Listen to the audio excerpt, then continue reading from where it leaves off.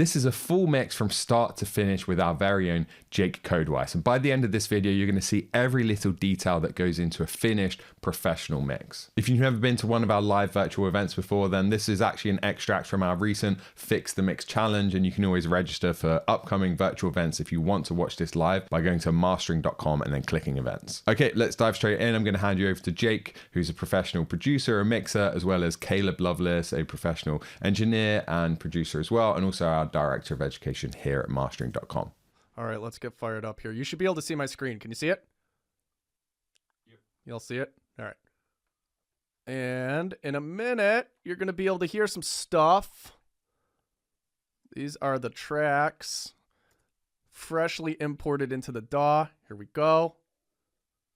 I'm going to start with the volume down, and then I'm going to bring it up. On a Sunday, typically I'm a little rough around the edges, make a mess of it all. Can you hear that? Well, I guess not anymore. Yeah. One's in chat if you can hear it. Yep. You can leave me on a Tuesday. Normally I would be afraid to be alone with my thoughts, but no more. What's wrong with this track? I guess learn What can be improved? maybe a little bit softer. I can't say I don't know why this is happening. 'Cause I do, 'cause it's you. Oh, I do when it's you. I'm not used to loving with the lights on. So give me a minute, I'll just take it in. I'm not used to kissing on the sidewalk. I love that I like it. I don't wanna sing another sad song. Now I'm laying in your arms. You love me with the lights on. It's not so wrong, no. I'm seeing a lot of like really great stuff in the chat here. You guys are using your ears. I've got some like muddy, limited frequencies, vocals buried, brightness, balance, guitar too low, and you guys are just kind of like spitting out a whole bunch of stuff, right? Which is great. Can you hear, beside all the technical stuff, can you hear that the song is there? Can you hear that the arrangement is there? Can you hear that the performance is actually there in the track? And that all we really kind of have to do is mix this thing, right? Yeah. Like, hopefully you guys can look past some of that technical stuff and you can hear that the ingredients are good. Okay, so I guess lesson number 1, right? Have good ingredients, get it right at the source. And then today we're going to show you, the technical side of things, the mixing side of things, to really kind of make this thing sound like a record. Let's do it. Let's dive in. Ready to rock. I'm gonna go ahead and let you just start mixing today, and if we get any questions, I'll dive into some philosophy. Somebody asked here, Oliver, as part of mixing, can that include extra instruments being added in, or is that not really part of mixing? Technically, it's not part of mixing. It depends on who you talk to and who you ask, honestly. There are some mixes that I've been hired for where, a guitar part needs to be re-recorded, and it's just faster for me to do it in like 2 minutes rather than going back to the artist, waiting a week, and then having it come back. So it's kind of a gray area, but technically, no, you mix what exists.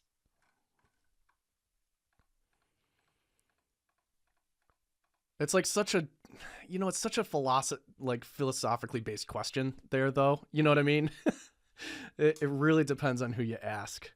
I'm hired to give the client back like a really dope sounding stereo file, and if that means I have to do like a couple things, I'm personally not opposed to that. And if the artist doesn't like it, we'll handle it in revisions anyway. Right? But technically that's production. Those kind of decisions should be made in the production process. I will continue to answer questions, and we're going to have periods of time where we can do like a Q&A, kind of rapid fire questions. I do want to dig into this session first. So hold on to your stuff for now, and we'll hold on to it for the next kind of Q&A segment of this. Okay. I want to dig in to this session a little bit and start mixing this single. I'm going to start by giving you guys just kind of like a high level overview of what we got going on in this session. We've got drums here, and I'm sending all of those drums to a drum bus, right? So every single one of these tracks is sent to a single bus. I've got my bass track. I only have one bass track here, but I'm sending it to a bus anyway because organization, and that's how my brain works. I've got a whole bunch of guitars here. Here they are, all sent to a guitar bus. I've got some keys here.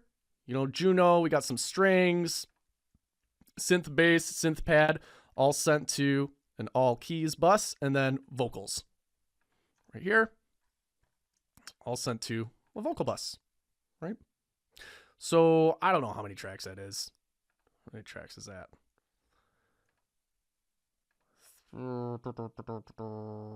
30 something? 40 something? About 30, 40.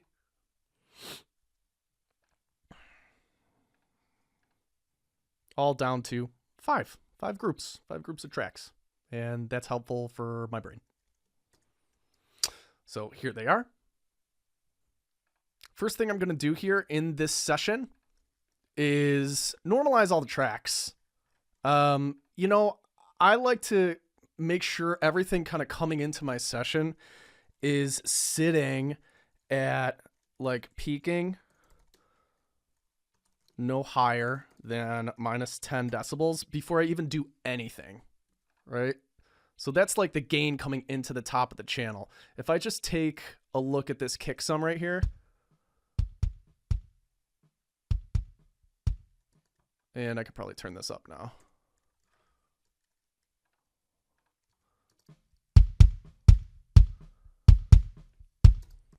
Right. The signal that's coming into that channel is at minus 2, looks like.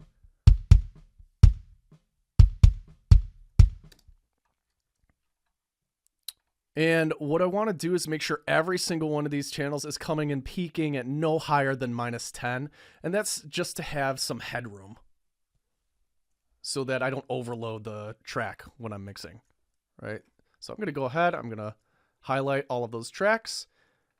And I'm going to go to functions, normalize region gain, individual regions peaking at no higher than minus 10 decibels. Right? This is an automatic way to do that, so you don't have to go through each and every single track and then like gain stage it manually. If your DAW has a normalization function, which I think most of them do except for Ableton. I've heard that Ableton, you kind of have to jump through some hoops, so you might have to do some research on that or ask another Ableton user. But in I think every single other DAW, there's a normalize function. So in Logic, it's individual regions peaking at your target level. So no higher than minus 10, and then I'm going to hit apply. And you should have seen that all of these waveforms change sizes, right? That's kind of like a visual cue that we know that everything worked, right? So now when I listen to this kick and check the meter, we're peaking here. Right, there's our signal. Instead of being all the way up here and then going into the yellow, we've got plenty of headroom on each and every track. And that's just for me, when I'm doing my volume balance here, it's out of sight, out of mind. Like I don't have to pay attention to whether or not my mix bus is overloading. I usually tend to end up with about 6 decibels of headroom on my mix bus or on the stereo out after I've done something like this. So that's kind of like my first step. That's gain staging in the digital realm, right? Any questions about any of that before we move on? It's just kind of my first step after I organize everything. You guys with me? Very important part of the process. Gain and volume is not the same. Gain is at the top of the channel or as the signal's kind of running through processing, and volume is down here when it hits the fader. After. Gain is before. faders after volume. If you don't start with giving yourself some headroom, and by the way, this is going to make even more sense when we go to the next parts of the process because it's very connected to those parts of the process. But if you don't give yourself some headroom to start with, you're going to have a hard time later on in the mix. You're going to have to go back and readjust everything, and that can be a pain for other reasons. Lots of questions here. I'm going to let you field the questions coming in here. Yeah, and from this point, I typically just kind of select all the tracks and bring all the faders down to -infinity, and then just start bringing things in one by one. The key here is to, if you don't know where to start, the key is to pick something that you want to build your track around, a core element. A lot of times that could be the kick. A lot of times that could be, if it's like a more acoustic song, maybe an acoustic guitar. It could be a vocal. You got to start somewhere, so it's got to be like a key element. You're taking everything down to zero, or a -infinity, sorry. And then you're starting with that key element, you're bringing that in, and then you build everything else around it. And when I'm working, I tend to try to not push my fader past zero. I'll bring that first element in, I'll bring it up to nominal or zero. And then I, most of the time, try not to push it. Occasionally I will, but most of the time I try not to push any other tracks above that zero mark. So just keep this stuff in mind. It's going to keep you in a good gain staged headroom position as you go through. Yeah, and for me, it's usually like a drum. It's usually like a kick drum or something like that, rhythmic element. Not always, but most of the time, if I'm working with the full band stuff, then it's going to be a kick drum. So I'm going to start by just bringing my kick drum to zero, and then I'm going to adjust my, my monitoring level in here, just based on where I like to kind of hear a kick drum. There's no like magic number for me. It's just kind of like instinct because I know my room and I know my speakers and I know where I like a kick drum to kind of sit in the mix. So once I get that kick in there, then I'm adjusting my monitor levels. And then typically after I do that, I don't touch them again. And the reason is if you're just kind of constantly like bringing up your volume and down your volume while you're mixing, you're constantly kind of having to recalibrate your ears and readjust to things. So I usually just kind of set the volume once and then forget about it. Set it, forget it.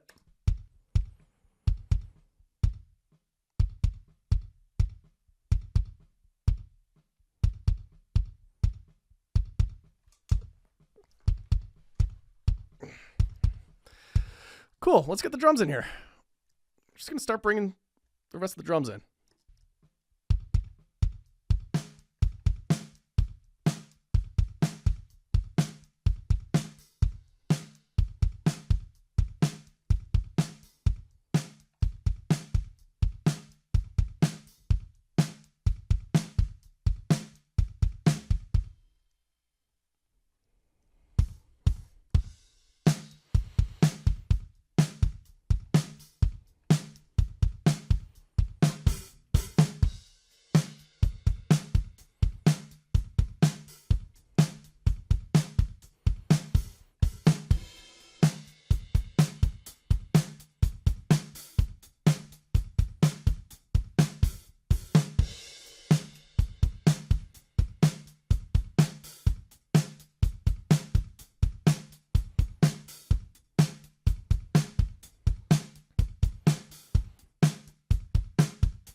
Pretty straightforward. It doesn't look like we have any tom action happening here. So I'm just going to get rid of this high tom track and just stick with the low tom. And we only have like that one hit, or a couple hits here.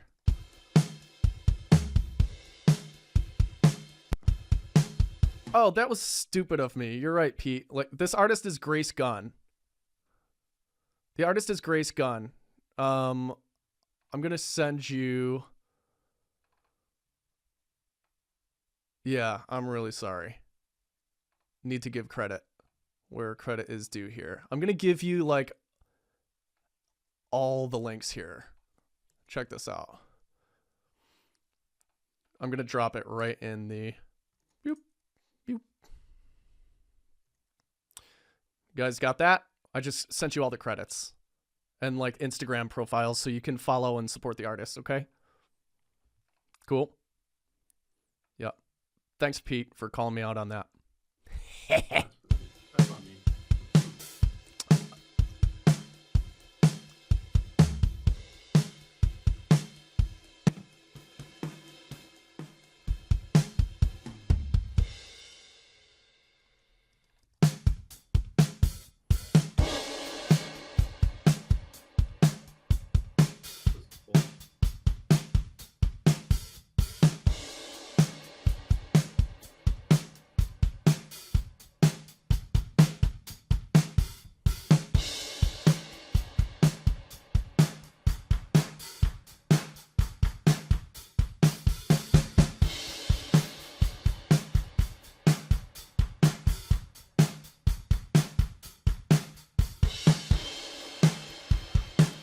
So we've got some interesting things happening here. You know, we've got some close ribbon mics here, stereo pair.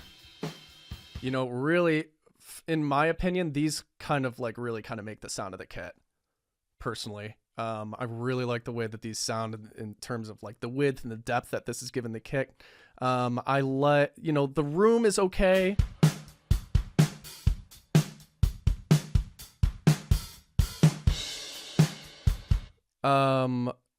We'll have to hear what it sounds like in context, right? But we've also got some fun kind of like, I call these like fun mics. You know, we've got a mono overhead, we've got a knee or a crotch mic, or, you know, there's a whole bunch of other names for it. And then a trash mic.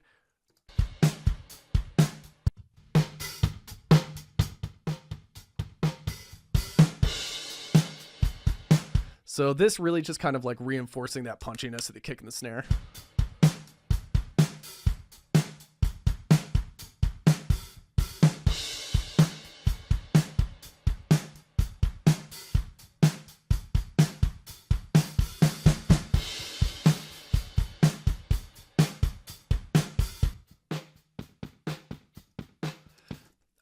Not really crazy about the knee. I'm not going to use that.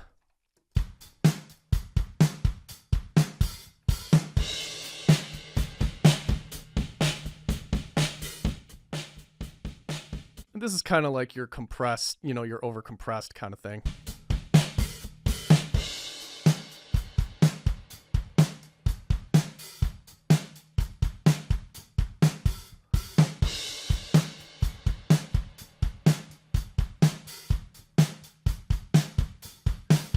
Cool. So listen to this kit, like with and without kind of like these extra mics, right?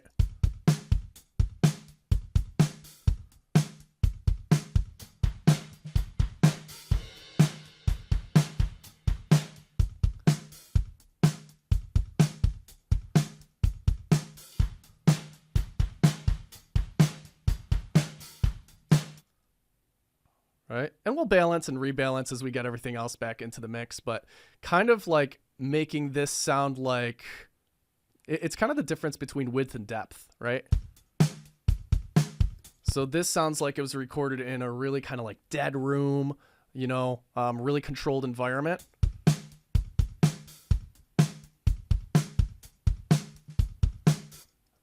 And then we start to add some of these other mics in here, and we're getting the sound of the room. We're getting a little bit more of an open, kind of bouncy kind of sound.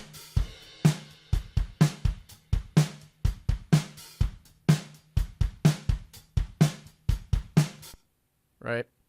So just something to think about. It's not right or wrong. It's not, you know, better or worse. It's just kind of gonna come down to how it sounds in context. I usually ask myself, you know, with those types of mics, I'm like, can I do this better, or was this like a really special, great room? Because you don't have to use them. You can recreate a lot of that if you want to. But if it's a great room, sometimes it's just, you know, you got to have it. Yeah, these are live drums, these live recorded drums. Let's move on for now. I'm gonna bring in the vocal.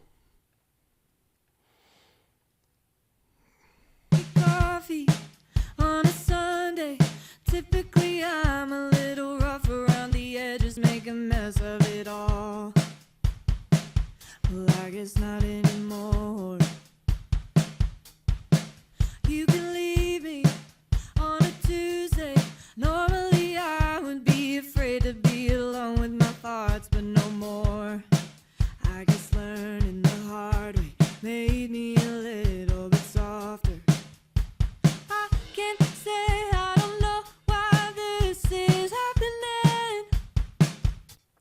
actually gonna, I don't usually do this, but I'm gonna go with my headphones today. If you came in late, we're working through the principle, and I can talk a little bit more about it in a little bit, but before we do any EQing or compression or any plugins, you're not going to see any plugins today. We're going to push this song as far as we can with the tools that have to do with gain and volume. So there's panning, there's gain, volume, potentially gain automation. How far can we push it without all of that? How much space and separation can we create in the stereo field, in the depth field, in the height field, just with gain and volume? And we do this intentionally because it's how we work, for one, but also a lot of people skip over this. They get into a session, they start throwing plugins on everything, and they get really lost in their mix. This is going to help you have a lot more intention in the whole process, both in what we do today, but also with the plugins that we'll do tomorrow, because you also notice as Jake goes through today, he's going to be making little notes to himself of the stuff he's not really able to fix or that needs enhancement that we need to use plugins for. Does that understand? Does that make sense? All right, let's rock. We get coffee on a Sunday. Typically I'm a little rough around the edges, make a mess of it all. Well, I guess not anymore. You can leave me on a Tuesday. Normally I would be afraid to be alone with my thoughts, but no more. I guess learning the hard way made me a little bit softer. I can't say I don't know why this is happening, 'cause I do, 'cause it's you. Oh, I do, and it's you. Oh, oh, oh,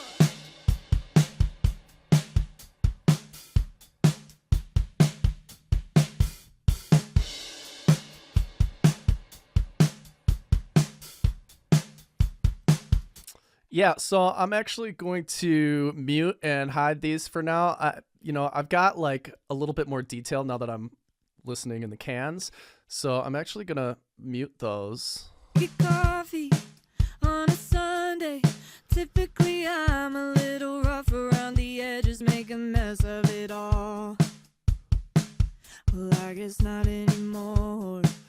And I'm going to save these ribbons and rooms for later. While I'm just kind of like getting my initial balance, I'm just going to go with the close mics. I don't know. I like how they sound. We get coffee on a Sunday. Typically I'm a little rough around the edges, make a mess of it all. Well, I guess not anymore. You can leave me on a Tuesday. Normally I would be afraid to be alone with my thoughts, but no more. I guess learning the hard way made me a little bit softer. I can't say I don't know why this is happening, 'cause I do, 'cause it's you. Oh, I do, and it's you. Oh, oh, oh.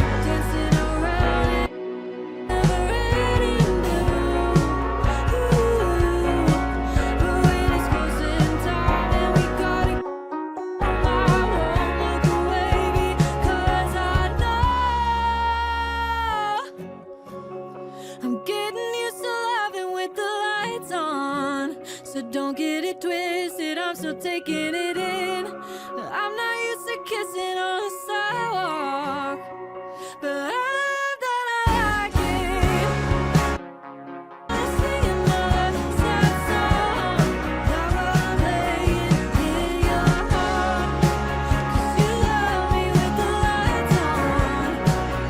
Is that so wrong? No.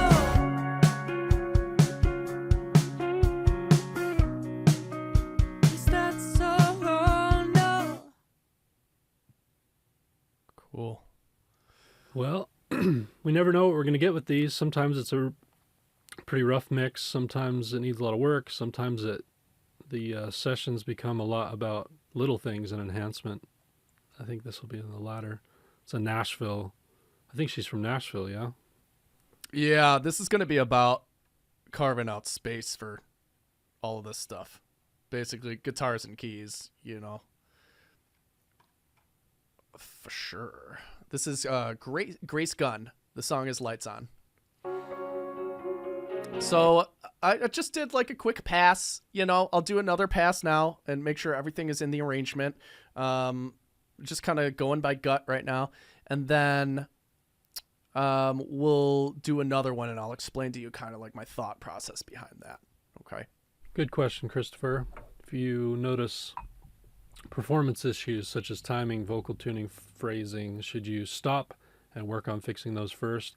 Yeah, those are not part of the mixing process. So those need to be done by the producer, or they need to be done by an editor before you really get into any of this stuff, because you don't want to get into a mix session and then stop the creative mindset of mixing and go back and start tuning vocals or editing timing on stuff. That just distracts from the whole process.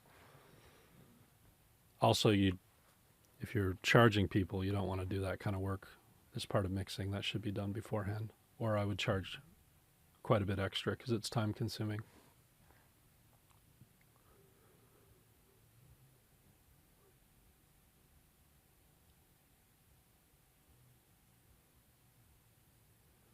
Oliver, there's always some mixing that happens in recording and producing, but you still want to, at some point, bounce everything down to audio files and do a proper mix again. With the kind of, it's a different mindset. The way we teach our students anyway, because we teach our students to be able to do the whole process from start to finish, which a lot of people don't think you can do, but we show them how to do it, and it's just about compartmentalizing the processes correctly. And even if you are mixing, if you're good at mixing, by the time you're done with your production, it should sound pretty good, but it doesn't mean you don't pull it into a mix session and do a proper mix, because you'll find more stuff when you're in that mindset. Cool. Shall we do another pass? I think so. Let's get in there.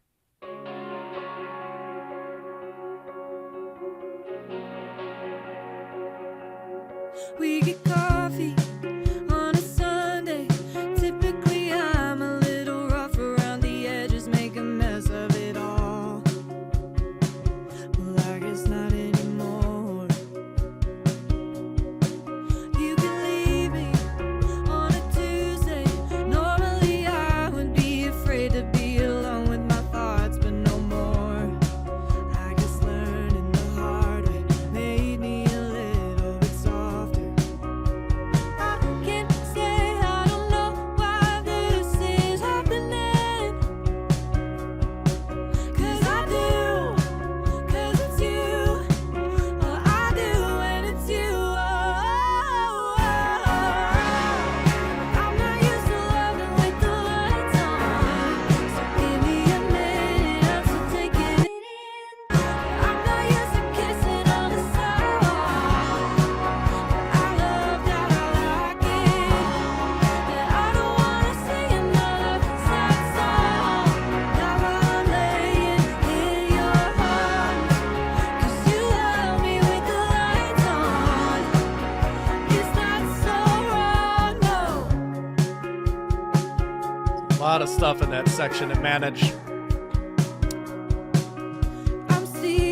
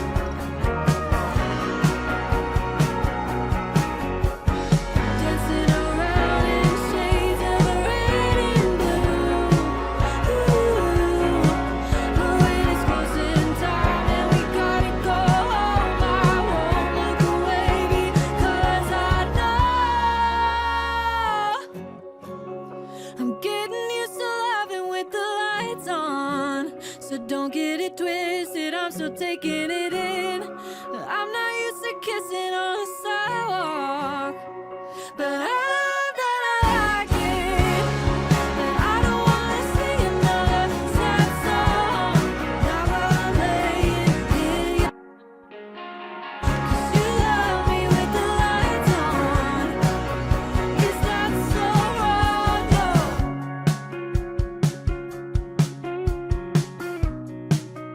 Is that so wrong? No. Cool, getting there. The biggest issue for me right now is just managing everything in the choruses. You know, there's a ton of stuff in there, so we'll probably mute a whole bunch of stuff in the first chorus that we will bring more attention to in the second chorus. I don't know yet. I'm not there. I'm just kind of like getting an overall kind of like high level balance, you know?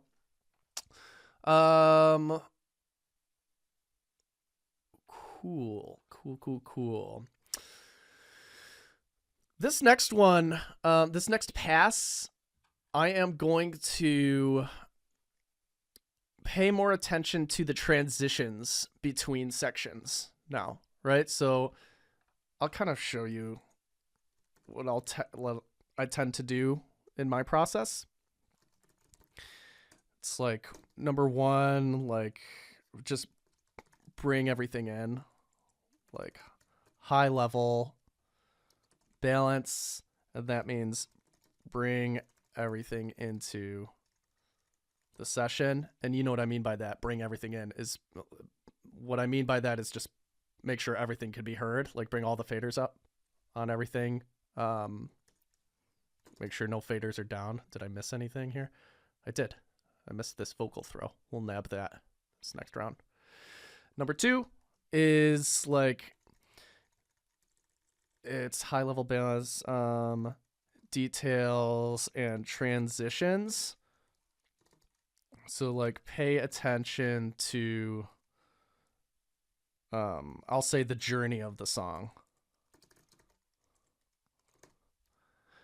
And I'll show you, yeah, exactly, macro then micro. So I'll show you what that looks like. You'll get an idea of what that looks like now on this run as we kind of go through and I pay attention to things. It's a little bit more repetitive than just playing the song all the way through. So we'll go ahead. I did see a few questions about like panning and stuff like that. So Reed does a lot of like the placement inside of his own production. So you can do your panning in your production if you want to do something like that. It's totally cool. It's totally fine. If it's kind of like more of that non-negotiable, hey, I know I want this thing to sit here inside of this mix, or I know I want this thing to sit there inside of the mix, go ahead and do that in production and bake it in. That's what Reed does with a lot of his productions. So this is Reed? Yeah. Gosh dang, he's good. Yeah. That cat is so good, and he's doing it with the cheapest gear in his basement. It's so good. You'd think this is a professional Nashville studio. Yeah, totally. It's ridiculous. It just paints the image. It just like destroys everyone's argument that you need all this fancy gear to make stuff sound good. No, you just need a lot of skill. Totally. But he does like a lot of his processing and bakes stuff into tracks, right? So like this electric guitar is panned like partially to the right.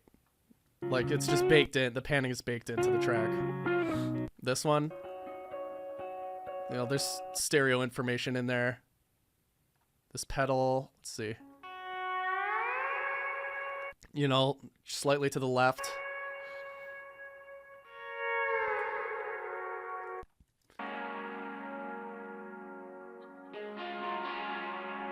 You know, this is kind of like all over the place. It's a pretty wide track. So in this scenario, we have a lot of that panning kind of baked into these. Same thing with the hi-hat, you know.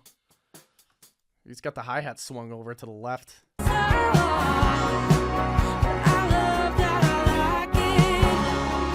That's actually further left than I would want a hi-hat. I'm a little rough around the edges, make a mess of it all.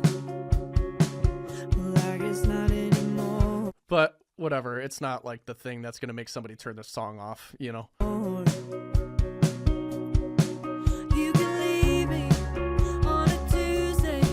Yeah, Tal, this is totally normal. This is very normal, and it's very project dependent and producer dependent. Also, I work with a lot of metal, right? That's where I work. That's where I live.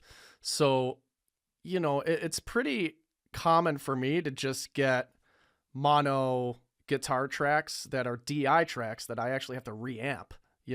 And it's a whole different kind of game. So it's very project dependent when it comes to that stuff. Right.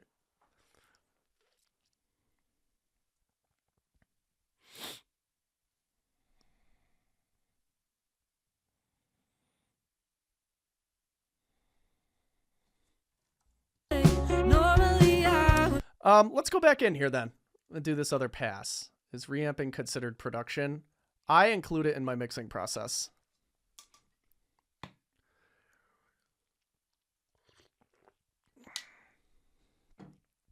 Is it easier to mix with all mono sources?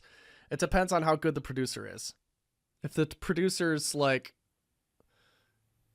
that great and they're baking in a whole bunch of stuff into the tracks that make your life really difficult as a mixer, then that sucks. But if the producer's good, like Reed here, and he's baking in stuff that makes sense for the mix and things are fitting together pretty well, then that's awesome. It saves you time. I always teach people to send a wet and a dry version of everything anyway. If I have to go back, I'll start with a wet version because that's their vision. But if I need something, then I'll just pop into the dry folder, pull it in, and I can work with that. But it's, once or twice a session at most, and sometimes never, How do you approach this early mix phase if you've been mixing as you produce?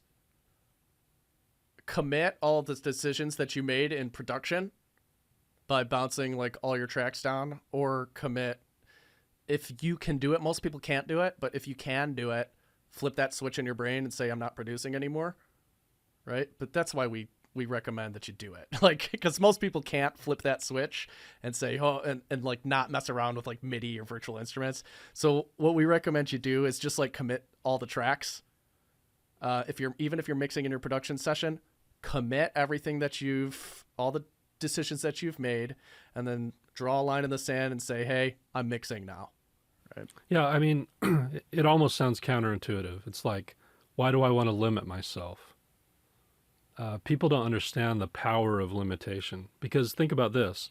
How many more problems in your songs have come from overthinking, rabbit holing, spending too much time, as opposed to some other thing? It's usually about that. So produce when you're producing. You can mix while you're producing, but do what comes easy. Don't leave the creative mindset. Don't do some technical thing that really takes you out of the creative mindset. Be creative while you're being creative. And then bounce everything down and limit yourself. And I promise it's not counterintuitive. I promise that ultimately what it does is it stops you from being your own worst enemy, and it keeps you in the right mindset for each phase of the process. It's a very, very important thing to understand. When I have clients come in, I'll have them bounce me a wet version, which means it has all the plugins and automation and gain and volume and everything on there. And then also just do because it's not very hard. Once you have everything selected, you can do a pass where it exports everything. And then you just turn all the plugins off, or have a setting on the bounce where it says don't include that stuff. A lot of DAWs have just a checkbox where you don't include any of the volume and pan information or any of the plugins, and then do another folder that just has the dry, so it has nothing on it, and I'll have them send it over that way. And I, as a mix engineer, will start with the wet stuff and only pull the dry stuff when I need to. Yeah, think of it this way. Produce it to sound mixed. If you approach your recordings and you're producing it to sound mixed, then mixing is gonna be some real polish for you. The level you're able to take it to changes over time. So if someone's producing and they're more beginner, I say don't do much mixing. Do anything that would take you 1 minute to do, and don't worry about anything else. That ability to mix, though, will get faster and faster over time. Then you can do more in that minute. You can do more in that couple minutes. And you'll, like Jake says, get to the point where you can totally make things sound pretty dang mixed. before you mix, and that's how you get that really polished top 40 incredible sound. That's how they're doing it. They're getting great productions, they're getting great capture, but then they're still mixing it, and there's another 20% there of polish that you can really get, and then you're really in that beautiful top tier space. These are 250 ohm that I have. Ohm. My dad used to tell me to do that when I was a kid. If I would get sad or upset, say, just take a deep breath. That didn't work. And say, Om. And I'd be like crying and be like, Om.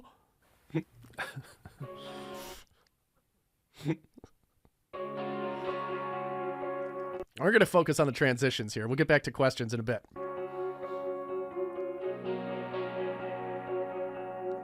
We get coffee on a Sunday. Typically, we get coffee. And here's our first kind of like transition point, right?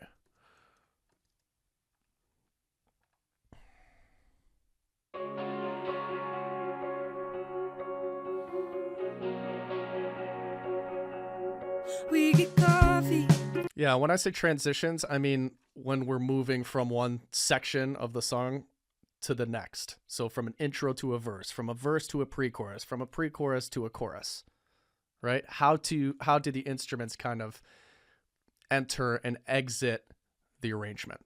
Right? We get coffee on a Sunday. Typically, I'm a little rough around the edges, make a mess of it all. Well, I guess not anymore. You can leave me on. So there's a transition point, right? We've got this whole chunk. This 16 bars here has a very specific kind of instrument arrangement, and then we change the arrangement at marker 3, where we've got a bass that comes in, we've got another guitar that comes in, we've got this pedal steel that happens in the transition, right? So those are the things I'm paying attention to right now. On the edges, make a mess of it all. Well, I guess not anymore. You can leave me on a Tuesday. Normally, I would be afraid to be alone with my thoughts, but no more. I get the hard way, made me a little bit softer. I can't say I don't. And what's that? Boom, another 16 bars, new stuff coming in, right? Acoustic guitar here, pedal steel. We've got this Juno that starts to come in. We got a harmony that comes in here. Pretty happy with where these are sitting so far. Learning the hard way made me a little bit softer. I can't say I don't know why this is happening. Let's bring that harmony in a little bit more. I think it deserves more attention. I can't say I don't know why this is happening. Maybe not that much. I can't say I don't know why this is happening. I'm going to spread that out. So I'm just taking a note to widen that harmony later. I can't say I don't know why this is happening. 'Cause I do, 'cause it's you. I can't say I don't know. And I can't really hear that acoustic guitar, so I think I'm going to draw more attention to it. Learning the hard way made me a little bit softer. I can't say I don't know why this is happening.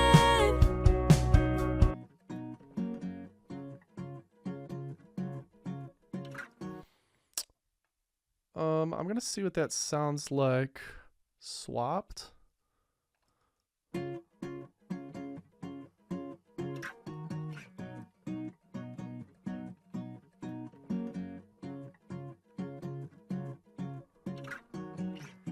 That's doubled. Say I don't know why this is happening. Just gonna really exaggerate that part, see what it sounds like. I can't say I don't know why this is happening. 'Cause I do, 'cause it's you. Oh, I do, and it's you. Oh. Let's listen to that again. I guess learning the hard way made me a little bit softer. I can't say I don't know why this is happening. 'Cause I do, 'cause it's you. Oh, I do, and it's you. Oh. Okay, here we go.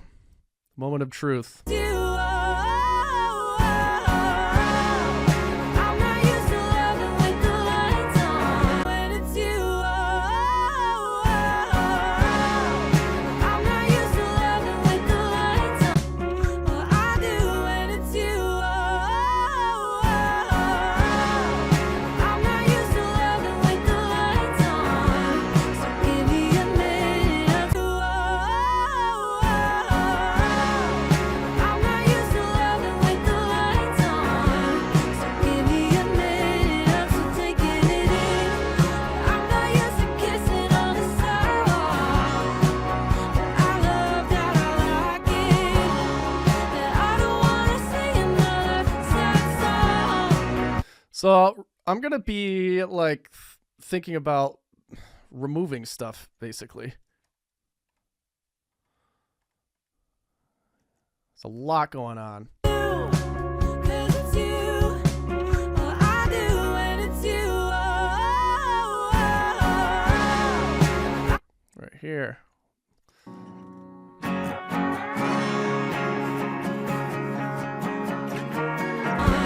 So give me a minute, taking it in, kissing on the sidewalk. I love that, I like it. That I don't wanna sing another sad song. Now I'm laying in your arms, 'cause you used to loving with the lights on. So give me a minute. I'm not used to kiss. I love that, I like it. That I don't wanna sing another sad song.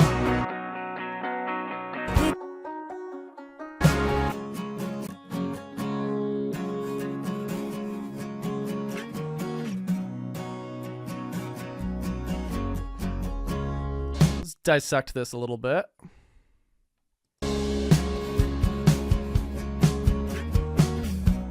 So give me a minute, I'm still taking it in. There's the meat and potatoes of the song, right? Drums, bass, guitar, vocals.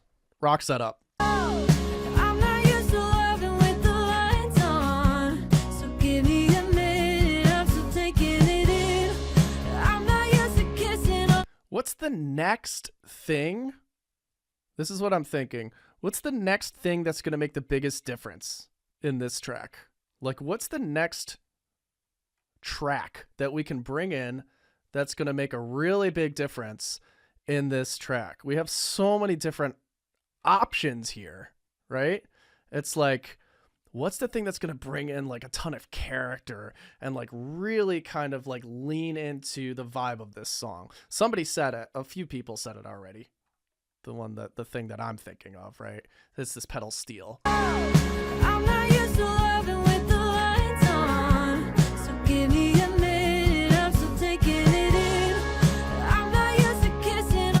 That is Nashville, right? That's Western. That's country Western, right? That one instrument right there triggers so many different things inside of a listener, right?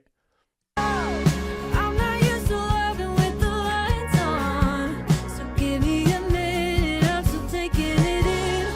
I'm not used to kissing on the sidewalk. But I love that, I like it. And I don't wanna sing another sad song. Now while I'm laying. And listen to all that room we have here, right? So it's like now we have a whole bunch of other tracks. What's not going to get in the way? That's kind of what I'm thinking of here. Like, what's next most important? I'm just kind of prioritizing in my mind. What's the next thing that's going to contribute the most to the song? I'm not used to loving with the lights on, so give me a minute, I'm still taking it in. I'm not used to kissing on the sidewalk, but I love that I like it. And I don't wanna sing another sad song, not while I'm laying in your arms, 'cause you love me with the lights on. I'm not used to loving with the lights on, so give me a minute, I'm still taking it in. I'm not used to kissing on the sidewalk, but I love that I like it. And I don't wanna sing another sad song, not while I'm I can't even really hear what this is doing.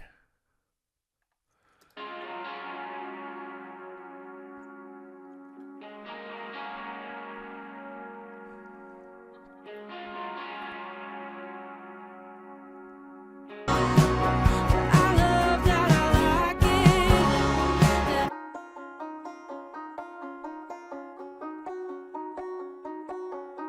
I'm going to mute the banjo.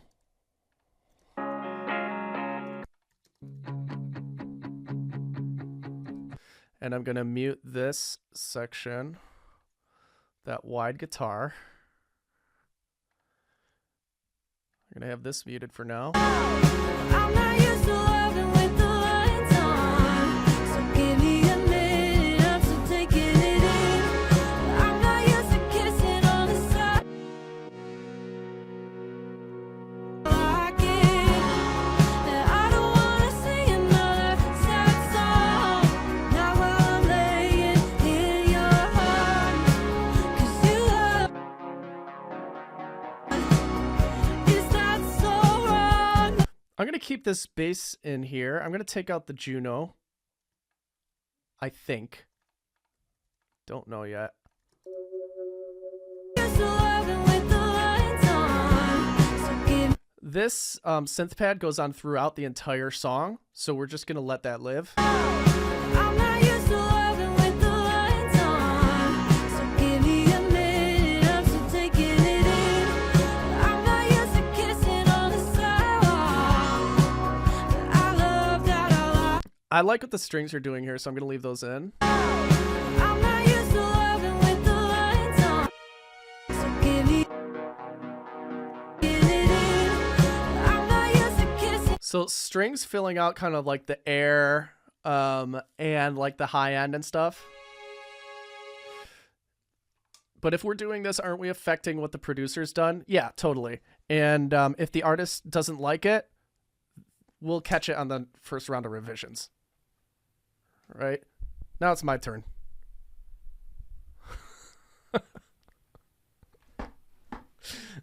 You hired me. Now it's my turn. They just want you to make it sound good. Yeah, you're responsible for delivering a dope stereo file, right? I'm gonna go with my gut for the first one. If we need to make some changes in revisions, so be it. Because ultimately I'm here to serve the artist. I'm a service provider.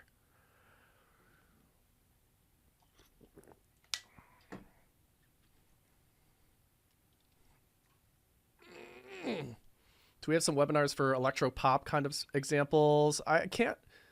When was the last time we did an electro pop? It's been a while. It's not been so I that think long. We did one of Lucy's pretty recently. We Oh, do that's all true. we do all different styles. Just keep showing up. Yep.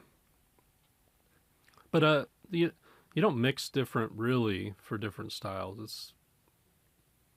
It's the same principles. Yeah, I'd love to see the Browning mixdowns too. I'm not used to loving with the lights on, so give me a minute, I'm still taking it in.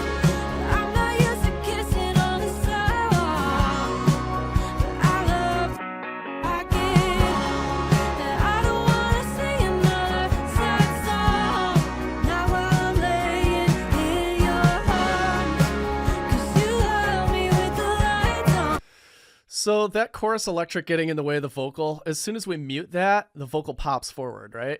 Listen. And I'm talking about this track right here.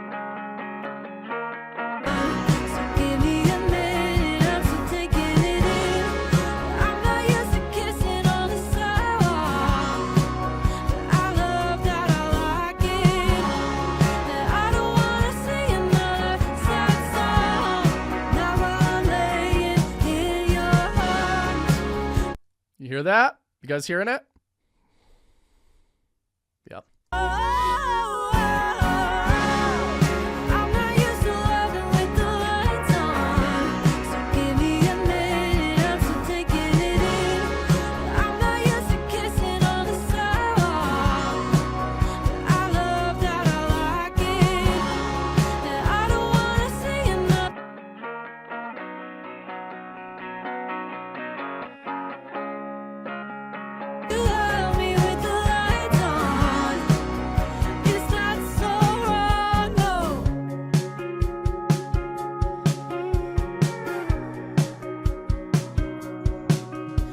Yeah, don't.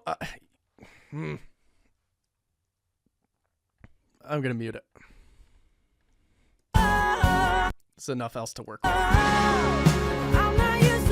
And I'm a sucker for chugs, so I'm gonna see if we can fit these chugs in.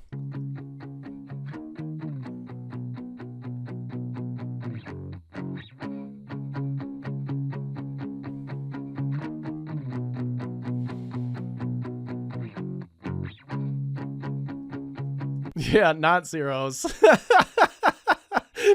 000. Little guitar humor. Little metal humor.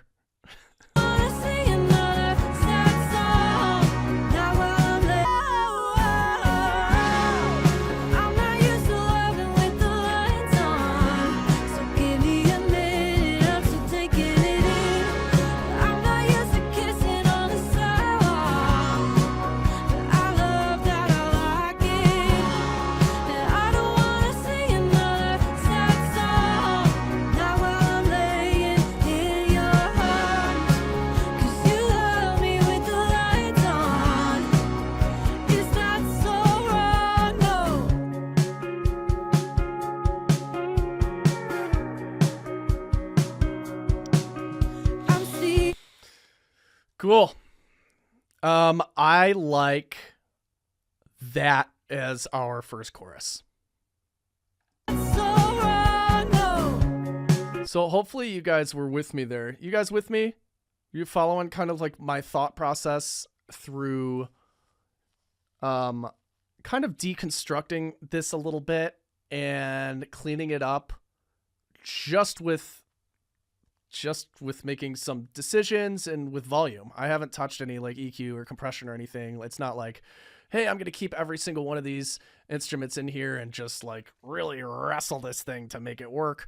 I'm just making some, I'm prioritizing and sacrificing, compromising. Prioritizing and compromising is how I should put that.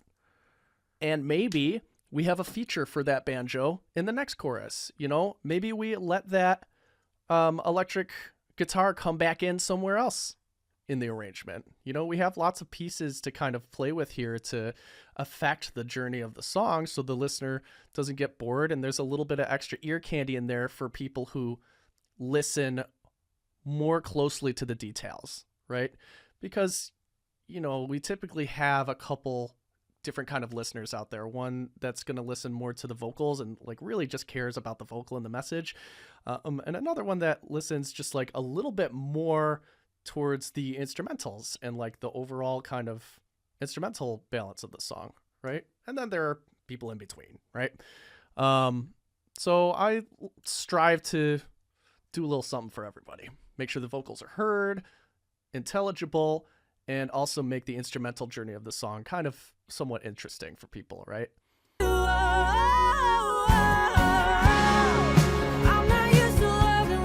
These hits are tighter now. Bop, bop, bop. They're not as kind of like sloppy and messy and muddy.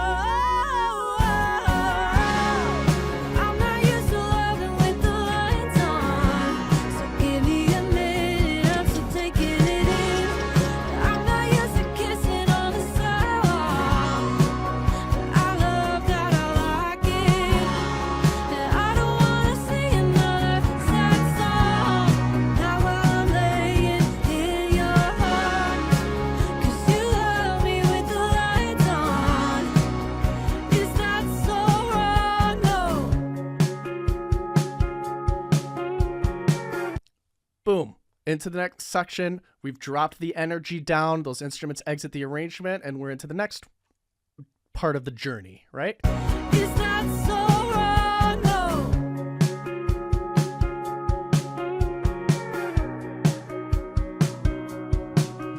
I'm seeing a light at the end of the tunnel. Oh no, you uncover me like a fossil, covered in dirt from the fall. You got plans, I got problems. Never thought Oh, thanks for reminding me of that vocal throw, John. Thank you. this is happening. 'Cause I do. This is way back in before the chorus. This is happening. 'Cause I do. 'Cause it's you. Well, I do. This is happening. 'Cause I do. 'Cause it's you. Oh, no. Moving on.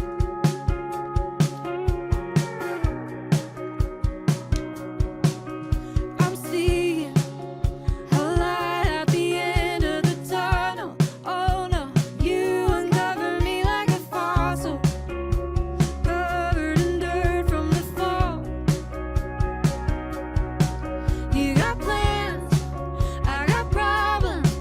Never thought loving you might stall on, but oh well. I'm not Okay, we're back to a chorus, and we need to make some decisions again. I'm going to start. Actually, let's find where the end of that chorus is. Probably over here.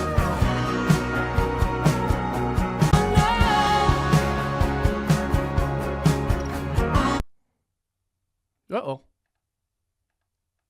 Is that so wrong? No.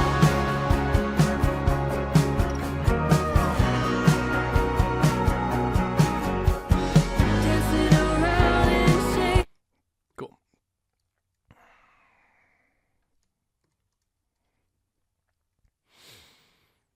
So this is where we started. I'm going to go ahead and start from the same spot where we've got the same kind of balance in that chorus. So I'm just muting things. Lights on, but oh, I'm not used to loving with the lights on. So give me a minute, I'm still taking it in. I'm not used to kissing on the sidewalk. I love that, I like it. And I don't wanna sing another sad song. Now while I'm If we had to choose one thing to be different about this chorus, what would it be? You know, what would you choose? What instrument would you feature next? Would it be banjo, chorus, like this electric guitar in the chorus? Would it be the wide electric kind of ambience? Would it be adding the Juno? Would it be, you know, I guess technically we didn't have our harmonies in the first chorus either. What are you guys thinking? Ugh. This says a lot about your personality, by the way. Just kidding. Where am I?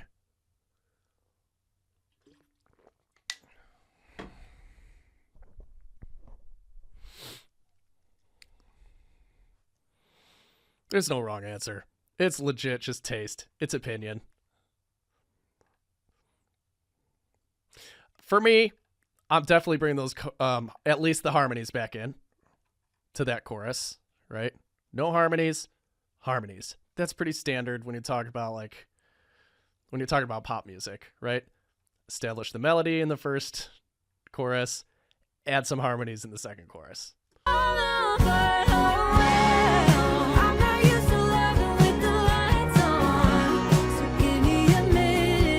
I want to try this banjo. I'm gonna go with the banjo. Who said banjo? We're on the same plane if you said banjo.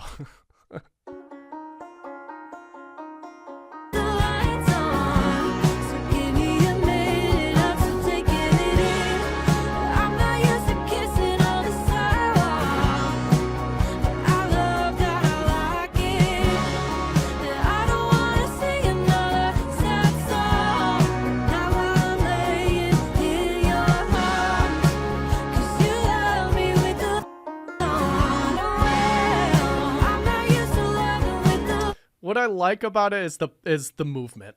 I almost wish it was double time, part of me, but it's fine. It gave that kind of... Anyway, I played banjo-guitar in a band once. Oh, yeah, I had one of those. Electric banjo-guitar, that was fun.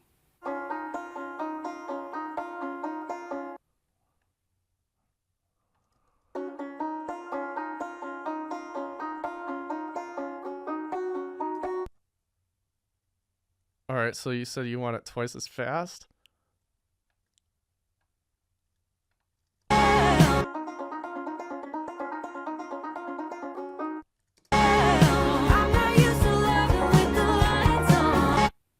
Oh, let's go take this one. They would probably hate that, but I'm not gonna actually do this. I know. I love what you're doing. It's wonderful. It's all for you. I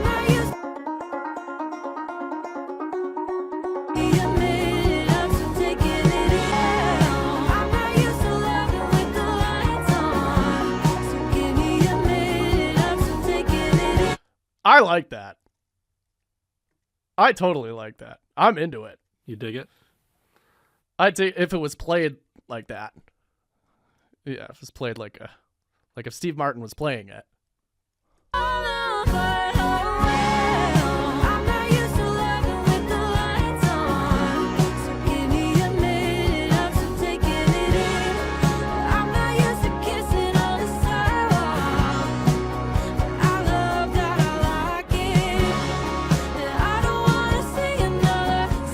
So I just added a note to spotlight that a little bit because it's getting buried in everything else. You know, I don't necessarily want to make it any louder, but I do want to create more room for it in the frequency spectrum once we get to that part.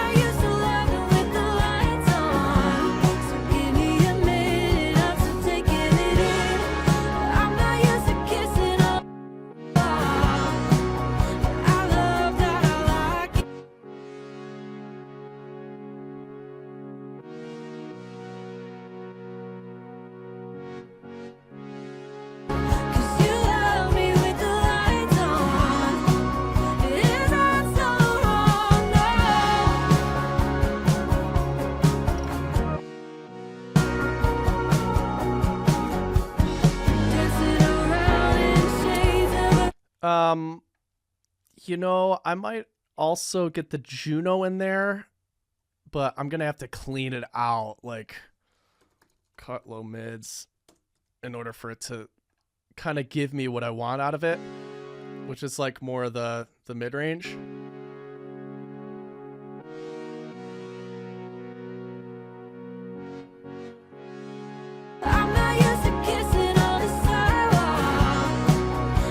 I am going to gain automate this up a little bit just for this section.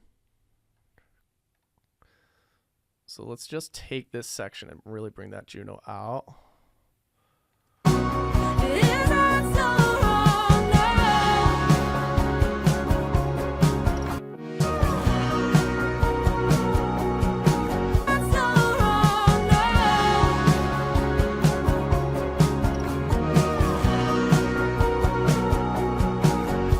Nah, maybe not. Maybe I'll bring that banjo out instead. I just hate Junos. Yeah, not crazy about them. They're just terrible. You're not telling the truth. As I lean back and Play on your own. touch the Juno right behind me. Let's bring this banjo up a little bit, maybe.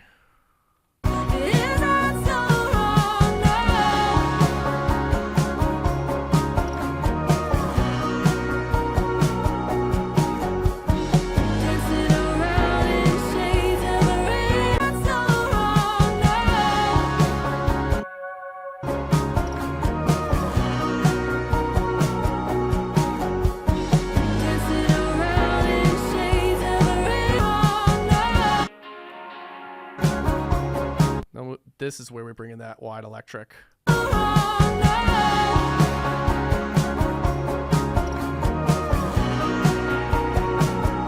But here's the thing. The banjo is kind of leaning a little bit to the left. So this wide electric, I'm going to, it's also leaning a little bit to the left. So I'm going to flip the stereo image so that instead it's leaning over to the other side. So I'm going to swap the left and right channels on this. And now it should be leaning a little bit more to the right. Yep. So boom, bam, boom, bam, coming in the right speaker now. Right channel. So it's balancing out where the, the banjo's over here on the left, happening on the right.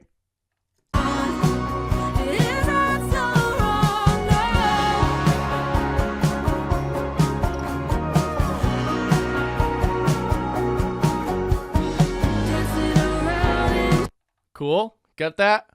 You guys picking that? Picking that up?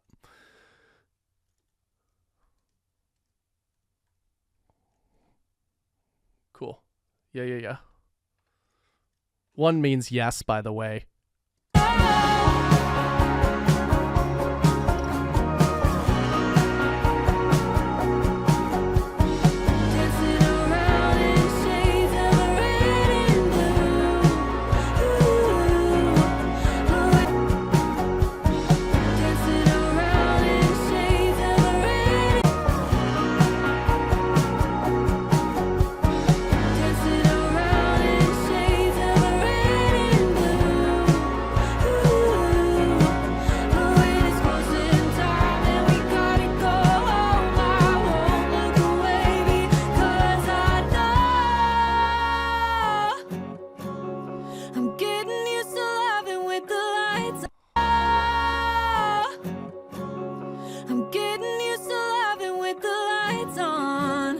Don't get it twisted, I'm still taking it in. I'm not used to kissing on the sidewalk, but I love that I like it.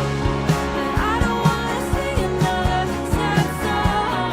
Now I'm laying in your heart, 'cause you love me with the lights on. Is that so wrong? No. But And I'm gonna see what else we got going on here. I love that I like it.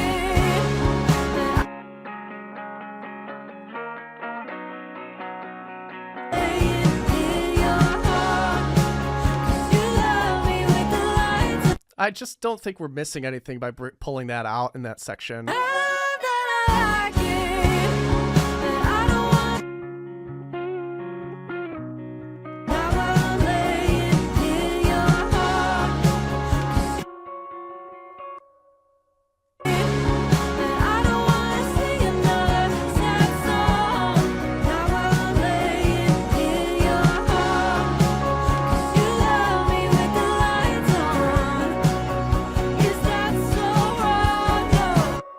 I like that.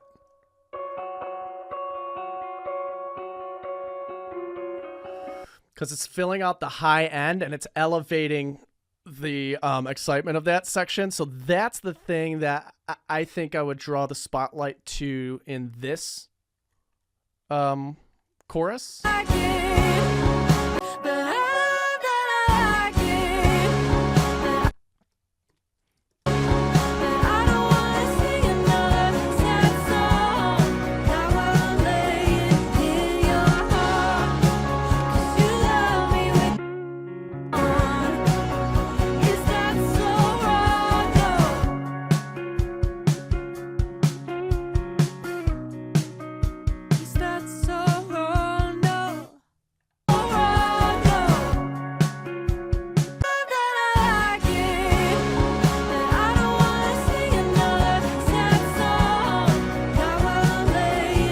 What the hell? We'll keep the Juno in there.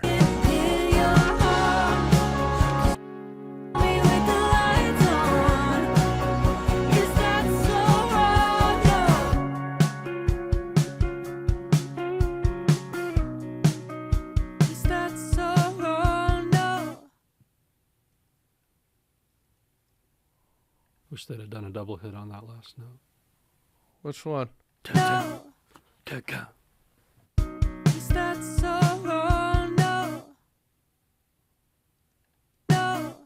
Tut tut. Yep. But a tasty one, like with a lot of feel. Anyway, doesn't matter.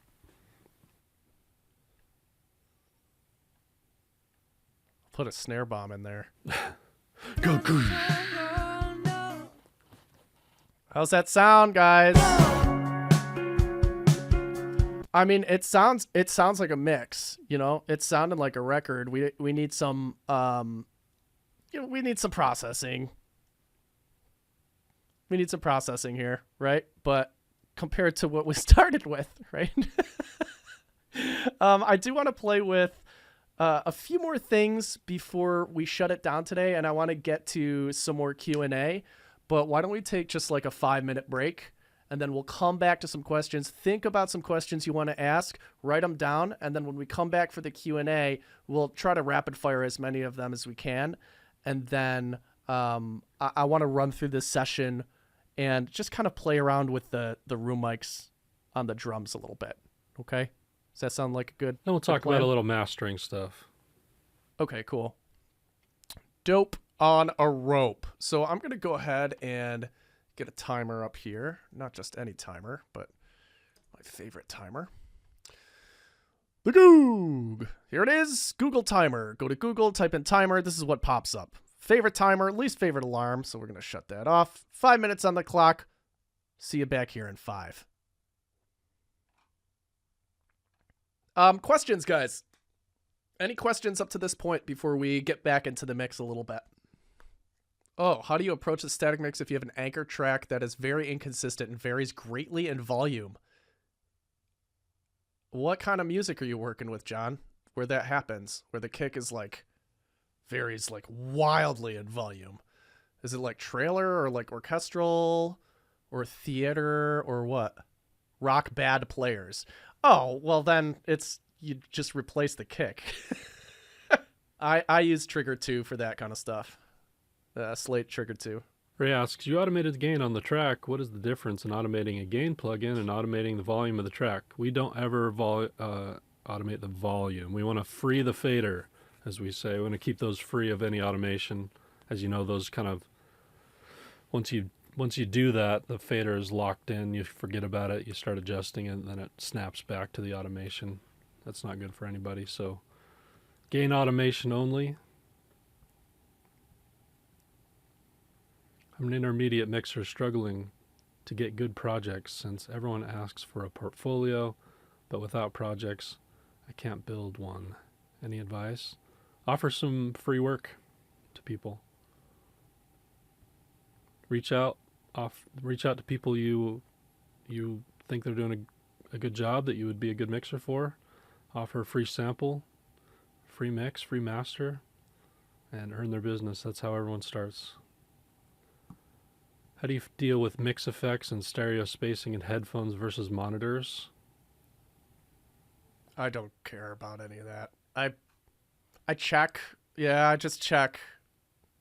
Yeah. Are the vocals previously compressed? I think so. Oh, yeah, definitely. Look, I mean, you can hear it and just look at them. Just look at it. Would you look at it? Would you look at it? Just look at Would it. you look at it? And here it is. I mean, it's in stereo right now. Here, let me just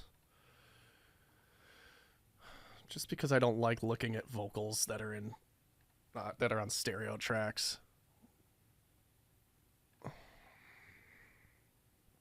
Do the room mics reduce the need for adding reverb to the drum mix? They do if you like the room that they're in. If not, mute them and do your own. Why no reference tracks? We will. We like to get a good volume mix first and then reference. How much effects are baked in? Probably a decent amount. All of them. I mean from production. I assume he sent, a fair amount of processing. Mixing with cans, totally possible. I've done all, like, my past, I think 3 months worth of work I've done with these headphones. DT770s. I haven't even had speakers in a few months, though I am getting some more. They'll be here in a couple weeks. What would be the reason why some tracks are summed, like the kick and snare? Some producers layer kicks and they mean them to be one sound, or layer certain instruments or snares or something. They mean them for it to be one cohesive sound. So when they're bouncing it down, they're just going to bounce it as one sound. I appreciate that when a producer does that for me. That means they've gotten the balance, they've gotten the sub mix of what they want their kick in mic, kick out mic, kick sub, maybe a layer like a sample or two. Like they've got that mix exactly where they want it. And instead of giving me all those tracks, they just say, you know what? I'm committing to this sound. Here's your kick sound. I prefer that. Devel asks, if the peak ain't higher than -10, why do you set the key element to 0 dB? So returning it to 0 dB is returning it to -10, essentially. So I've gained it coming into -10, which means my fader at 0 will be -10. That's the before and after, gain versus volume. So I'm starting, my kind of starting place is -10 on my key element. Then by the time I bring everything else in, I'll usually be sitting around that -6-ish range. Why don't we mix inside a group first? So we're gonna kind of go narrow, solve any problems, fix anything on a narrow focus, and then we'll zoom out to the bus level.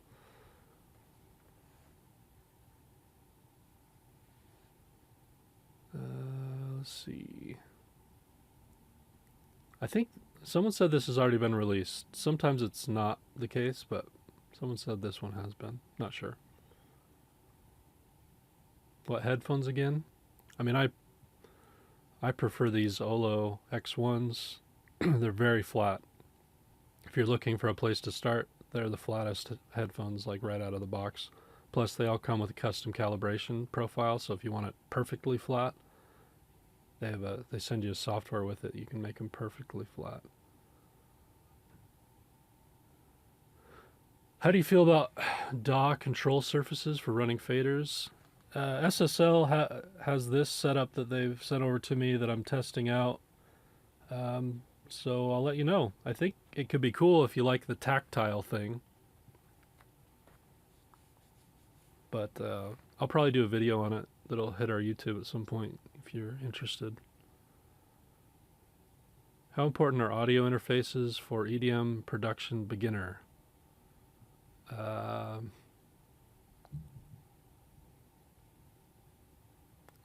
never recording anything?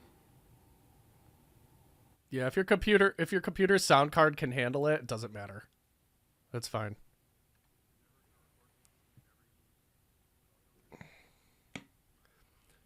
Yeah, if you could just do the laptop headphones thing if you want. Is it because most people listen to music in headphones these days?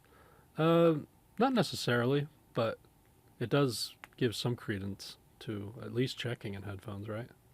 For me, I just the detail. For me, in the past, 3 months, I've just been really soaking up the detail. Yeah, headphones give you some nice detail sometimes. Rooms are really hard. Even Jake's room is really accurate, and he's used to his speakers. Vocals are so good here. Why not a bit of a breakdown to capture that emotion, and they build to an epic chorus? You're talking about like gaining them down and then having them come up. Is that what you're talking about? Is there any truth to the idea of occasionally mixing in mono helps in hearing masking issues better? I don't, but I'll check in mono sometimes. I'm at the point where I can usually hear that stuff in stereo, but I think it's helpful, honestly. Like if you're having trouble figuring out like where things are coming from or where like frequency overlap is really an issue, where it's like pulling you out of the emotion of the song, I think it can be a helpful technique. It doesn't really matter. Like nobody cares. You're gonna find that I'm I have a pretty straightforward opinion about doing stuff inside the DAW, and like nobody cares as long as it sounds awesome. Like the only people who are gonna care about how the sausage is made is like us, your fellow nerds. And think of it this way: it's never really gonna be the thing that causes somebody to turn the song off. They're not gonna be like, "Oh, dude, I could totally tell this was mixed in mono." like thumbs down, you know, or like you're fired. That's just doesn't happen. So if it helps you get my point is, if it helps you get the result and like the mix sounds dope, do whatever you got to do to make the mix sound dope. If you're not sure what that is, we're here to at least get you at a starting point and put you in the right direction. Calibrate headphones on flat or Harmon curve, which translate better. I prefer flat, but if you should test it yourself, see what translates, you know, take it out to the car, take it to some other places, see what's translating for your ears. But I think you could get used to either. Do you ever keep the relative gain between tracks when normalizing, or do you always normalize them as individual tracks? If we're normalizing, we're usually normalizing the individual tracks. I'll say, though, occasionally a producer will send me something over that's already gain staged really well, and I already like the balance of everything. Like I'm loving what they're doing, and they gave me headroom, in which case I won't do the normalization at all. I'll just kind of start with what they send over. Bussing stuff tomorrow. We will work with EQ, compression, buses, everything on the instruments tomorrow, and then the day 3 will be all about the vocals. Caleb, are these open back? They are. Slate VSX are okay, but they're not as accurate as you probably want for real mixing and mastering. They're pretty close though. You could get used to them. You can get used to anything. Like if you're just starting out and you don't have anything, is more what I'm talking about. Can the same mixing techniques used here for acoustic track be applied to electronic music? Of course, it's all the same. 100% the same. I have Olo S4X version 1.3 and they're great, but thinking to try the X1. They're pretty much the same thing. The X1 comes with a little better software. They partnered with Real Phones, so their new software is basically a Real Phone skin, and it works really well. But I think you can just upgrade the software too, maybe. Caleb, you have a UF8 there? Yeah, UF8 and the UC1 and the UF1, all 3. And then in this beautiful like dark wood case made by Mix Ends.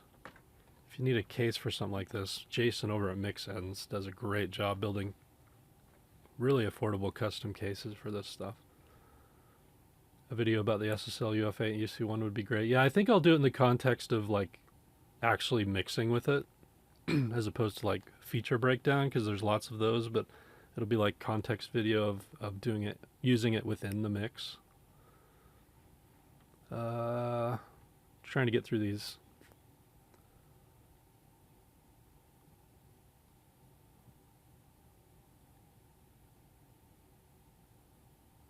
Glad you guys are loving this. What about SonarWorks? Yeah, SonarWorks can work for you. Brand again of the X1 headphones. Olo, O-L-L-O. Yeah, I guess they answered you in chat. We have a, you know, our school has like about 1,500 students in it, and we tested a lot of different options and different headphones as like our official recommendation. I'm not just pitching those because they like pay me or something. I don't get anything from them. We don't get anything from them. We've landed on these as just being something that's very accurate out of the box, which for us solves a lot of headaches, because part of what we do in our program is get people an accurate listening environment way beyond just buying a pair of headphones or speakers or something. It's a whole room thing and everything else. So we just needed something that was rock solid, and that's been a good option for us. Yeah, Lou, they sent one over. What about gain summing with VU meters? Yeah, if you want to do that, you can. It's not how I do it. I just am looking at my DBFS meters on my channel. Somebody asked me what my favorite metal mixes right now. Yeah, Memphis Mayfire, anything off of Remade in Misery.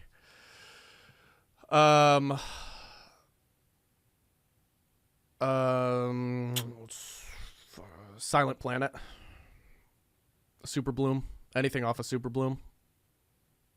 If you're used to your headphones curve, would you still flatten it out and adjust, or stick with what you know? I'd probably just stick with what you know if they're translating to the car and they're translating to the other speakers. But if you're struggling with translation, then you might want to think about it. Cave-In's cool. Nightwish I haven't listened to in years. Like 2004 maybe. I'm not crazy about As I Lay Dying's mixes. Personally. Bring Me the Horizon. Yeah, I like their stuff. Severals. Anything off of Algorithm. I really like those mixes. Lou, for our process that we teach, I would probably bypass, maybe not get the UF8, at least at first, and just get the UC1 and the UF1. Because the UF1 has a single fader on it, which, you know, if you're looking at Jake's method and what we teach here, he's going track through track there. Sometimes it's nice to have multiple things that you're adjusting at the same time for, like, how they relate to each other, but I would probably just get the UC1, UF1. And then you could get a case. He can do a 2-module case. I think I got through everything. If I didn't, you can keep asking. We should move on. Who's ready to move on? You guys ready to rock? I don't have much. I don't have much else today. Okay. You want to do some referencing, and then I could talk a little bit about mastering then? Yeah, I would love to kind of screw with the room mics just a little bit before we get into that. Just to see kind of like how they feel now that we have most of everything in the session. Let's see how they feel with like a little bit of depth on the drums, you know. How's that sound, guys? Sound okay? Won't be too much longer here. He said 2 hours ago. Sometimes things change. So, sometimes we have a little too much fun. Yep, replay will be sent out later today. We'll send an email. It'll have the download link for the multitracks, download link for the free plugin we gave away earlier. All of that. As soon as I render it down, we'll send it over. Would like to have gotten into panning had the producer not made those decisions. Keep showing up. Dude, keep showing up. We don't always have stuff like this. You know, the tracks change. Yep. So keep showing up. It's pretty common, though, to get panning from a producer. It's part of production. So you're mostly going to get tracks from people with panning baked in. It's just real world. What gear did I start off with when I first started mixing, producing? 20 years ago, I had Rocket 5s and what interface did I have? I think I might have got a RME or something. I had a Digio 1 because it was like right when Pro Tools was like happening. You know, everybody was going over to Pro Tools. And I had no one.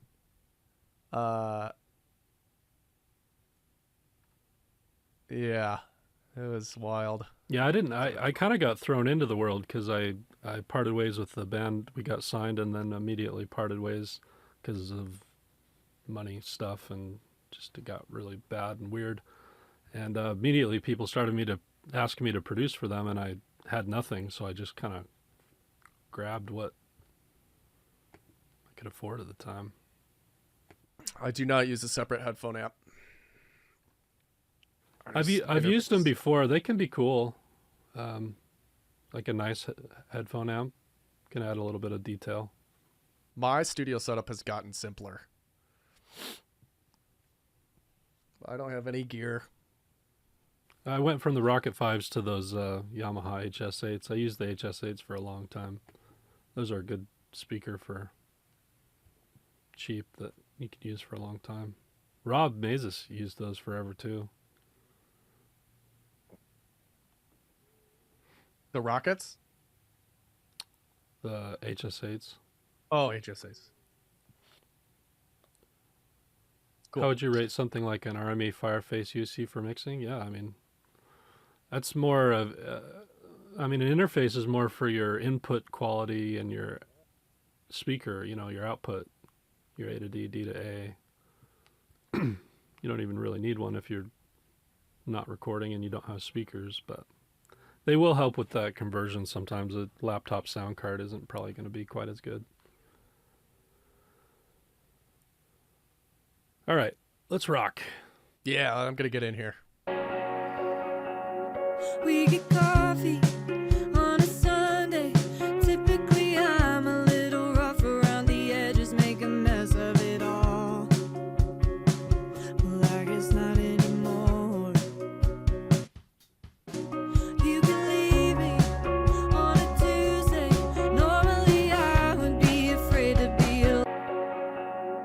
We get coffee on a Sunday.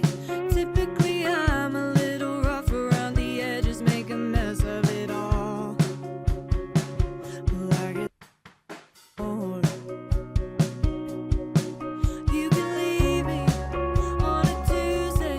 Normally, I would be afraid to be alone with my thoughts, but no more. I guess learning the hard way made me a little bit softer. I can't say I don't know why this is happening. 'Cause I do, 'cause it's you. Well, I do, and it's you. I'm not used to loving with the lights on. I think my instinct was right on those close ribbons. In terms of like where they're sitting in the mix, not using the far mics. I just everything else is so ambient, and then we've got these drums. I feel like they need kind of like the dryness to kind of be able to punch through and cut through all the ambience there. So it's like I kind of like that tighter sound. It's like the Tame Impala effect, right? We're just like everything's drenched in reverb except for the drums.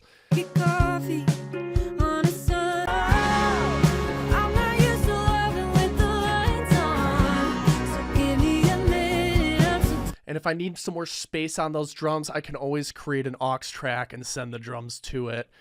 Create my room in the box, basically, if we want to go in that direction. So I'm feeling pretty good about this. Do we have... I reached out to Michael for references. We shall see what we come back with. In the meantime, do you want to talk about mastering? Talk about mixing and mastering. How about that? Even if this track wasn't as polished already as this one is, there's still plenty of work to do here. It's like a different experience for 3 days, as opposed to like solving a lot of problems. But I would still start with gain and volume. I would still do the same process. You're just going to be taking more notes as to things which need to be fixed. And just remember that this is an opportunity for you to start thinking about 3 dimensions of space. Okay? We're painting in depth, which a lot of people sleep on, by the way. Depth is a big deal. If there's like a really big problem I see a lot with more amateur students is that, like, over time they start pushing everything forward, compressing everything, pushing it forward, and all of a sudden you have everything kind of up front, and you have this really kind of loud and flat mix.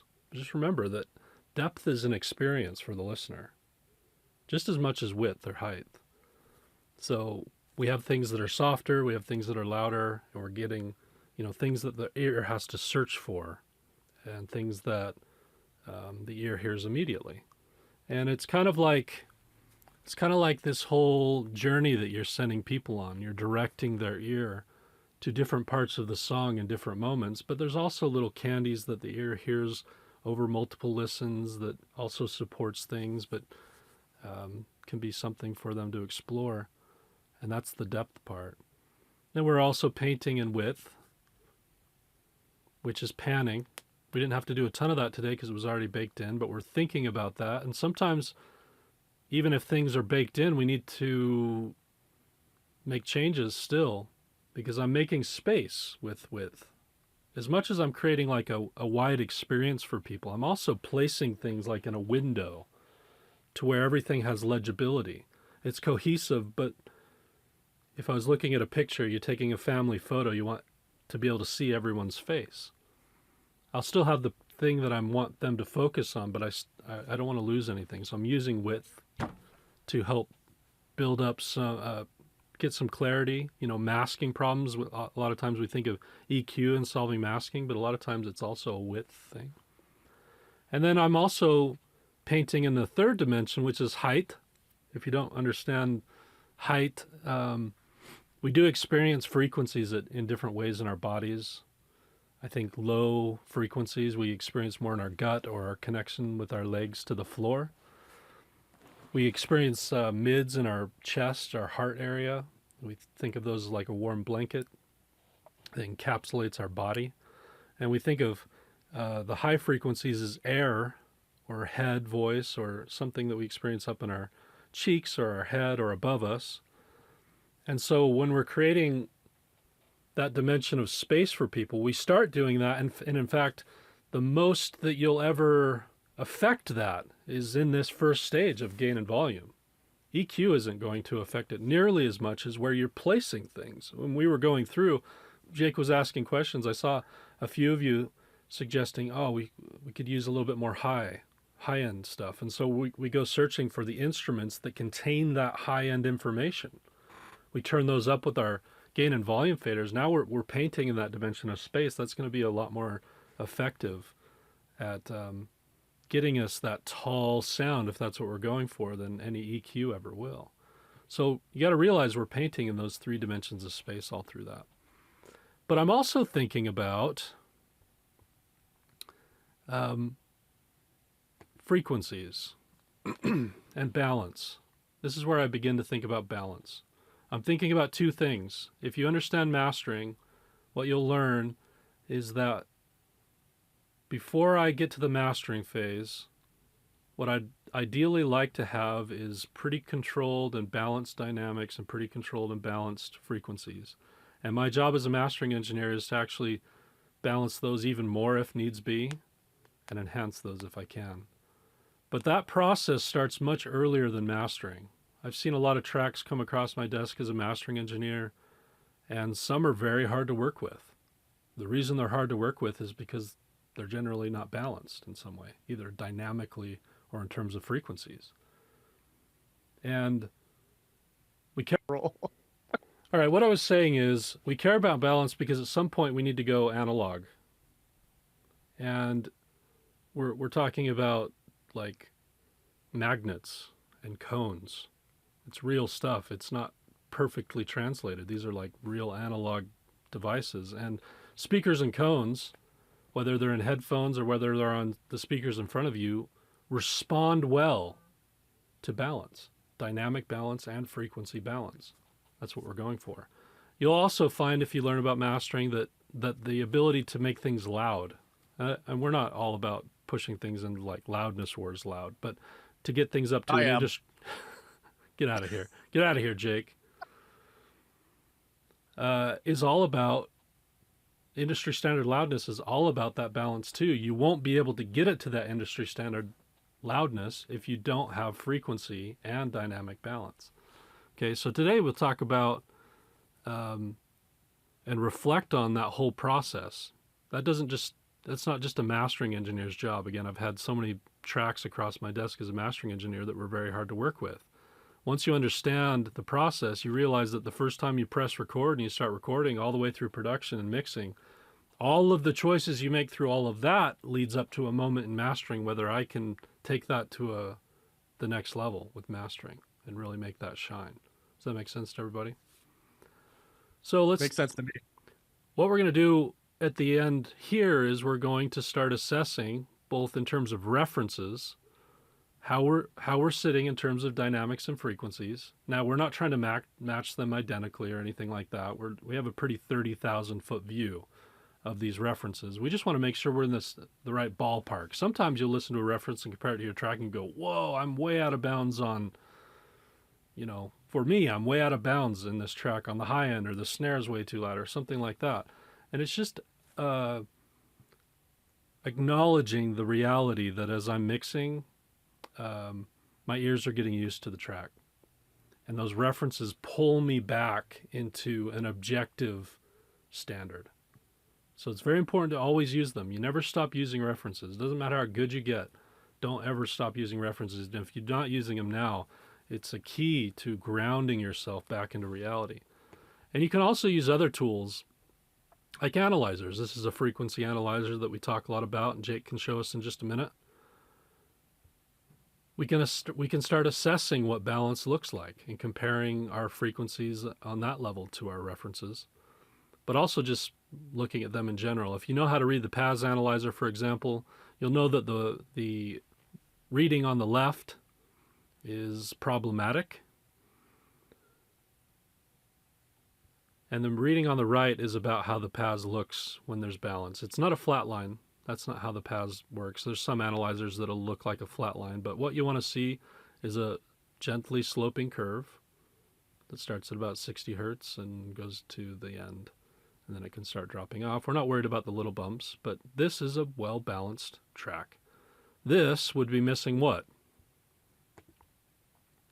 Easy answer, right? High end. It's missing high end. And honestly, maybe even some mids. It's probably going to sound pretty bassy. So I'm thinking about these things, and I'm using reference tools that we're going to use in just a minute, and I'm looking at my metering to make sure that we're achieving balance, so that when I get to the mastering phase, the mastering engineer can actually do their job. They don't have to do anything heavy-handedly. The mastering is done best when you don't have to do very much at all, but just subtle movements that can really enhance things. So, Jake, if you're ready, why don't you show us that? And we're going to look at how balanced we are right now. Are we there? Or is there some stuff we need to work on tomorrow? I was born ready, Caleb. I'm just going to drop a bunch of like country tunes in here. I have no idea what these are. These are just in my my references folder. They're tunes that I've used in the past for country, and again, this is like kind of not where I live, so this is what we get today. So I'm gonna go through and just kind of like pick out some choruses of this song and loop these chorus parts. So just bear with me just a minute. I'm not used to loving when we forgotten. In 40 years, you'll still be here, drunk, wash up in us.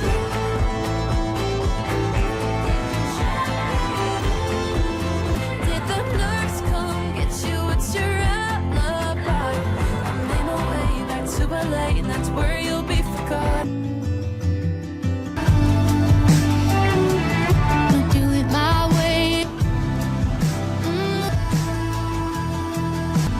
Takes all night, the world turns. We know you, and you know me. Like those goodbye till I marry. So it takes seeing my review. Till I'm late here tonight, holding someone new. Yeah, I'm always gonna be home. A town back where my roots ran wild in my best. Take you home tonight.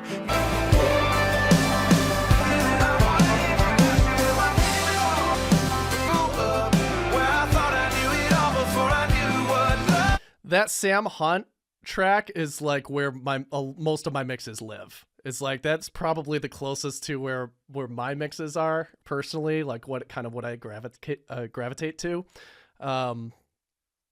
Listen to the drum. To my old friends, to the house in the pines where the road ends. Take you to my hometown where I grew up, where I thought. Just like that slam and snare.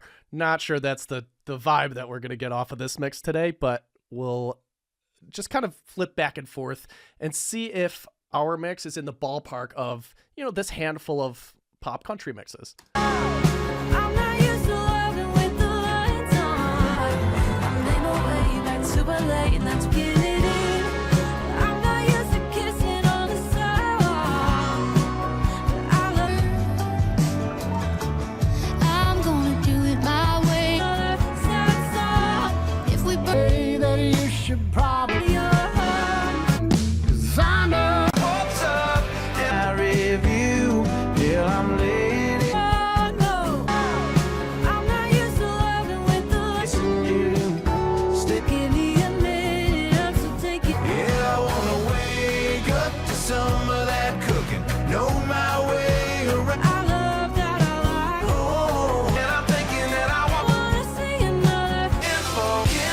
That Sam Hunt mix has like the top end that I usually like too, like that high end, like that really kind of like way more attention to the top. And our track obviously needs a little bit more attention, but I think it's already just kind of like sitting in the ballpark with the rest of these. It sounds like it could be in a playlist with the rest of these tracks before we've kind of like done the additional processing that'll really make it sound like a record. Did you hear how overcooked some of those were? My goodness. I like it. I like the Sam Hunt one. Well, that one was better. Some of the others, they're just super overcooked. I personally don't like the top end in the Sam Hunt one, but I know why you like that, and it's a good thing to like. That's where I live. I'm sensitive on those frequencies. But hopefully you guys are hearing that we're pretty like We're in the ballpark. yeah, we're pretty much in the ballpark here. Like, let's take a look. Well, if anything, it says maybe we need some low end, some high end, and I think what we'll see on the paths right here is heavy mids needing more low end, high end, and less mids. I'm not used to loving with the lights on, so give me a minute, I'm still taking it in. I'm not used to kissing on the sidewalk, but I love that I like your lullaby.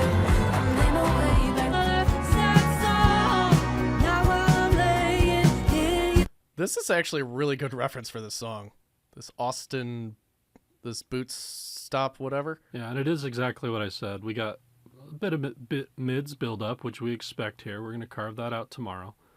Maybe we can find some low end and definitely a little bit of high end. So Yep. that's what we're seeing. That's right. But I think we've taken this as far as we can with volume at this point. At least I've taken it as far as I can with volume. You guys might be able to do a better job.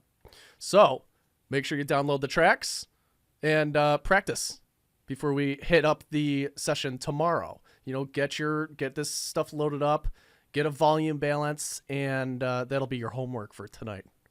And we'll send out a replay. We'll send out a replay here pretty soon. But really try to do this on your own too. You know, really incorporate it and follow the process.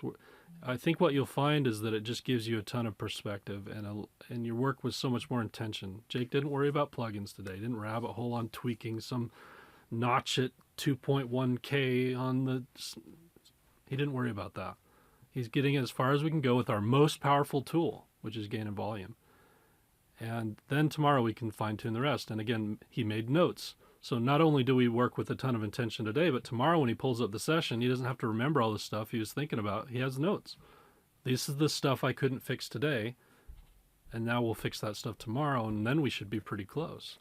We don't hop in and feel like we need to start throwing, a bunch of plugins on everything. That's not a good way to work. So hope you had a great time today. Thanks for being with us. We'll see you tomorrow at the same time, same place. And we'll dive into carving out those mids, getting some high end, some low end in there. And then the day after will be all about the vocals. We'll get those sounding, as we say, we'll get those sounding expensive.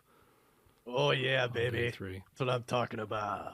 Much love to everybody. Happy Monday. We'll see you all tomorrow. Thanks, Jake. Have a good one. See ya. Day 2, Fix the Mix Challenge.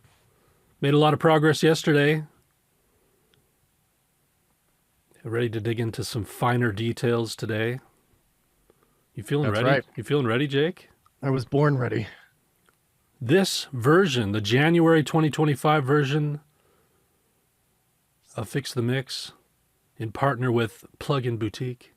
So yesterday, it was all about volume, gain. If you were here, we were proving the point that you can push a song pretty far just with volume and gain.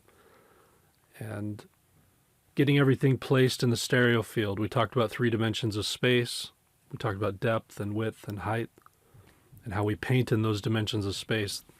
The most of all of the tools that we'll use with volume and gain. Everything else should be done pretty lightly, and it's just kind of polishing. But our most powerful tool is that volume and gain. We talked a lot about the power of intention. So the process that we have, getting everything gain staged properly and then using just the volume and gain, not rabbit holing on any of the plugins yet. We're not just throwing plugins on there, hoping to figure things out. Working with a ton of intention, and we're also working with intention by taking notes of what couldn't be solved with volume and gain, so that today we can work with intention as well. We have a roadmap already. We pull the session up today. We have a roadmap.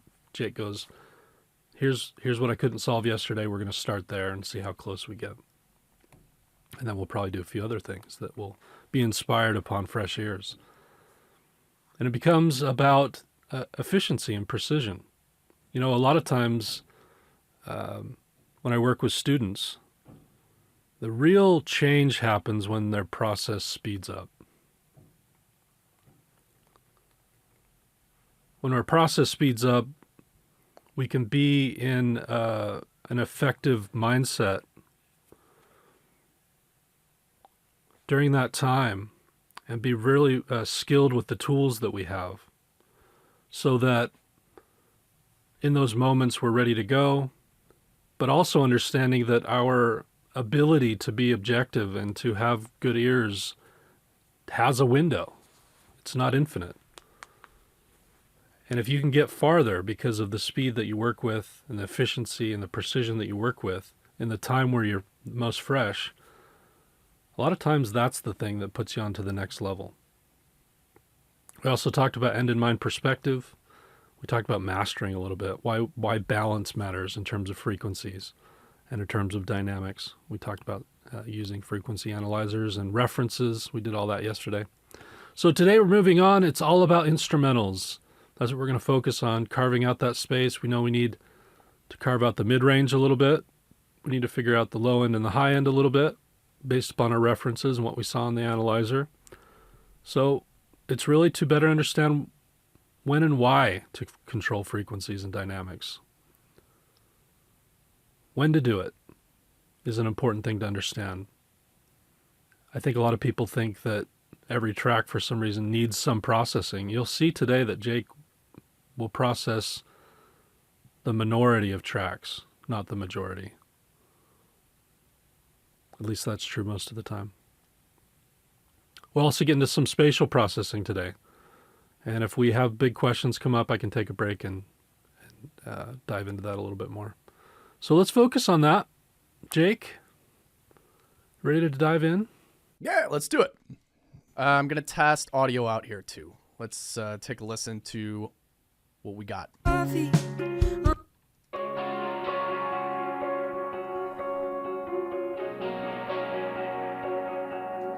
We get coffee on a Sunday. Typically, I'm a little rough around the edges, make a mess of it all. Well, I guess not anymore. You can leave me on a Tuesday. Normally, I would be afraid to be alone.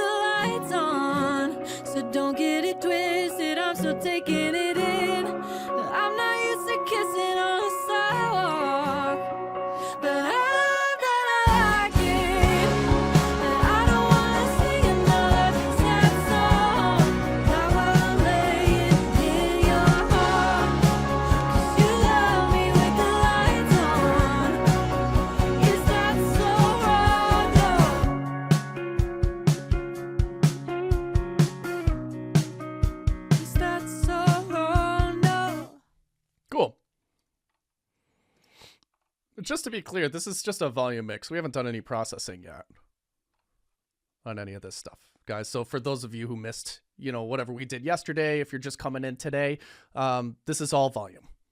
Okay, we haven't done any processing on anything else yet. And as we were listening through that, I'm just kind of like taking some notes. Okay, so a few things here that are more of the volume side of things.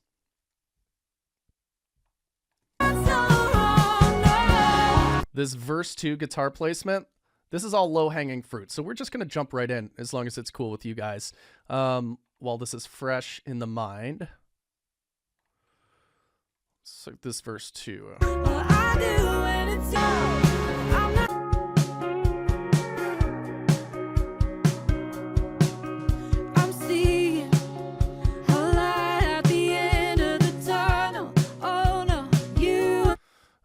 I'm curious. We get coffee on a Sunday. Typically, I'm a little rough around.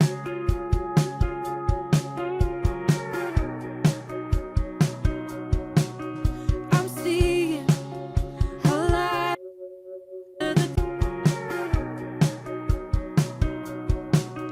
I'm seeing a light at the end of the tunnel. Oh no, you uncover me like a fossil. Covered in So this second electric guitar, you know, I had a note here that says verse 2 guitar placement and balance. This second electric guitar is right leaning. The first electric guitar is also right leaning.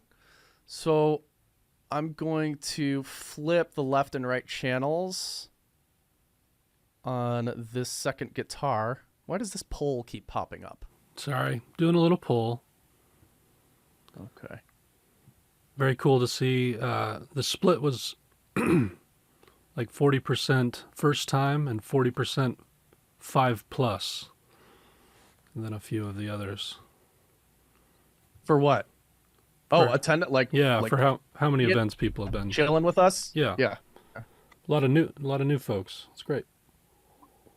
What's up, noobs? Welcome to the party. Yeah, welcome aboard. That's right. So electric guitar 2, just swapping the left and right channels so that this plays more on the left leaning me side. like a fossil. Covered in dirt from the fall. Right, we're creating more separation between this electric 2 and the electric 1. You got Hopefully you guys can hear that. Are you guys following me there? Here they are. I'm going to put them in solo. So you can really hear what's going on. So first without, you'll notice they're both leaning to the right, and then when I swap the channels, there's one on the right, one on the left.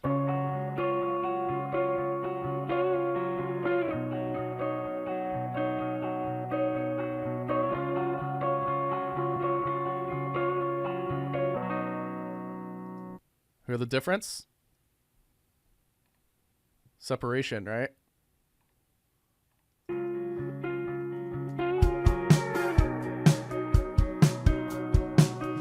I'm seeing a light at the end of Let's the listen to it when it comes in. tunnel. Oh no, you uncover me like a fossil. Covered in dirt from the fall. You got plans, I got problems. Never me like a fossil. Covered in dirt from the fall. You got plans, I got problems. Never thought loving you might stall out, but oh well. I'm not used to loving with the lights on, so give me a minute, I'll still take. Cool, so we killed that. On our punch list, I'm just going to say, like, this is our punch list. Pre-bridge focus, let's go over here. Love me with the lights on. It is not so wrong, no. It didn't feel right to have that banjo pop forward in that section. Not so wrong, no.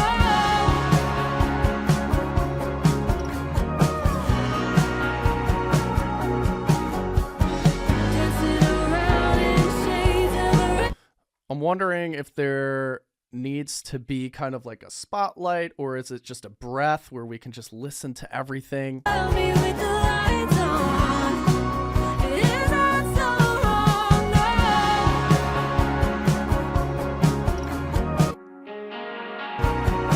No. So this is the thing that I introduce in here. So maybe it's just kind of like bringing that up a little bit. Let's see. 'Cause you love me with the lights on. Is that so wrong? No.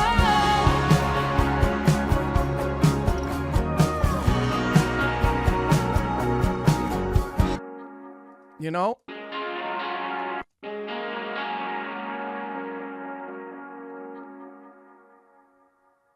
I wish I had this.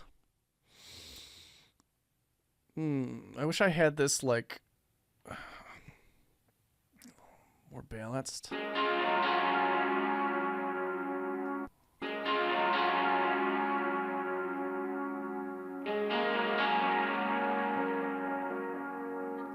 Getting a headache listening to it on repeat.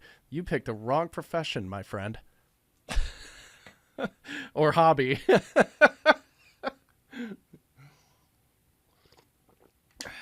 You'll work up a resistance to iocane powder eventually. Yeah. Don't worry, it comes with time. So wrong. No.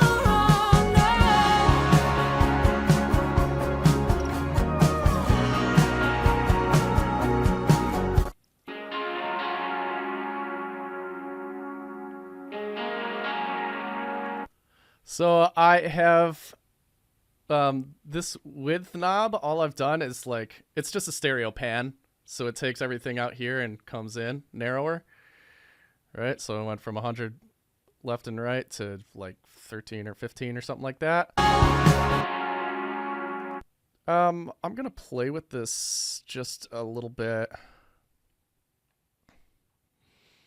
Not sure that this is going to work, but I'm going to try it. I don't have access to the dry track here. I wish I did. Otherwise, I would process it. I would take the DI in, I would reamp it, or I would take the, the track without reverb and delay, and I would process it a little bit differently. But since we have all the effects baked into the track, I kind of have to go a different route.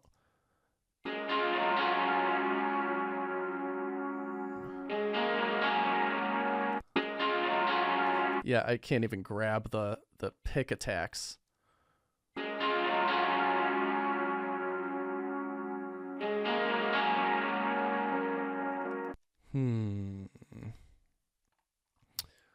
Let's check this out.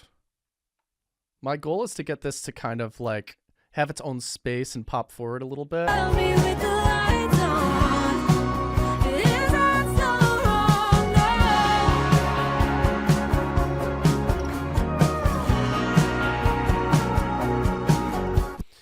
No.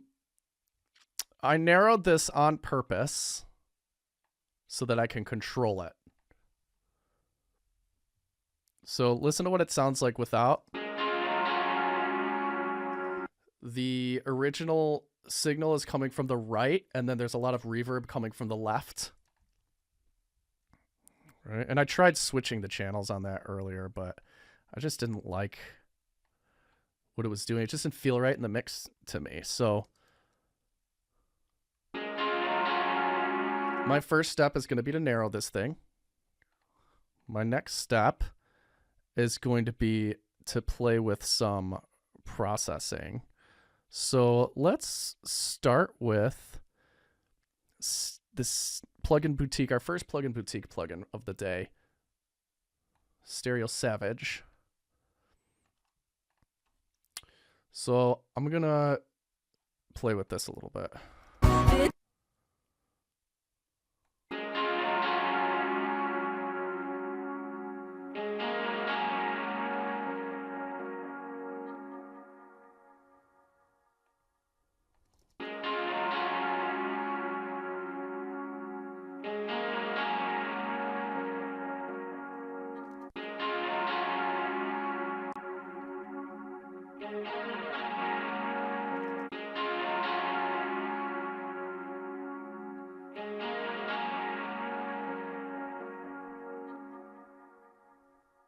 Let's see how that sits in the mix. Is that so wrong now?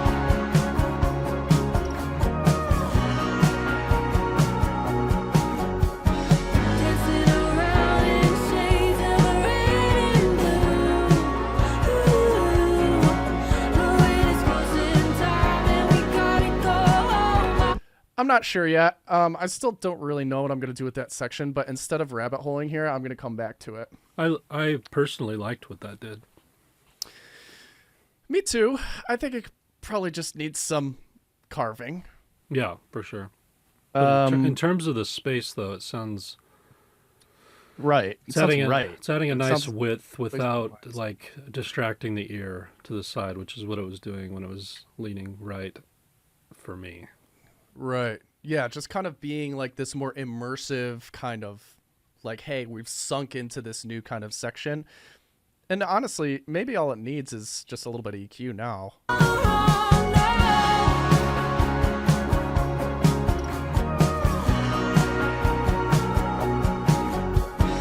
Dancing around in shades of red and that's so wrong now.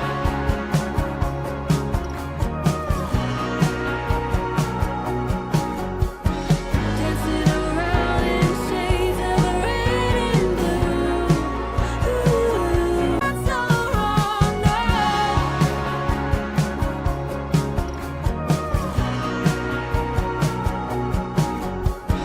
Dancing around in shades of red and blue. Yeah, I actually don't mind that this is kind of like a little bit leaning left. I think just the placement is better. Is that so wrong now?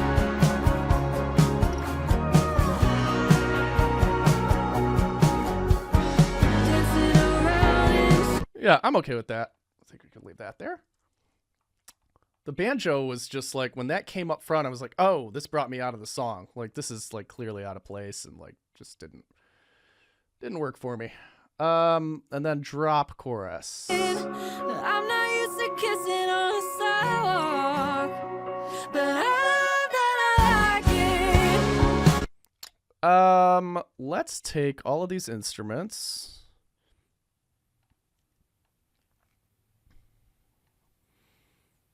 Send them to an all instrument bus and look at this. Look what I can do in Logic now. Wow. Did you see that? Did you catch that? Did you guys catch that? Only Logic users know how cool that actually is. How long that's been needed? Such a nerdy thing. Only took us, what, 16 years? Yeah. Don't get it twisted, I'm still taking it in. I'm not used to kissing on a sidewalk, but I love that I like it. Love that I like it. Mm-mm-mm.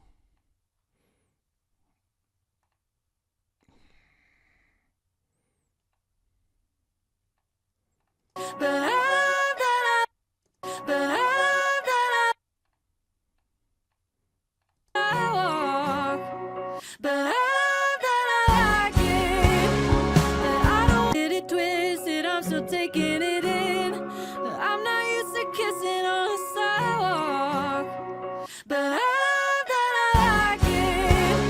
But I don't wanna sing another sad song. I could take that or leave it.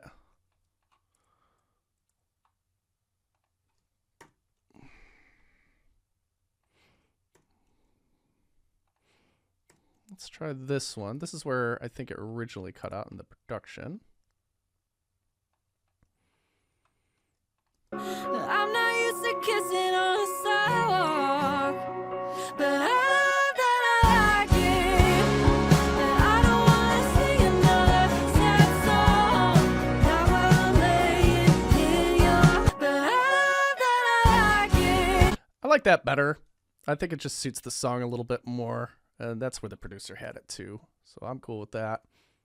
I love that I like it. And I don't wanna sing another sad song. Not while I'm laying in. Love that I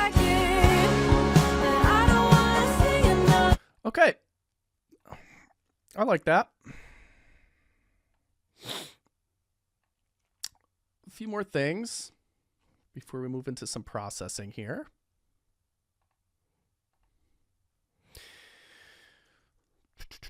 There's a few spots that could use like a little bit more impact. So I'm just going to go through the song and decide on where those spots are. I'll show you a neat little trick.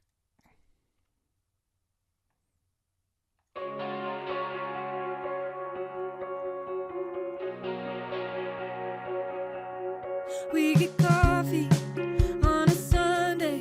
Typically, I'm a little rough around the edges, make a mess of it all. Well, I guess not anymore. You can leave me on a Tuesday. Normally, I would be afraid to be alone with my thoughts, but no more. I guess learning the hard way made me a little bit softer.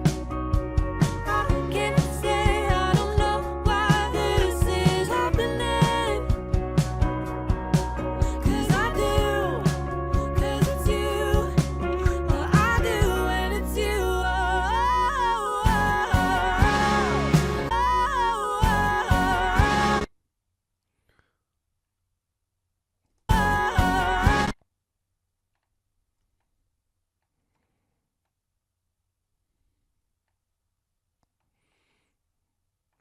Let's get these impact points just kind of like hitting a little bit harder.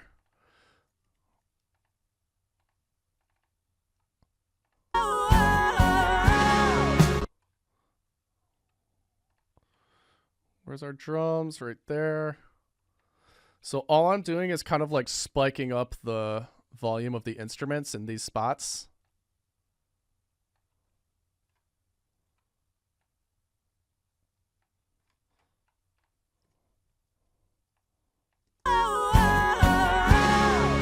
I'm not used to loving with the lights So just like everything just like just pops out a little bit. on. So give me a minute, I'm still taking it in. I'm not used to kissing on the sidewalk. I love that, I like it. And I don't wanna sing another sad song. Not while I'm laying in your arms. 'Cause you love me with the lights on. Is that so wrong? No.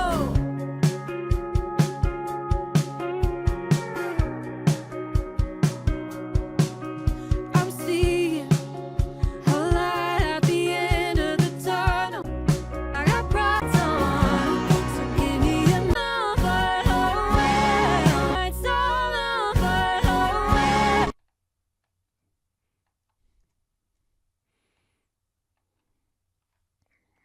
Let's go there again.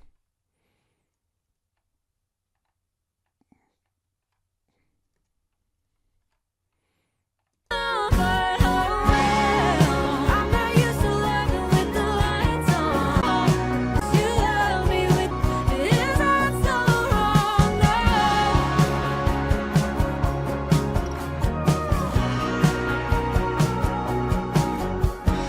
Dancing around in shades of red and blue.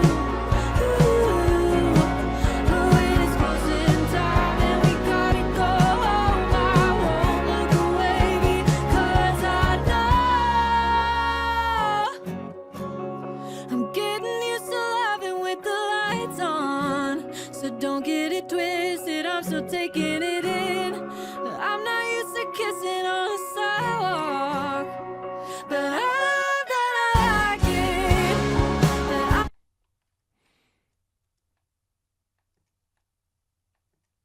I like it. That I don't wanna sing another sad song. Not while I'm laying in your arms. 'Cause you love me with the lights on. Is that so wrong? No.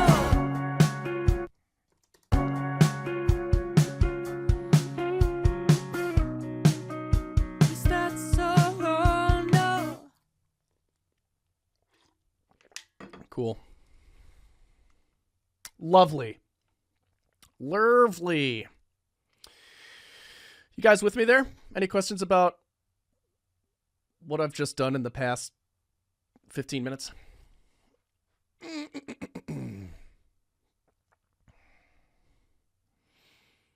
Does anyone have any good resources for beginners? Yeah, check out our website. Absolutely. 1,000,000%. How much decibel increase? I just did a couple. I just did 2 decibels increase. Drawing these moves versus fader automation, way more consistent. What were you doing there? Just going on, I sent all the instruments to an instrument bus, and then I was automating up just these hits. So like in volume when those hits happen, right? Bop, bop, bop.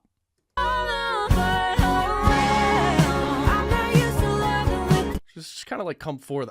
The entire group kind of comes forward during those hits, right? Do I look for RMS levels before sending for mastering? No, absolutely not. You don't care about that in mixing. Just not clipping. Don't clip the stereo out or your mix bus. You're fine. Does gain automation affect the way your plugins will react later on the processing? Yeah. Yeah, so it's important that these, if you don't want that automation to happen going into the next plugin, this gain plugin's got to be kind of like at the bottom of the channel. What did you do with the acoustic guitars to separate them? Nothing. I did nothing. Volume. I just had a good volume balance. They were double-tracked acoustic guitars. So like one take and then a second take.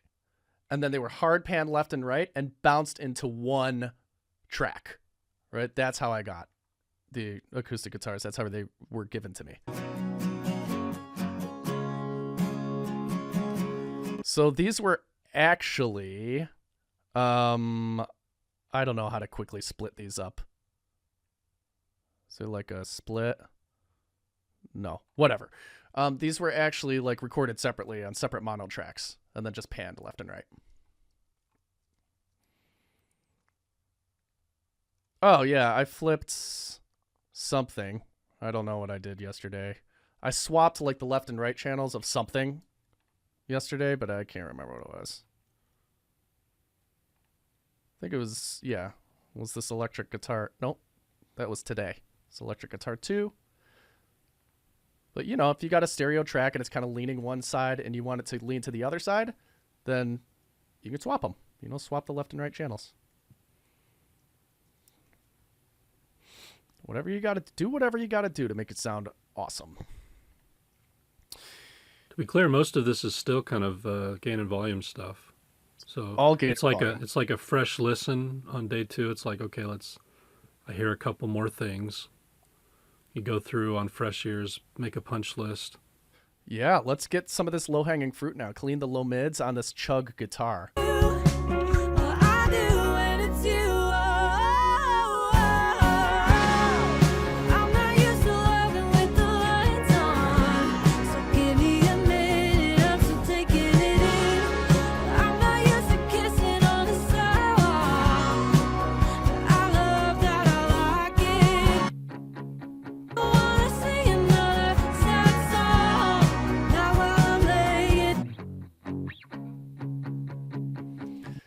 I'm a big, I'm a metal guy, right? So, I love palm mutes, and I love the low end, like the chug that happens from palm muting a guitar in that area specifically.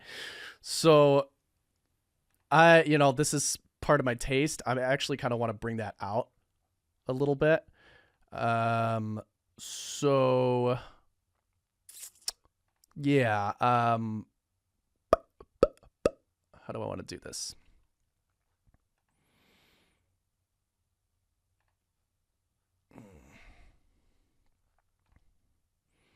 So I'm going to use some compression, some slow attack compression here. Try to get those to kind of just be a touch pokier.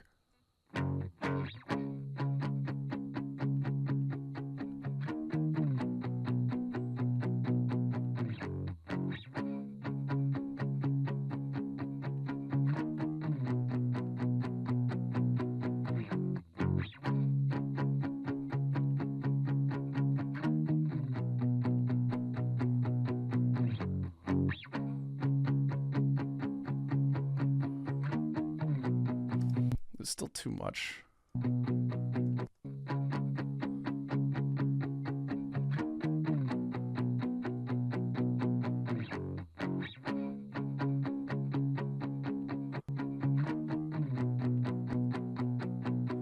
So you should start to hear how that's kind of cleaning up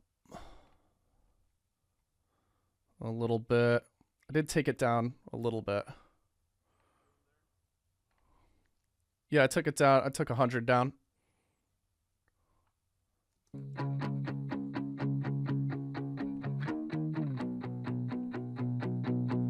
And I kind of want this to jump a little bit.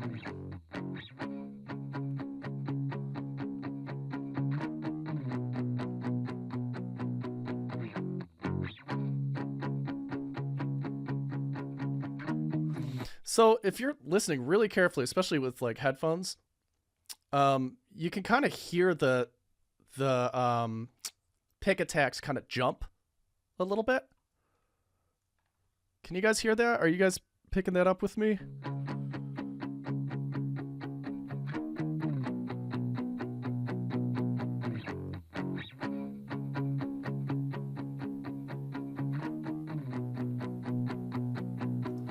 Bum bum bum bum bum bum bum bum.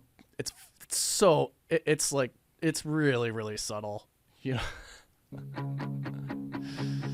It really matters though. I mean, I hope everyone can hear this, because listen to, if you're newer, listen for this. So without the compressor, there's more variance in that chugs. It's jumping. That's what Jake's talking about. And it almost sounds a little bit more live, or kind of live in a bad way, amateurish. When he clicks that on, all of a sudden, just notice how much more smooth and polished, how much more consistent it feels. Like, don't worry about what your ears can't hear, but listen to how it feels when he switches back and forth. See if you can hear that. I'm just going to pop this on and off. Just watch for my mouse to kind of like click on and off. So first off.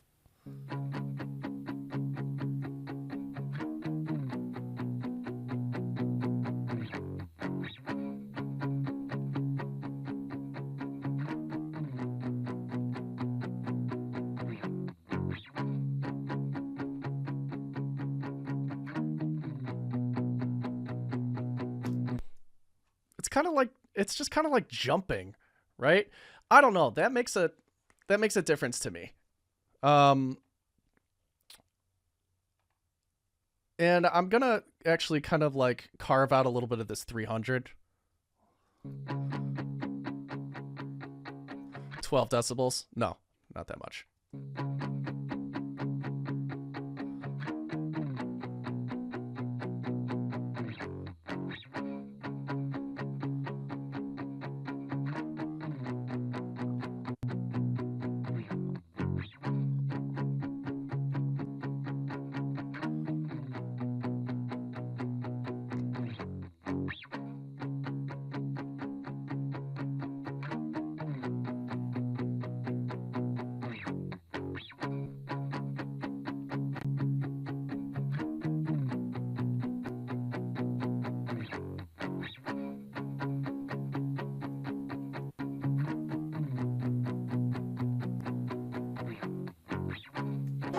I don't wanna sing another sad song. Now I'm laying in your arms, 'cause you love me with the lights on. Is that so wrong? I'm not used. And let's dirty this up a little bit. Use another plugin. Boutique. Check this one out.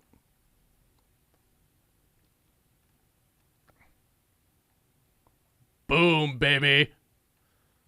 Look at that plugin. It's too many knobs for you. That is a thing of beauty.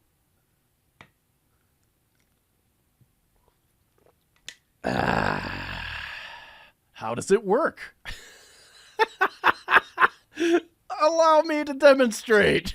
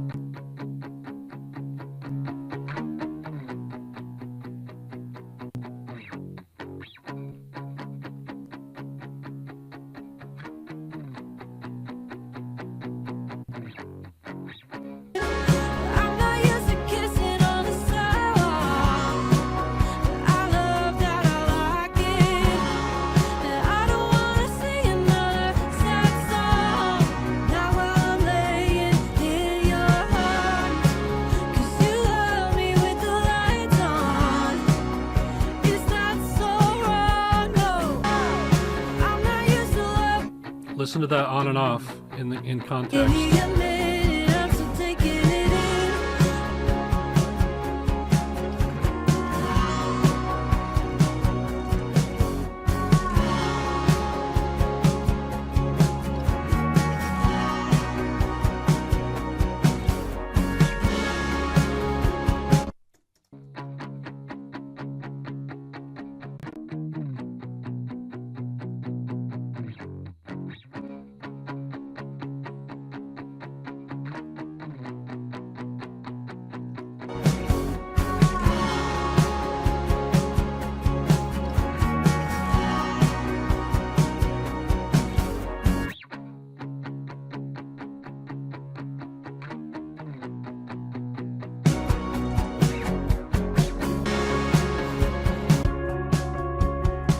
See how it hits. It's you. I'm not used to loving with the lights on. So give me a minute, I'm still taking it in. I'm not used to kissing on the sidewalk. I love that, I like it. And I don't wanna sing another sad song. Not while I'm laying in your. You love me with on. So give me a minute, I'm still taking it in.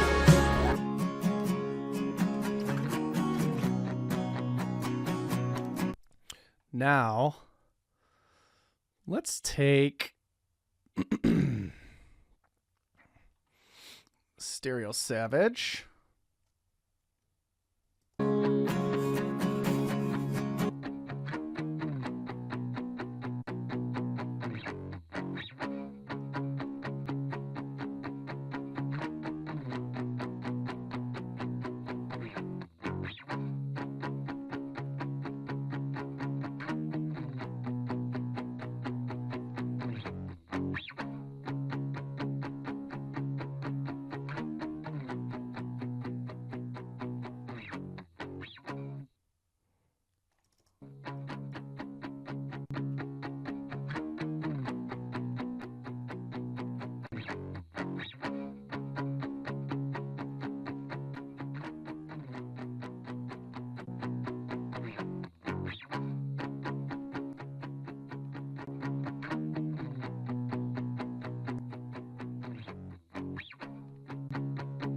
I don't know what I don't like what that's doing to guitars. I'm gonna try a different one.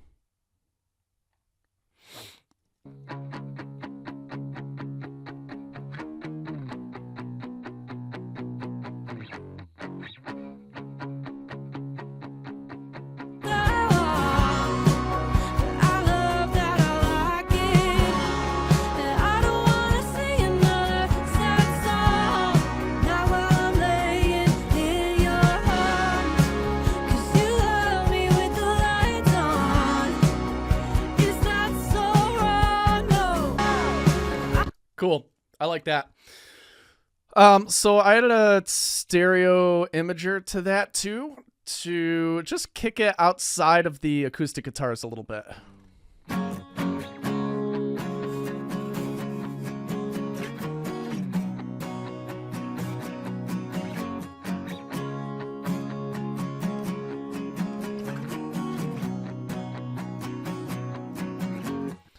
Right? So acoustics are here, those chugs are here. Now the chugs are out here, just slightly, you know, and I'm not going to spend any more time on that because it's not really like,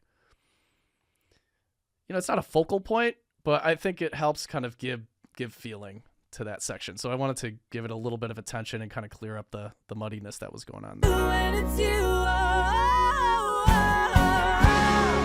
I'm not used to loving Makes those with the hits. It makes those hits a little bit harder too once we clear out the mud. lights on. So give me a minute. I'm not used to kissing on the sidewalk. I love that, I like it. And I don't wanna sing another sad song. Let's ruin these drums. Now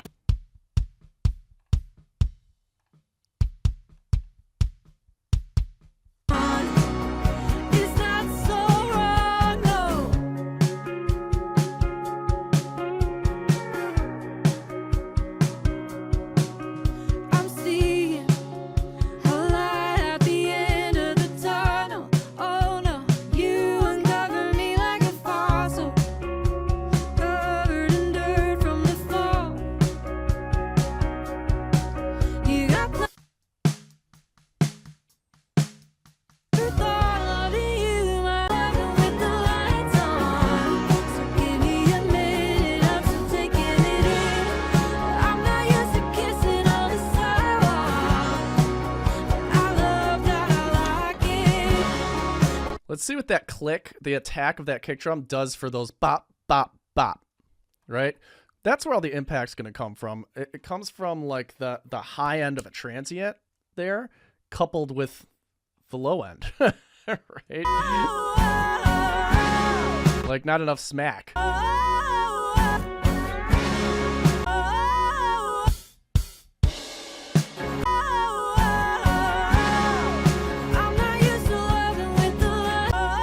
So without, you can already hear it. Let's see. I'm just gonna, just this part right here.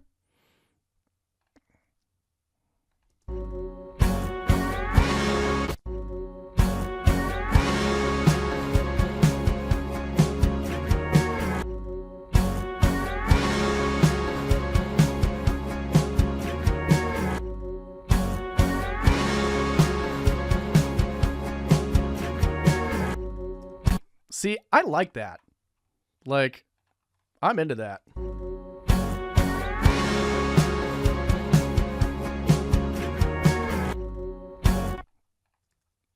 I think that's got more smack.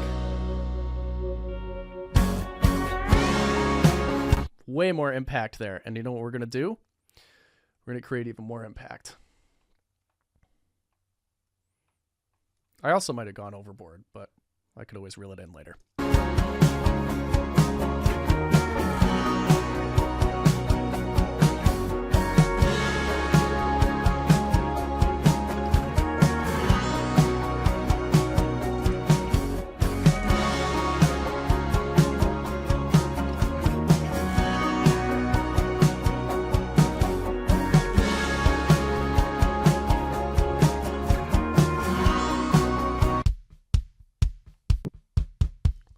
Here's what we've done to the kick. You hear it?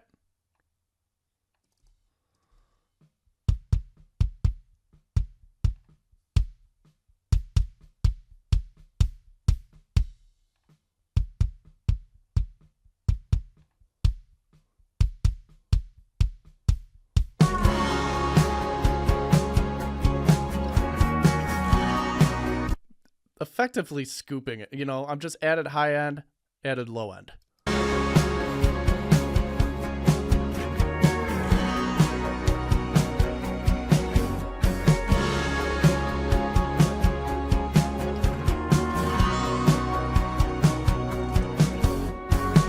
Cool. That's where we're going to stop on that for now. Let's go check out this. Oh, I just did all that. Clean low mids. Cool. Juno. The one spot that we have our Juno.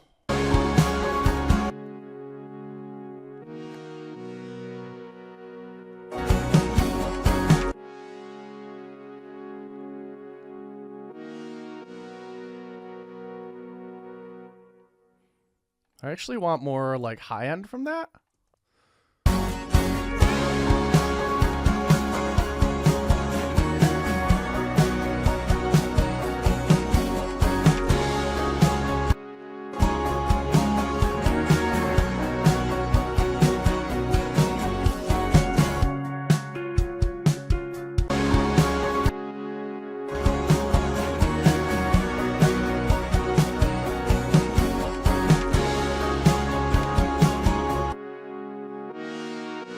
All right, couple things. Thing number one. Look at this plugin. That's what I'm talking about. This is an exciter.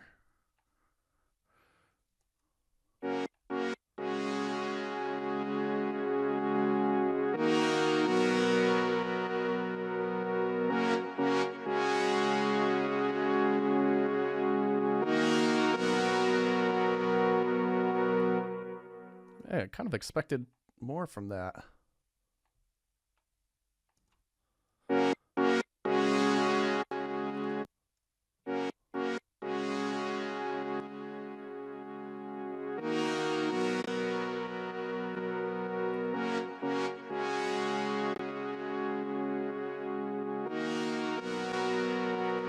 little bit of a lift.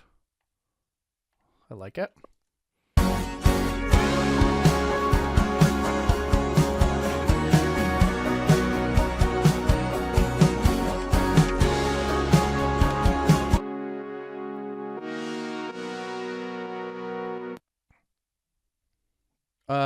I am also going to push that out to the sides and just get real, like, kind of ruthless with it.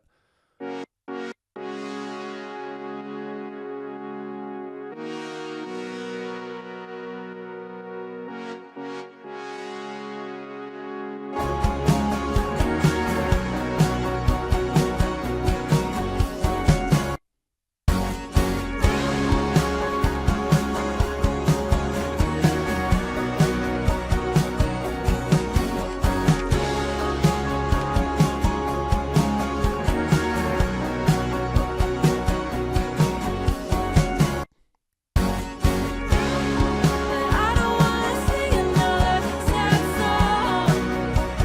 song. Cool. I'm into that. This is not a main part. I don't need to go down the rabbit hole on it. Just there for a little bit of glue, a little bit of ambience.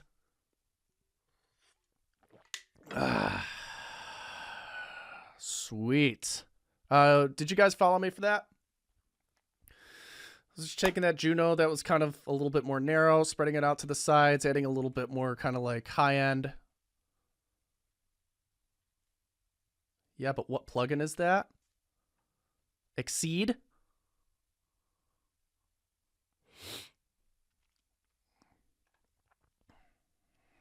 Exceed.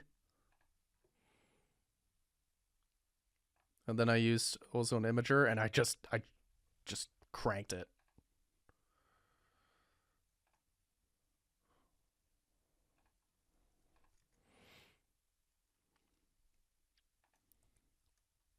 Cool.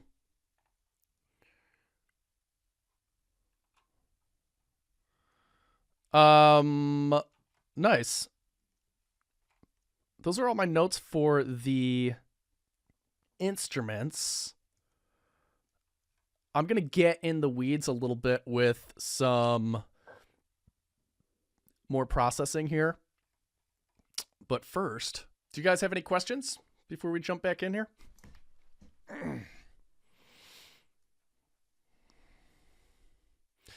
Somebody asked, how long does it take to accomplish the entire reverse engineer program when working each day from 9 to 5 on it?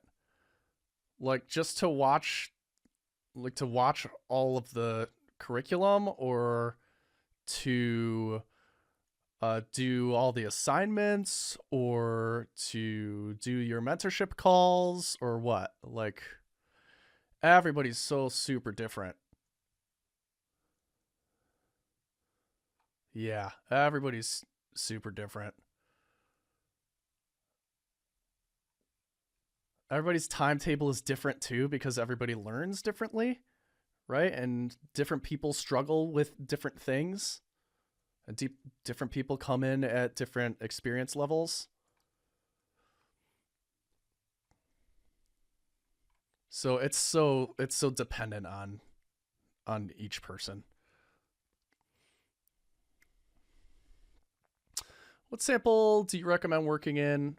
At least 44.1. I usually just do 48.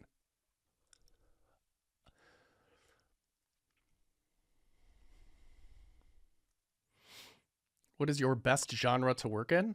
Me personally?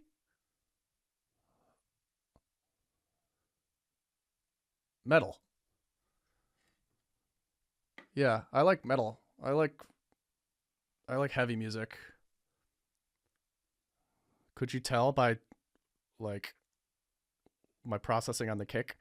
What's my personal, like, personal least favorite? I don't know. Usually slow stuff. To be completely honest. Like, not always slow stuff. But like slow and like not as exciting kind of stuff. Not like sludge. I'm talking like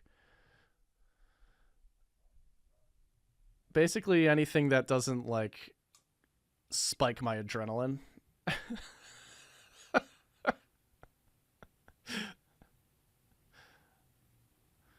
No, not even Taylor Swift. Like, I can get down with some Taylor Swift stuff.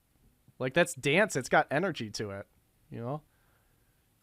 Maybe not like some of the older, like, acoustic stuff. But here's the thing, like, no chill out stuff. Yeah, but here's the thing. I'll listen to lo-fi chill stations, like, on the daily. Like, they help me instrumental, like, lo-fi. It just, like, helps me write or helps me just kind of, like, chill out. It's aptly named, right? It's just me. It's just my my preferences. He actually just listens to a tape of me, my voice, giving him positive affirmations. Yeah, yep, just on repeat. Great job, Jake. I'm proud of you, Jake. You're a winner. Yeah.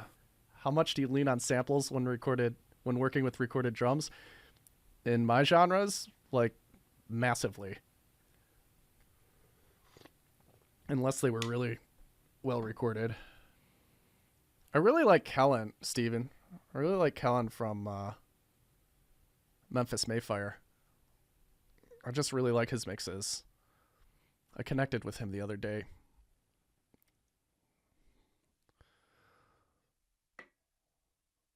I just like his taste. I think his taste is great. You know, really, really punchy, vocal forward. Anyway.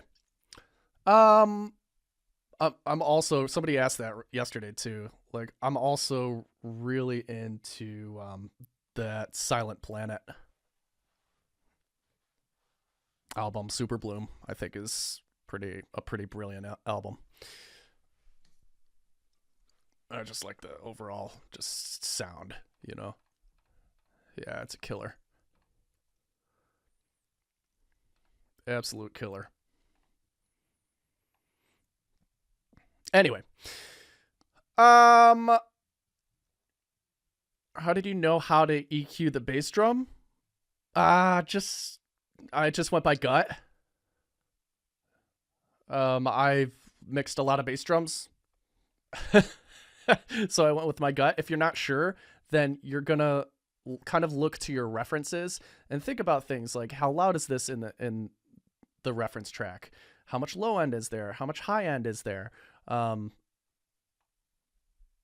know, and being able to listen to that stuff, analyze it, dissect it, and then apply it to your own mixes when you need to or when you want to is like key. You know, that's huge. So you work on that. You know, and that comes with reps and all that too. So anyway. Jake, do you ever scrap a mix and start over? Not as often these days, but not never. You know, I can't remember the last one I scrapped. Not in the past year, I don't think.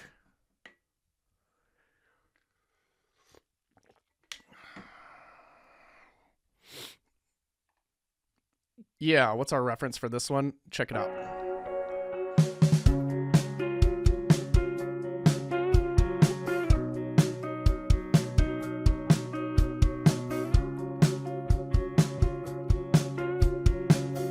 Yeah, that's too clicky.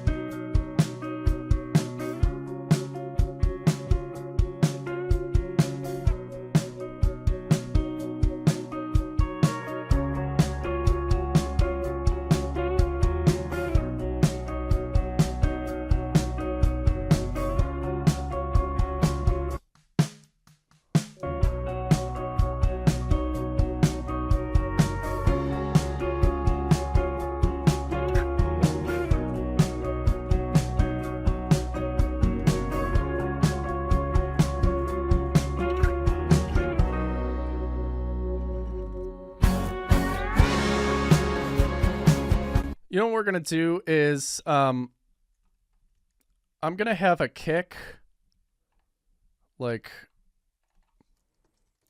a kick soft and then a kick hard.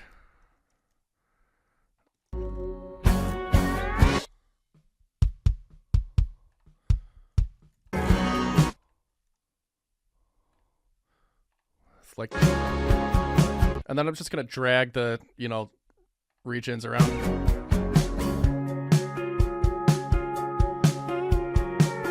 So it hits harder in the choruses. I could do that with automation too if I wanted to. I don't know. It's just more visual this way.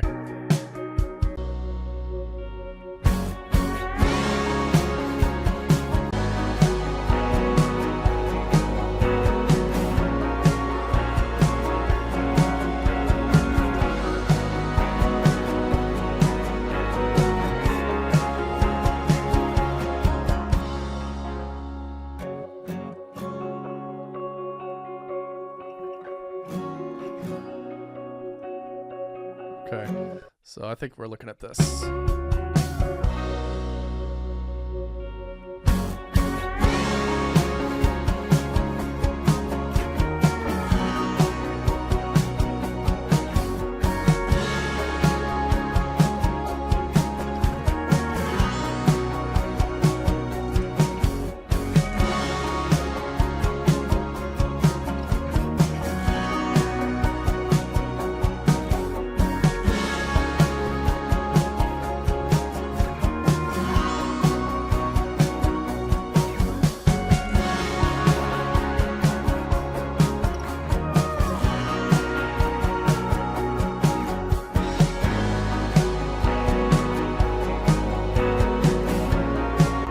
I like that. Cool. Did you guys catch what I did there?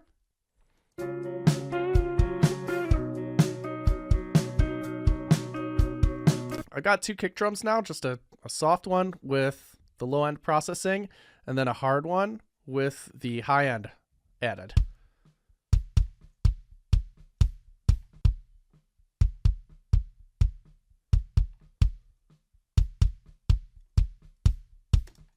Right?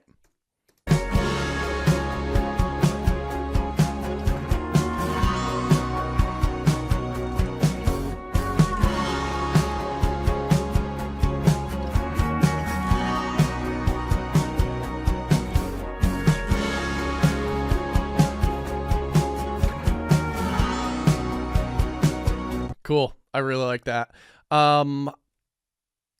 Okay. Check this out. I'm going to start, you know, I'm going to start cleaning up some of this stuff. That sounds okay.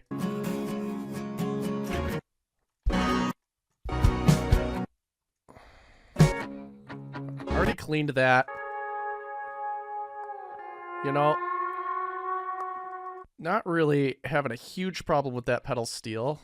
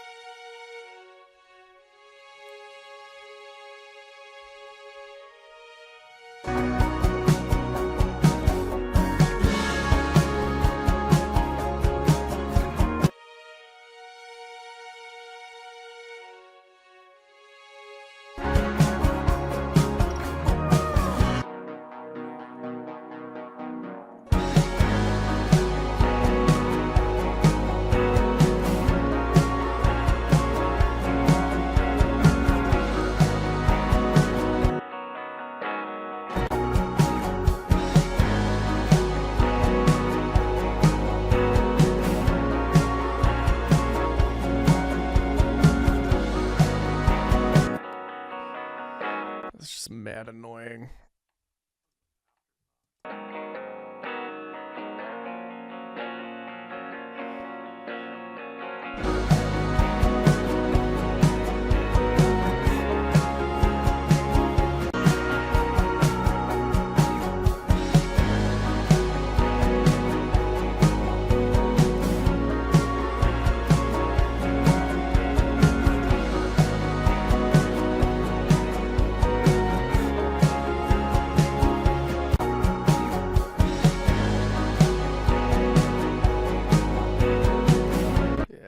just gonna get that out of there.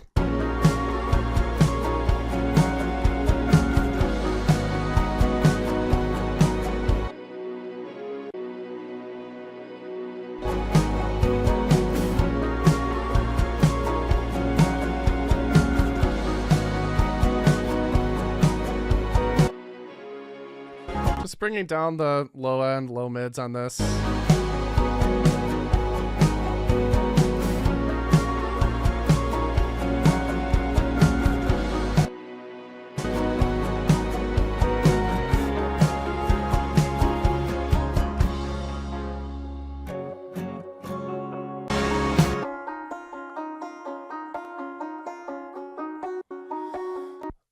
Just curious, did we end up doing any volume automation with that? No, we did not. So that's just going to remain static.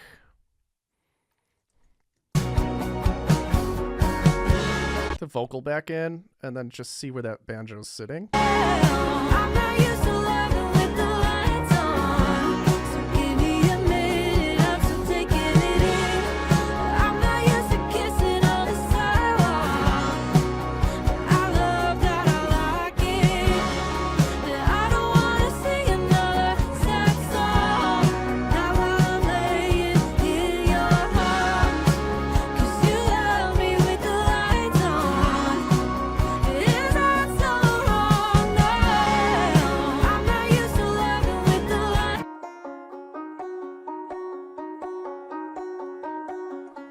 I'm not used to kissing on the sidewalk, but I love that I like it. I don't wanna sing another sad song, not while I'm laying in your arms, 'cause you love I just panned it over to the left a little bit more, and I think that separates it really nicely. me with the lights on. Is that so wrong? No.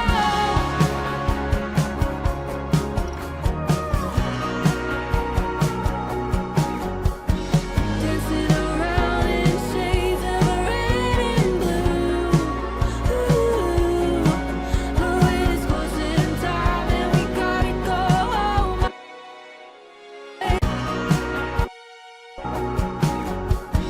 Dancing around in shades of red and blue. Ooh, oh, it is closing time and we gotta go home. I won't look away because I know. Dancing around in shades of red and blue. Ooh, oh, it is closing time. Go home. Dancing around in shades. That's muddying things up a little bit. So I'm going to take that down. Just managing all the clutter that's going on in this section, kind of deciding what's going to get the priority. Making some compromises. Dancing around in shades of red and blue. Ooh, oh, it is closing time and we gotta go home. I won't look away because I know I'm getting used to because I know I'm getting.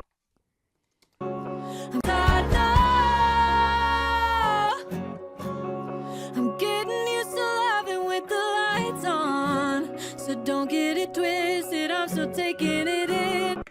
Cool. I'm feeling better about that.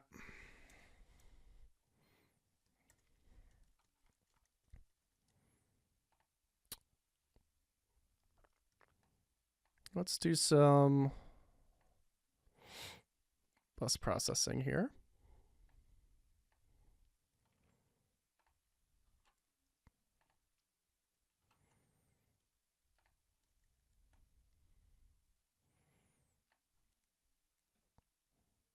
I'm going to put a tape machine on every single bus because I like the way it sounds.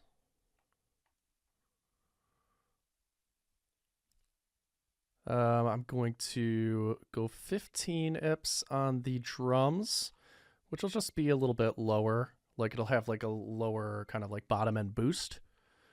Same thing with the bass. The guitars, I'm just going to leave on 30. The keys, same thing here. And I'm going to do some, please explain what qualities the tape machine adds, like the way it sounds, is general. Okay. Yeah, so basically what tape emulation does is it adds harmonic content to the signal, right? So some people call it warmth, some people call it openness, some people call it character, some people call it vibe. It's really just kind of a magical thing. So I'm going to go ahead and just... Pleasant imperfection. I call it pleasant imperfection. There you go. Pleasant imperfections, right? The best way to kind of explain it is to experience it, or demonstrate it. So I'm just going to solo these tracks, just the instruments, and then I'm going to turn these tape machines on and off. And you might hear the difference, you might not. But let's get into it.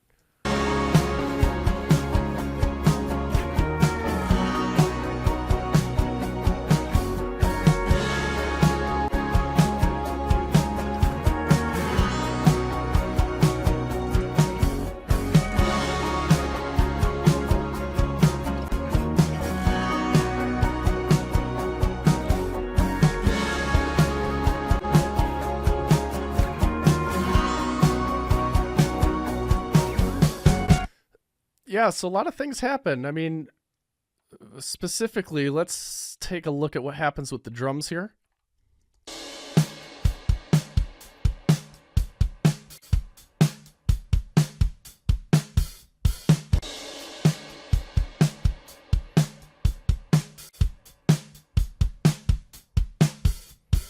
Adding more high end and kind of like that tickly kind of nature to cymbals and the snare drum specifically. Right? And it adds kind of like this perception of depth that I really, really like. You know, just kind of like pulls things out, if that makes sense. Kind of pulls things across like the Z axis and makes things wider and taller. Just kind of everything. Just kind of makes that everything a little bit more three-dimensional to me. So, you know, I've got that on every single one of these channels. And just barely kind of like touching it.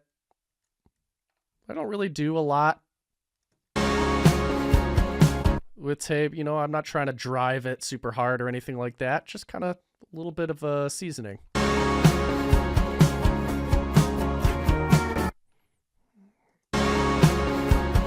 See, needle barely moving on guitars and keys and stuff.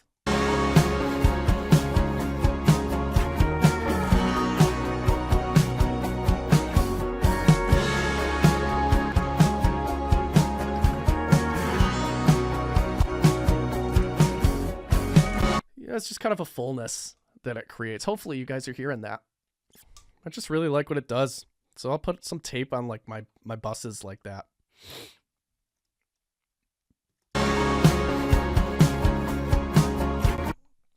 I'm going to do that on my vocals too. Even though it's technically not vocal day, I'm just going to do it.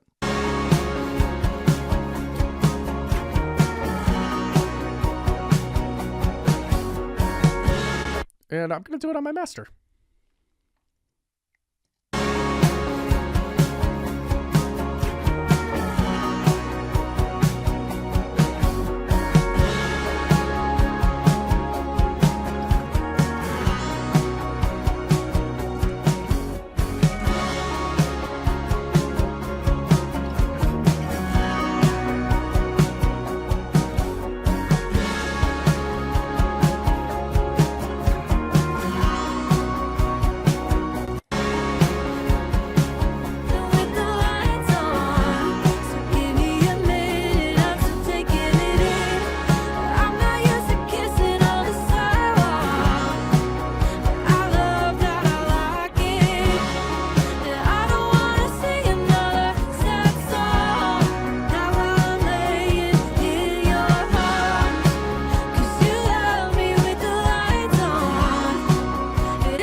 So I'm flipping between these speeds, and I liked 15 IPS over 30 IPS. I felt like the kick was a little bit too powerful at 30, so I switched it down to 15. The 456. 456 and the FG9. I'm just kind of switching back and forth to see which one I like. I'm not used to loving with the lights on, so give me a minute, I'm still taking it in. I'm not used to kissing on the sidewalk, but I love that I like it. Yeah, I don't wanna sing another sad song, not while I'm laying in your arms, 'cause you love me with the lights on.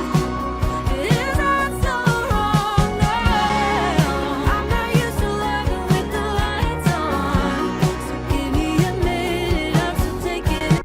I just did like a blind test. I closed my eyes and like flipped through this a bunch of times, and I liked the 456 a little bit more. Just a preference thing. I'm not used to loving with the lights on, so give me a minute, I'm still taking it in. I'm not used to kissing on the sidewalk, but I Ready? I'm gonna love turn 'em that off. I like it. Yeah, I don't wanna sing another sad song, not while I'm laying in your arms, 'cause you love me with the lights on. Is that so wrong? No, I'm not used to loving with the lights on, so give Starts to just really make the mix taller, wider, deeper. We're getting a little hot. Ugh.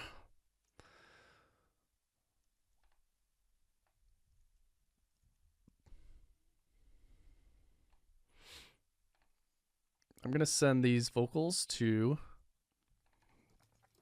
an all vocal bus.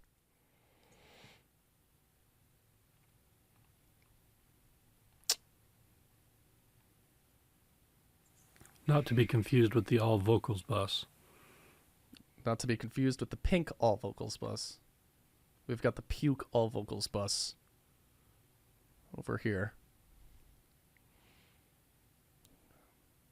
Yeah. What are we going to do about that? Nobody knows.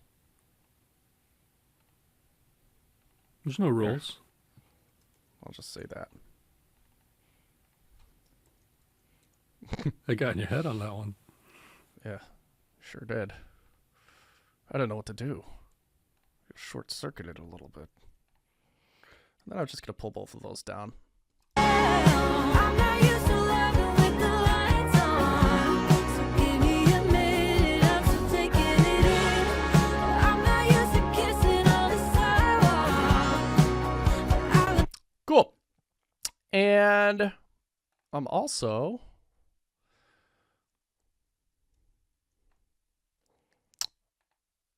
going to push that through an additional layer of saturation here. Just an SSL channel, E-channel console. That's just doing the same exact thing as virtual tape. Same thing, just adding a layer of saturation.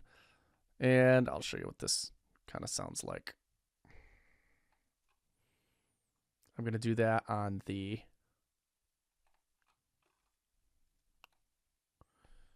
mix bus as well. Again, just default settings here. See if we need to turn anything down.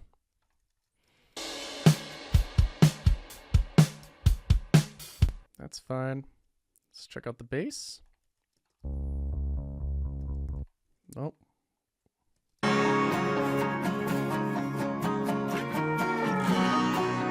That's fine. I'm just checking the meter to make sure we're not overloading anything. I'm not used to loving with the lights on, so Cool. All that good. We might have to do a little bit of something on this. I'm not used to loving with the lights on, so give me a minute, I'm still I don't want to like crush this or anything. I'm just kind of like aiming for the middle of the meter. I'm not used to loving with the lights on, so give me a minute, I'm still taking it in. I'm not used to kissing on the sidewalk, I love that, I like it. Yeah, I don't wanna sing another sad song, now I'm laying in your arms, 'cause you love me with the lights. What I like about the SSL like console emulation is like for me it always seems to be like a little bit punchy and pull out the drums and the vocals almost instantly. Like it's just like a characteristic of the desk that I really like. And I've experimented with a whole bunch of different types and different types of console emulation, but I like that one. You know, I always kind of come back to tape going through another layer of console emulation being like the SSL desk. It's just a personal preference, and you got to kind of go with your personal preferences. I'm not used to loving. So with and without, check this out. I'm not used to loving with the lights on, so give me a minute, I'm still taking it in. I'm not used to kissing on the sidewalk, I love that, I like it. Here, I'll do like a little gain adjust here too, because it's adding some gain. Let's see what that does. I'm not used to loving with the lights on, so give me a minute, I'm still taking it in. I'm not used to kissing on the sidewalk, I love that, I like it. Yeah, I don't wanna sing another sad song, now I'm laying in your arms, 'cause you love me with the lights on. Is that so wrong? Listen how the vocals just like they just come forward. It's like everything depth wise, and it's smoother and easier to listen to. It's just easier to listen to. There's like it gets rid of kind of like that brittle, glassy kind of digital kind of sound, right? This is why engineers love analog gear. That's why it's like you see it everywhere, right? The beauty about living in 2025 though is that like we have emulations now that do this stuff phenomenally well, and it's just astounding. I'm always astounded by it. Anyway, and I do it every day. Like I do this stuff every day, and I'm still astounded by it. Are you guys with me? Awesome.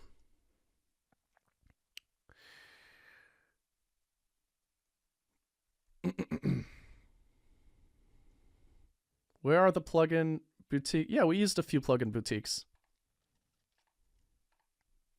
in here already. Drive LE stereo we've used.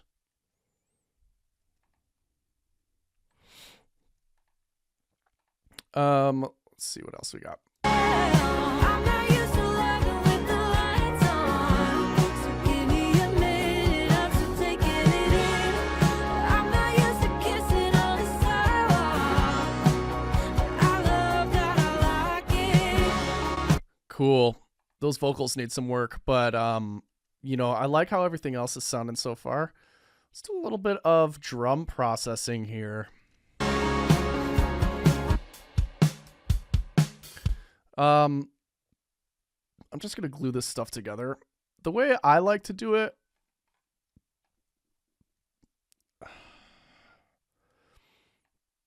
is to like dial in some pretty extreme compression and then just like roll up on the mix knob.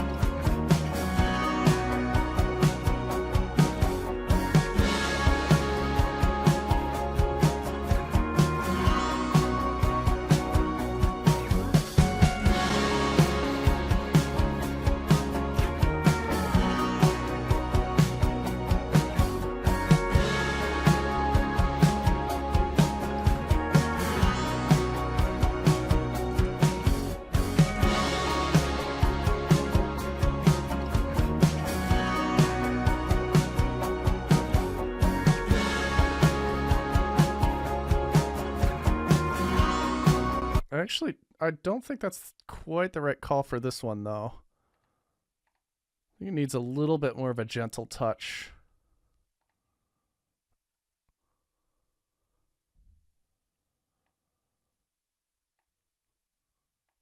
I'm just going to kind of see where this sets us.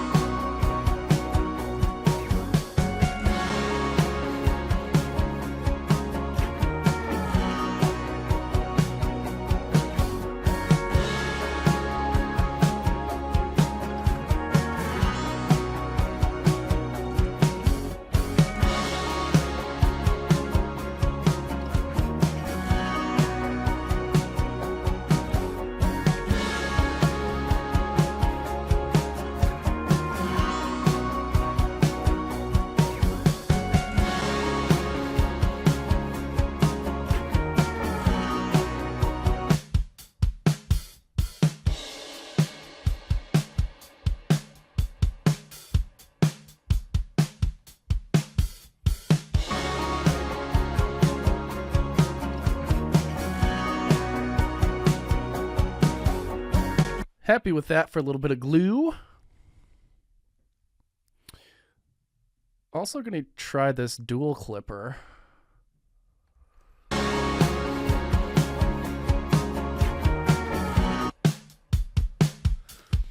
So we can see there, and you can see on the meter too, like the transient nature of a drum kit. Right, so I just kind of want to control this kit dynamically, which will make it easier to master down the line here.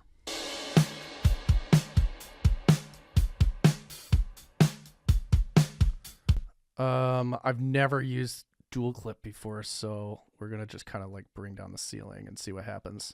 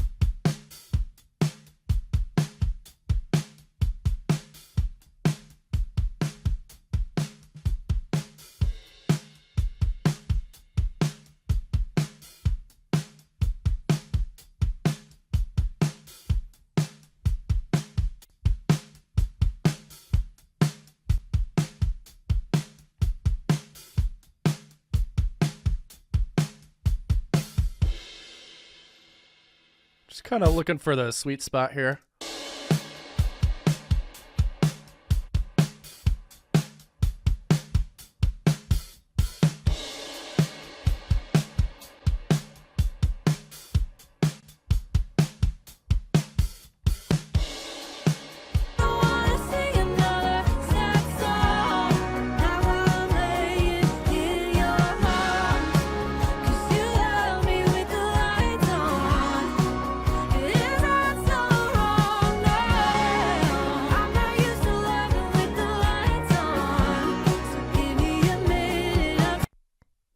Let's go to a section where it's a little bit more exposed.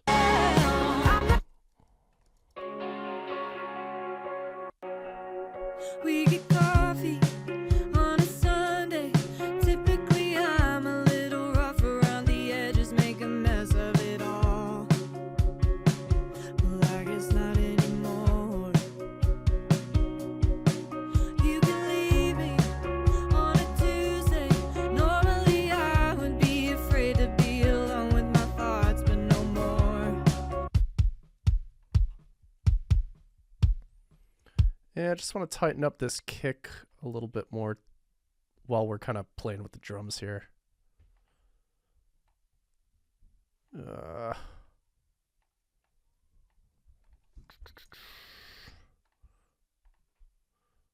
do we do here? 2.21.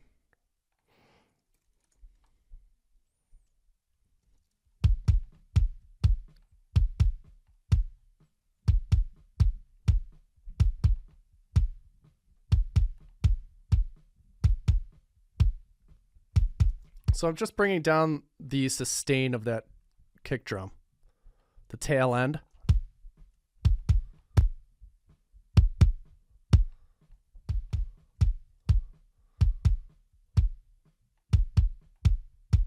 Not anymore. You can leave me coffee on a Sunday. Typically, I'm a little rough around the edges, make a mess of it all. Well, I guess not anymore. You can leave me on a Tuesday. Normally, I would be afraid to be alone with my thoughts, but no more.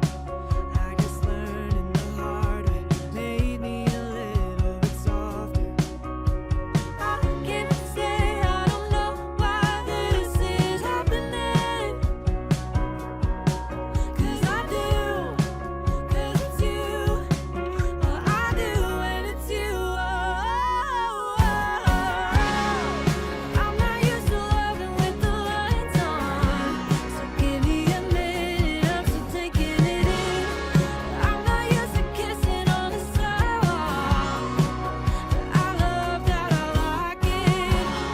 And I don't wanna sing another sad song, not while I'm laying in your arms. 'Cause you love me with the lights on. Is that so wrong? No.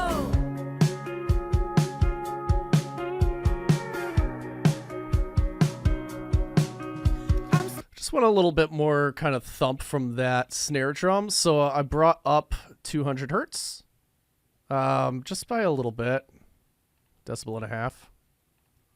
I'm seeing a light. Yeah, sounded pretty decent so far. I am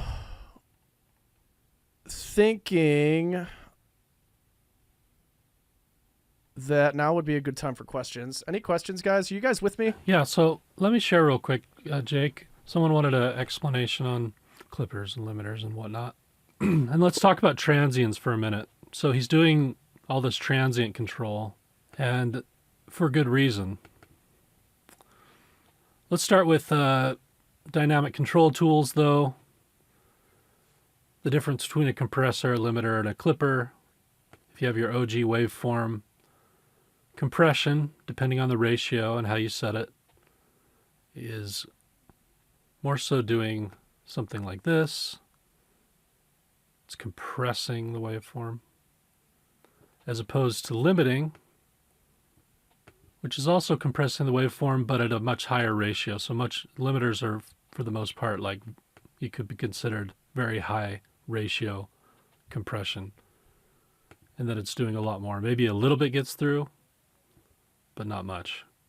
As opposed to a clipper, which is actually just sawing off the transient. It's not taking it down. It's just sawing it off. Does that make sense, David?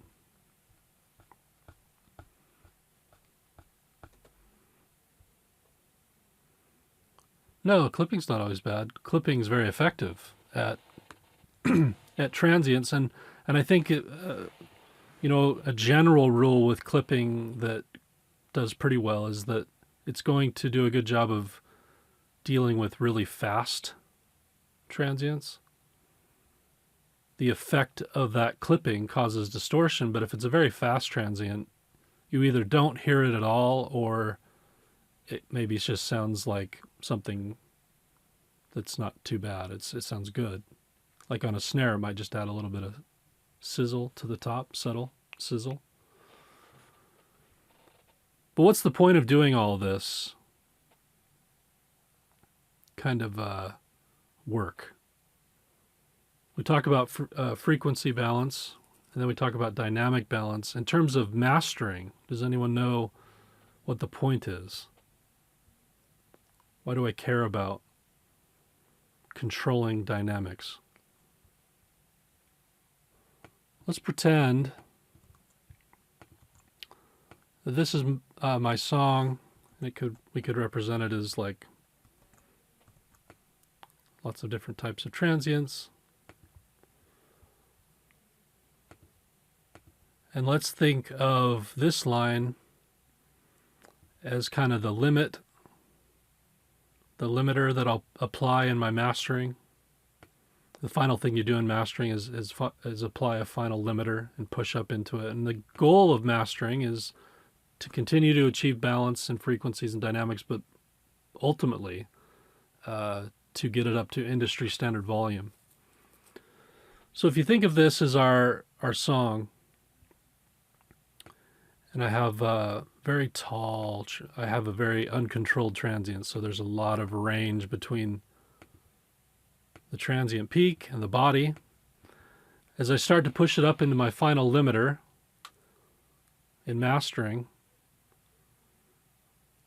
I can maybe push it that far before I start hearing the limiter. Does that make sense? I'll start to hear the pumping of it. But I want you to take note of where is the main energy and power and volume of the song. It's not in those transient peaks.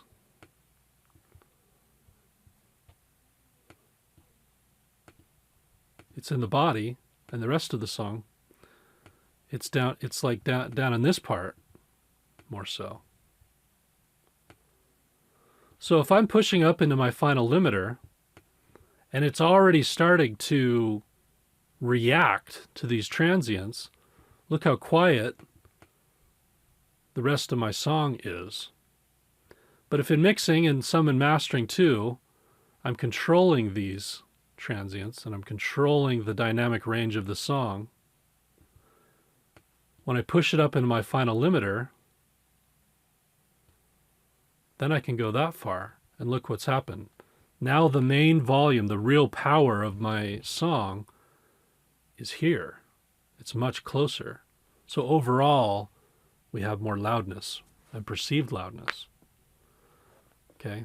That's a process both of frequency balance, but also dynamic balance. So as he's clipping these transients, as he's doing these little 2-3 dB things, notice that you can't even hear it be quieter a lot of the time. You're not hearing it as quieter. It's just kind of subtly, without hearing it, controlling dynamic range, which is all saved space for later so that I can do this. Does that make sense to everybody? And it adds up. It's all those little things, all those little savings that we do in mixing add up. And if I am sent a file that has a huge dynamic range, my mastering tools, I'm having to work with an entire stereo track. It's much harder for me to control the dynamics at a mastering level. You want everything you do in mastering to be much more subtle. So it's incumbent upon the mix engineer then to make sure everything is pretty controlled. I want to receive a file that doesn't have wild, crazy transients. I want to have something that's more controlled. And I think sometimes we get confused with that because we watch YouTube and they say something like, I want my song to sound dynamic. And so we think, I want my song to sound like it has a lot of space, but that's not actually what we want. To some extent, we need some of that. But I think when people say that, usually what they're saying is, I want it to sound big and full of life, to have punch, which is actually the process of controlling dynamics a lot of times, not expanding them. Because if my transients are huge, like I explained before, the made punch of my song is down here and not very loud at all. We want it to be pretty, controlled, compressed. As much as we can get away with it without it sounding flat. But too much, you're not going to have enough volume and it's not going to sound good. Okay? Make sense? Everything Jake has done, if you think about it, all it has been is balancing frequencies and dynamics. And that can be like a clarifying mindset for mixing. My job is to go in and to, as transparently as possible, create frequency and dynamic balance. So, what have we done with our drums?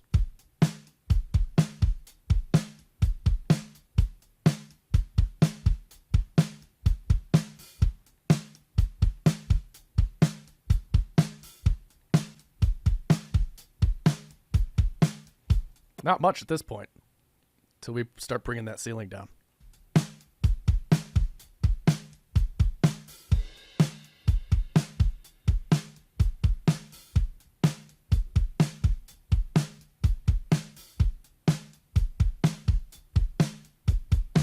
Saved about 3 decibels of headroom there, right? So without clipping.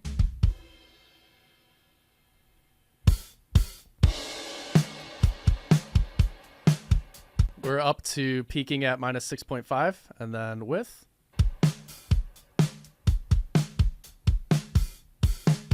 So about 4 decibels there. No perceptible change to our ear in terms of volume, really.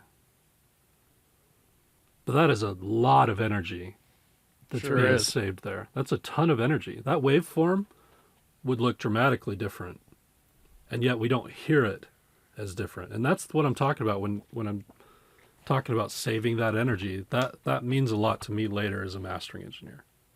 I'm not used to kissing on the sidewalk, but I love that I like it. And I don't wanna sing another sad song, not while I'm late.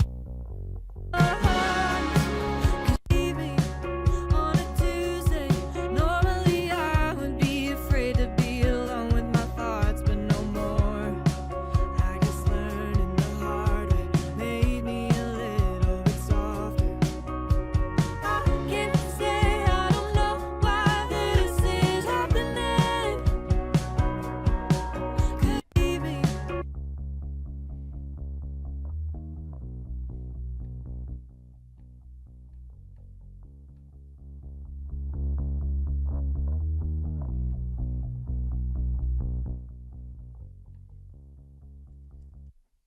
Oh, I can only push this one so far.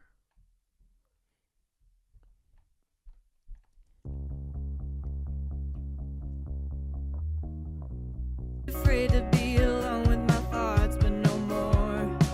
I guess learning the hard way made me a little bit softer. So right now I'm limiting my bass bus. So anytime, there's a peak in my bass or anything like that, the limiter kind of catches it and keeps that bass basically like a solid brick. in the mix, right? It's not going anywhere.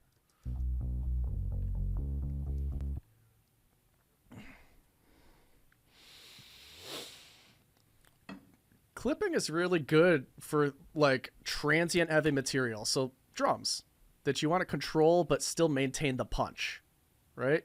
And some people just don't like the way that clipping sounds, which is okay too. You know, you can try limiting also. It's totally up to you. You're You going to gotta hear try- it a lot more on a fat waveform, though, like a bass. You're going to hear that audible distortion a lot more than a very fast, like snap, like transient. Totes my goats.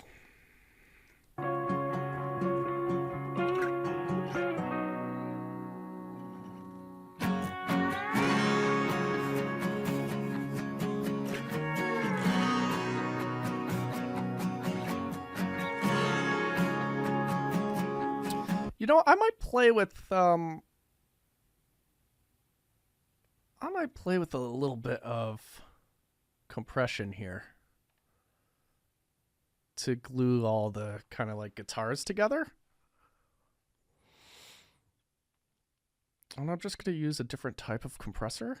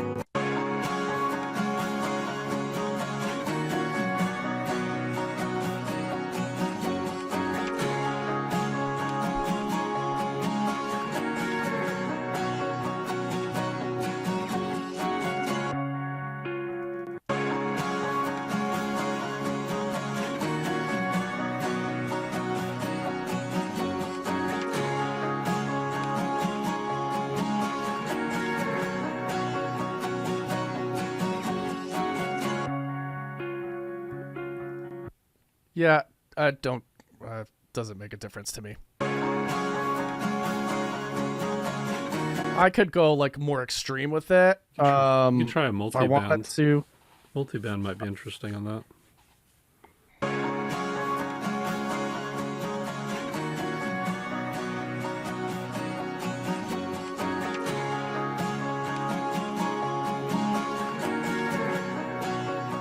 I just don't like it.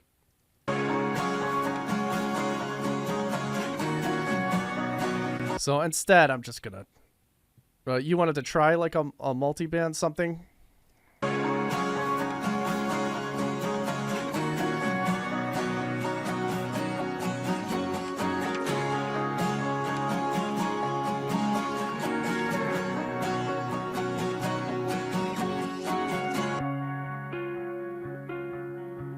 There's no real kind of like range I want to like focus on though. I you know, for me, I just want to take care of the peaks.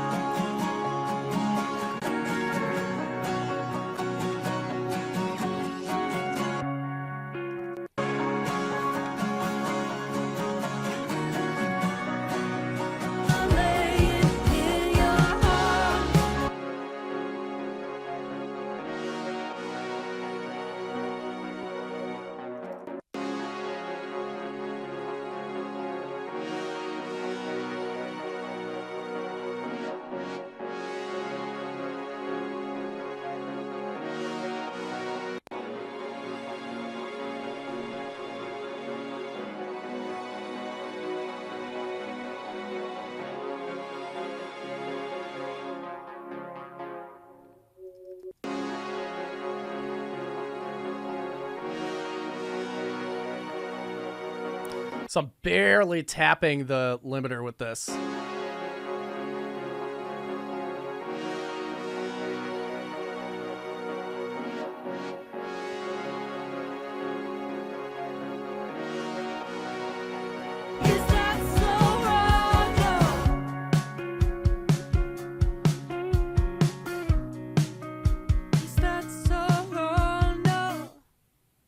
Cool. Let's just do a reference check. I was just tripping out. You were doing that, and I kept hearing this bassy kick. And I'm like, how in the world is there like some crazy bassy kick in those instruments? It's just the wife upstairs. Just stomping around. No, it's just playing some loud music. Oh, But it was, you usually can tell the difference. This sounded like it fit. It sounded like it was supposed to be there. It Yeah, was like it in was in time there. with the music. And I was like, what is going on? oh no. What have I done? Let's see where we're at. In terms of the references. I'm not used to loving with the love part. So give me a minute, I'm still taking it in. I'm not used to years to still be here. Drunk, wash up, did the nurse come get my locket? Yeah, I don't want way back to a leg that's all. Now, in 40 years in your heart. My time let the world turn.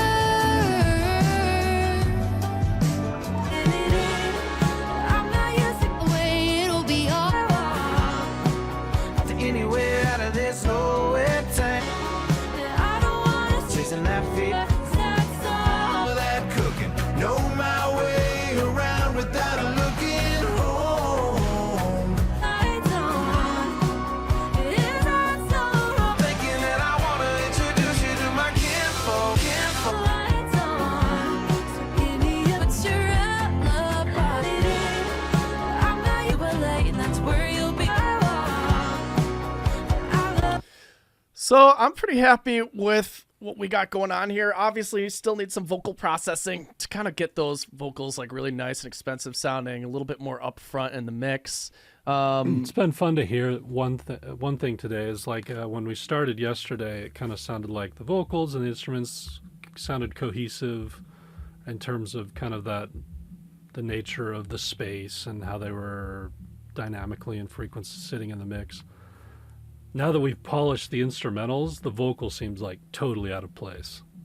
You can tell the difference between the instrumental polish that's there, and then suddenly the vocal is standing out as lacking polish compared to it. So I don't know if anyone else noticed that, but it's pretty apparent. I'm not used to loving with the lights on. So give me a minute, I'm still taking it in.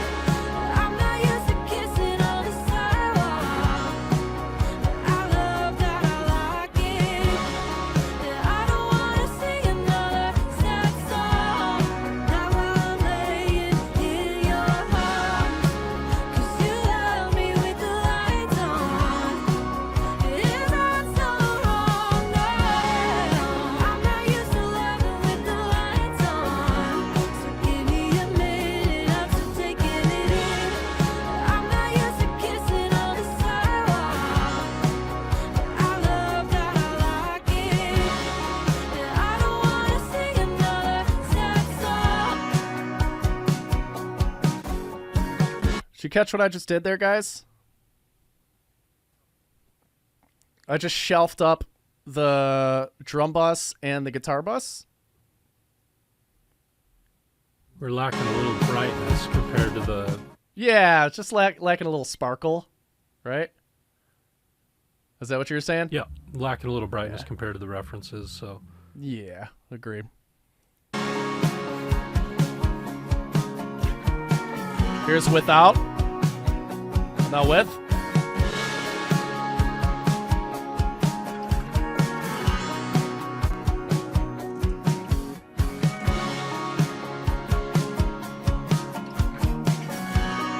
Now I'm laying in your heart. 'Cause you love me on. Is that so wrong? No, I'm not used to loving with the lights on. So give me a minute,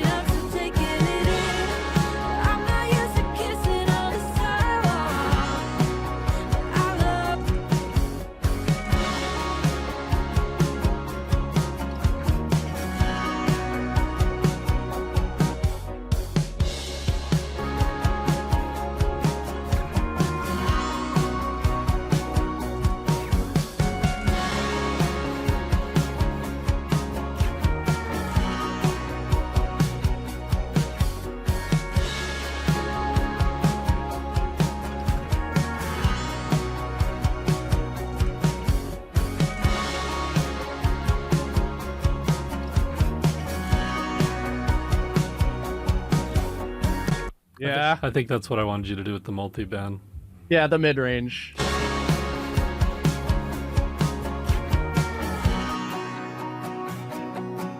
So I took out 400 on the guitar bus.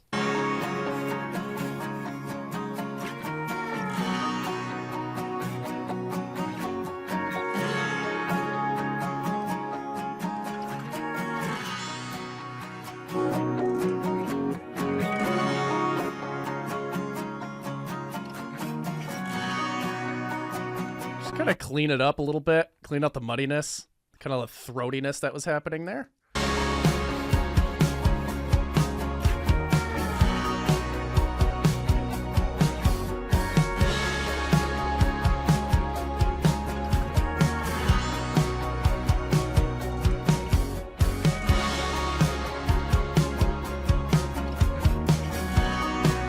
Might even be able to pop this up a little bit too. Should have just put this on the bus. It's okay.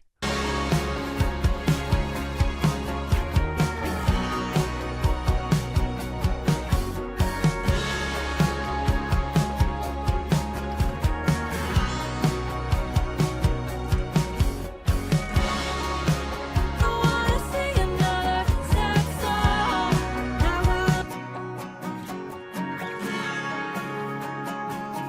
With the light.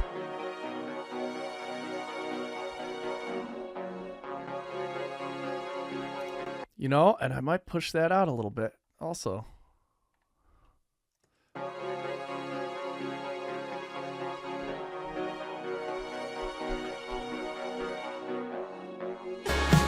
not used to kissing on the sidewalk. I love that I like it. I don't wanna sing another sad song. Now I'm laying in your arms. 'Cause you love me with the lights on. It's not so wrong, no.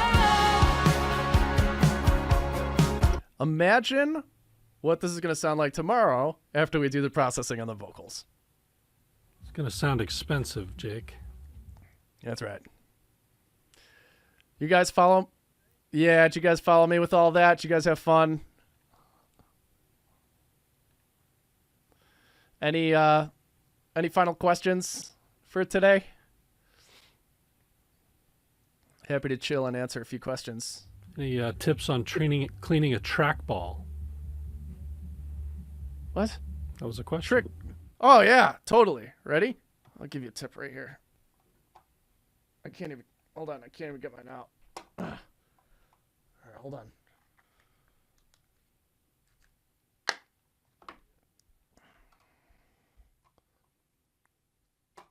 So I used a guitar pick to kind of like pop out the trackball itself, right? Now you have, like, I don't know if you can see that. There's a lot of dirt in there. See all of that? That's the part you care about. You care about cleaning out, right? So you just, just go in there with your finger. Just kind of scoop it out. Look at this. Look at this. See that? See that dirt like flaking? Like just on my finger? Gross. Ugh. Well, there's a garbage can right here. Ugh. And then we're just gonna scrape all of that dirt out, right? There's some debris in here. There's some leftover pieces, so I'm just gonna. I can definitely say in 2 years of doing this, we've not ever cleaned out the trackball before. Live. And then here's the secret that a lot of people don't know. You use the natural oils from your face to lube up the trackball like this. So just gently, just kind of roll it across your forehead, maybe the sides of your temples, your face like this. Yep. Are you being Just for like real? that. Yep. And then, boom, done. Trackball clean. It's also great for exfoliating. If you haven't yet, look up trackball exfoliation, Google. All right, everybody. Have a great Tuesday. Any other questions? Like, Let's get out of here. No, we're good. We can pick it up again tomorrow. We'll pick it up again tomorrow. Same time, same place. Thanks for being here, everybody. Great session. Great job, Jake. Fun to watch you work, as always. thanks, man. Awesome to be here. Awesome to hang out. Have a safe evening. We'll see y'all tomorrow. Have a good one. Welcome back. Fix the Mix Challenge, day 3. I always say this on day 3, but if you've made it this far, if you're still here, my hat's off to you. You're the true OGs. You're the true gluttons for punishment. You're the realies. That's a lot of time to spend on yourselves, trying to make improvements. You're the ones showing up. You're the ones here on day 3. And if you're watching on replay, that applies to you too. I want to hear in chat, what have your takeaways been so far? What are the biggest takeaways that you've had so far?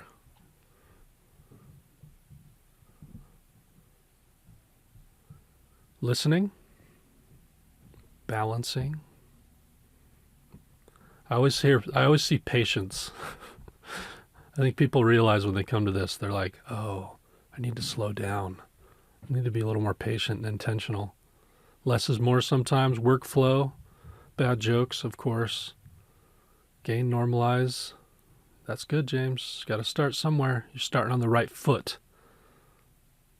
Mixing full stems. Not the left foot. Yeah.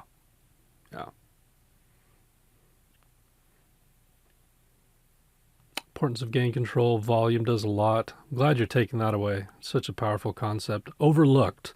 Underestimated. The power of volume, leveling, frequency carve out, order of what to do first. That's very important. End in mind perspective. My man. Philip.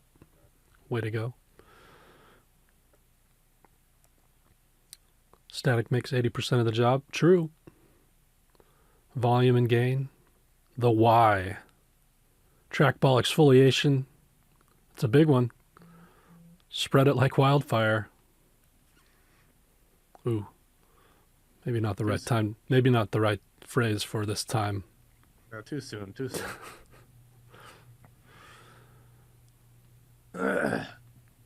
-10. Finally found normalize. Way to go. Power of coffee. Gotta have it. The cube mix. 3 dimensions of space. -10 was huge. Great.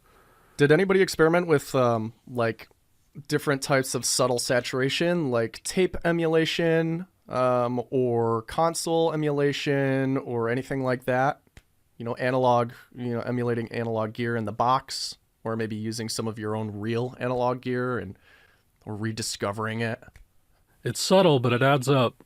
It really does.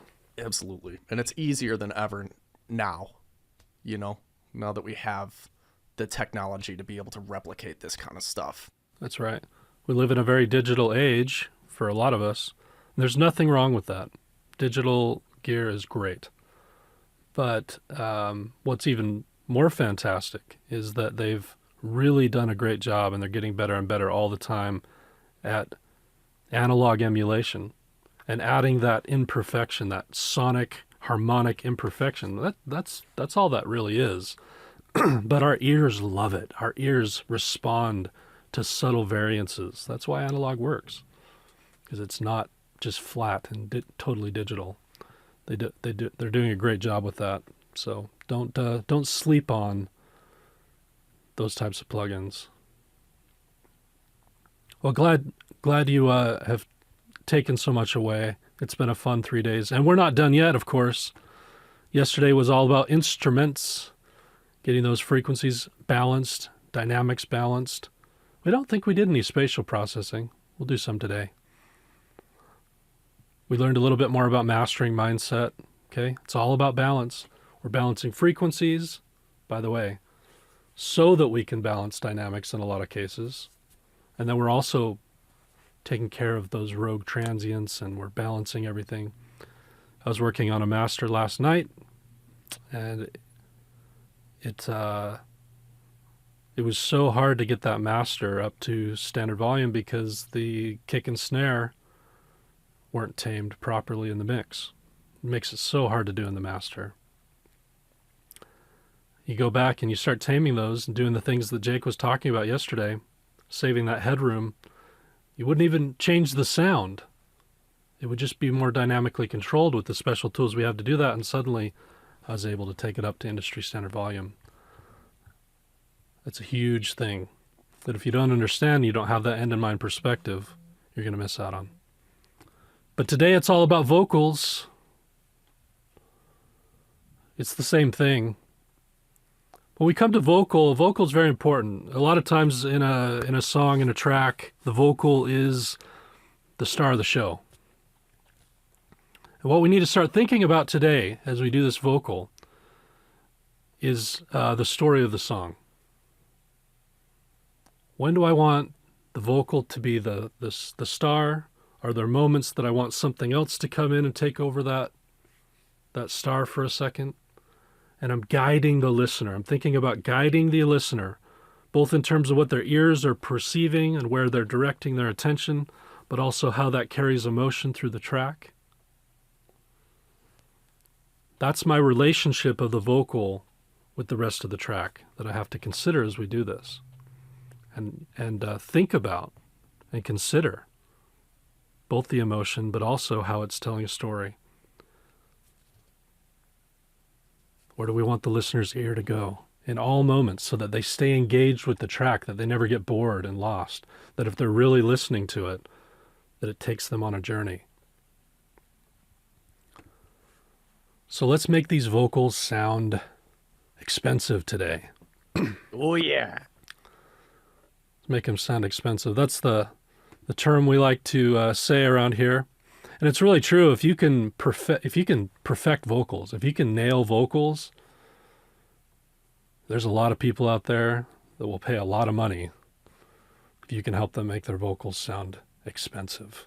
Before we dive into that, I want to take just a second. It is day 3 after all. On day 3, before we get going, I always spend just a few minutes to tell you about what we're doing here at mastering.com. And I always appreciate you guys letting me do that. Begs the question, why do we even do this challenge? Of course, we're a school. We're very busy mentoring our students full-time.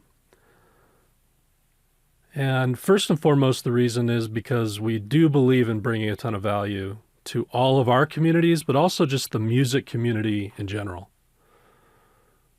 Everyone in this company, we've about 20 employees. Pretty much all of us have been in the music industry long enough to have seen both the good and the bad. There's a good part where people are helpful. There's a good part where people aren't, greedy, and there's just a lot of creativity.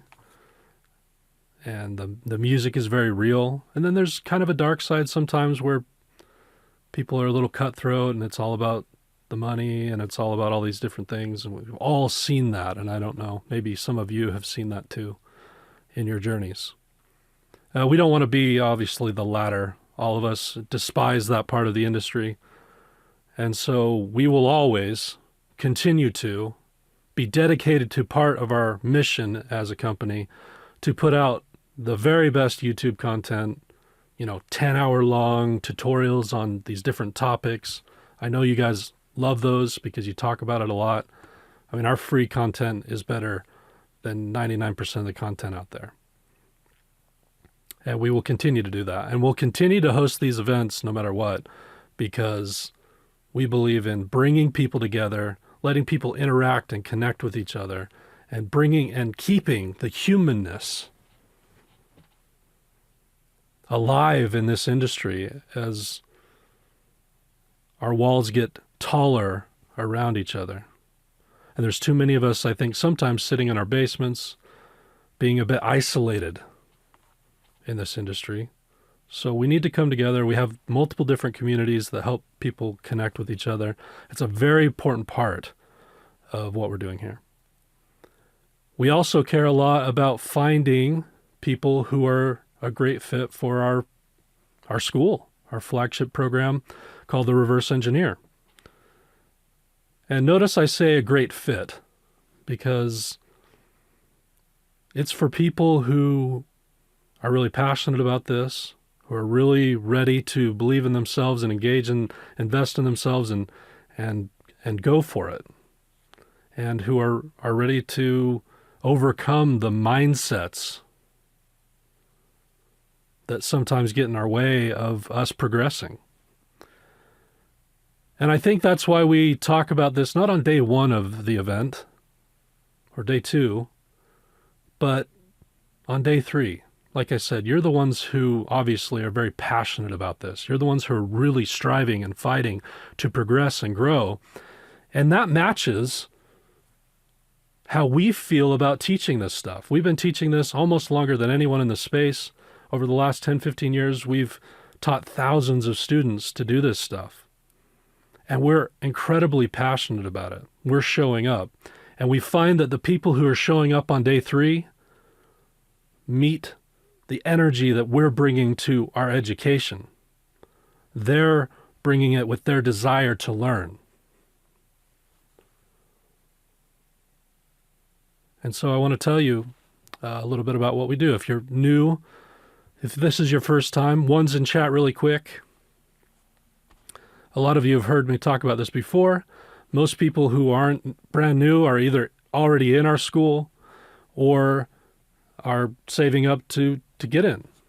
You believe in what we're doing and you're still here, and we love that.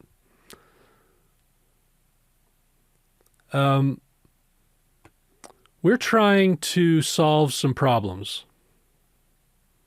We've, over the last 10 years, perceived that there are a lot of people out there that are incredibly stuck in their progress. You ever felt stuck? You ever felt like you're hitting this wall, you're pretty good, but there's just something stopping you from really getting the ideas and the creativity that's inside of you to manifest itself coming out of the speakers the way that you hear it?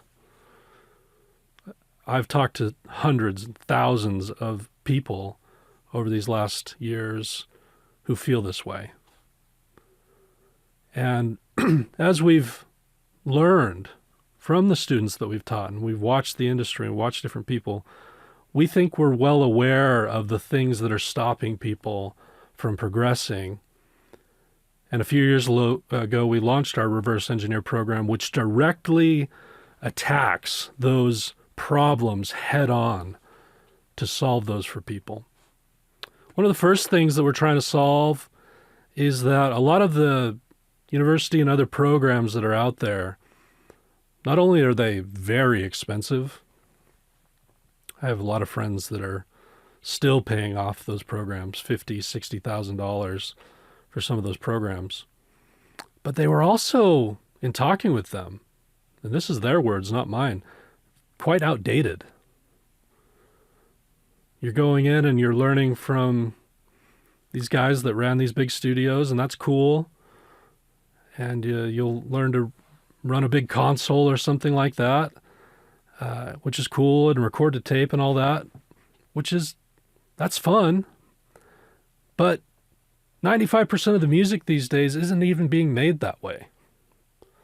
It's you in your little spaces in the world, whether it's your small studio or your home, where all the music's being made. And it doesn't do you a whole lot of good to learn to run a big console that you're probably never going to use.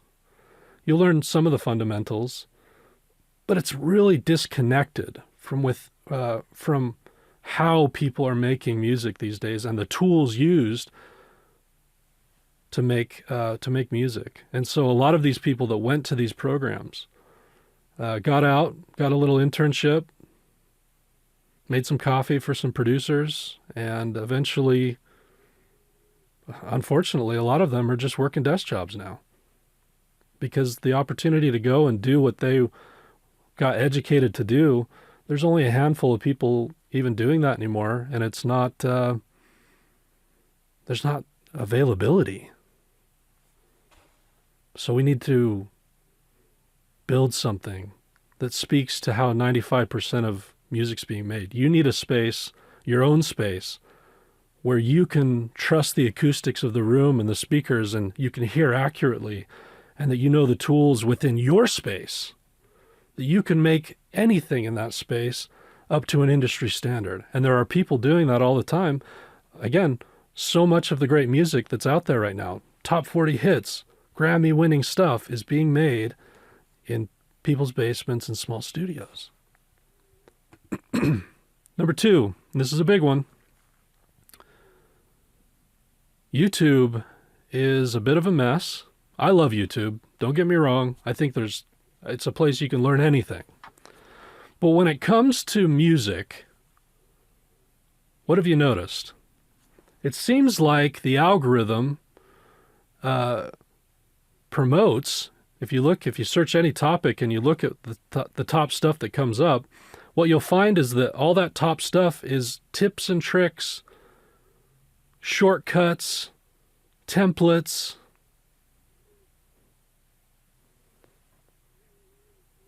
If you put a cute girl on the thumbnail. And so what you have is all these people going out and saying, hey, I want to learn this thing. They're going to YouTube. They're trying to learn this complex topic. And what they're getting is, hey, if you learn these 5 tips and tricks, you're going to win a Grammy. Yeah, clickbait, right? That's not doing anyone any good. There are good tips out there and there's good tricks out there.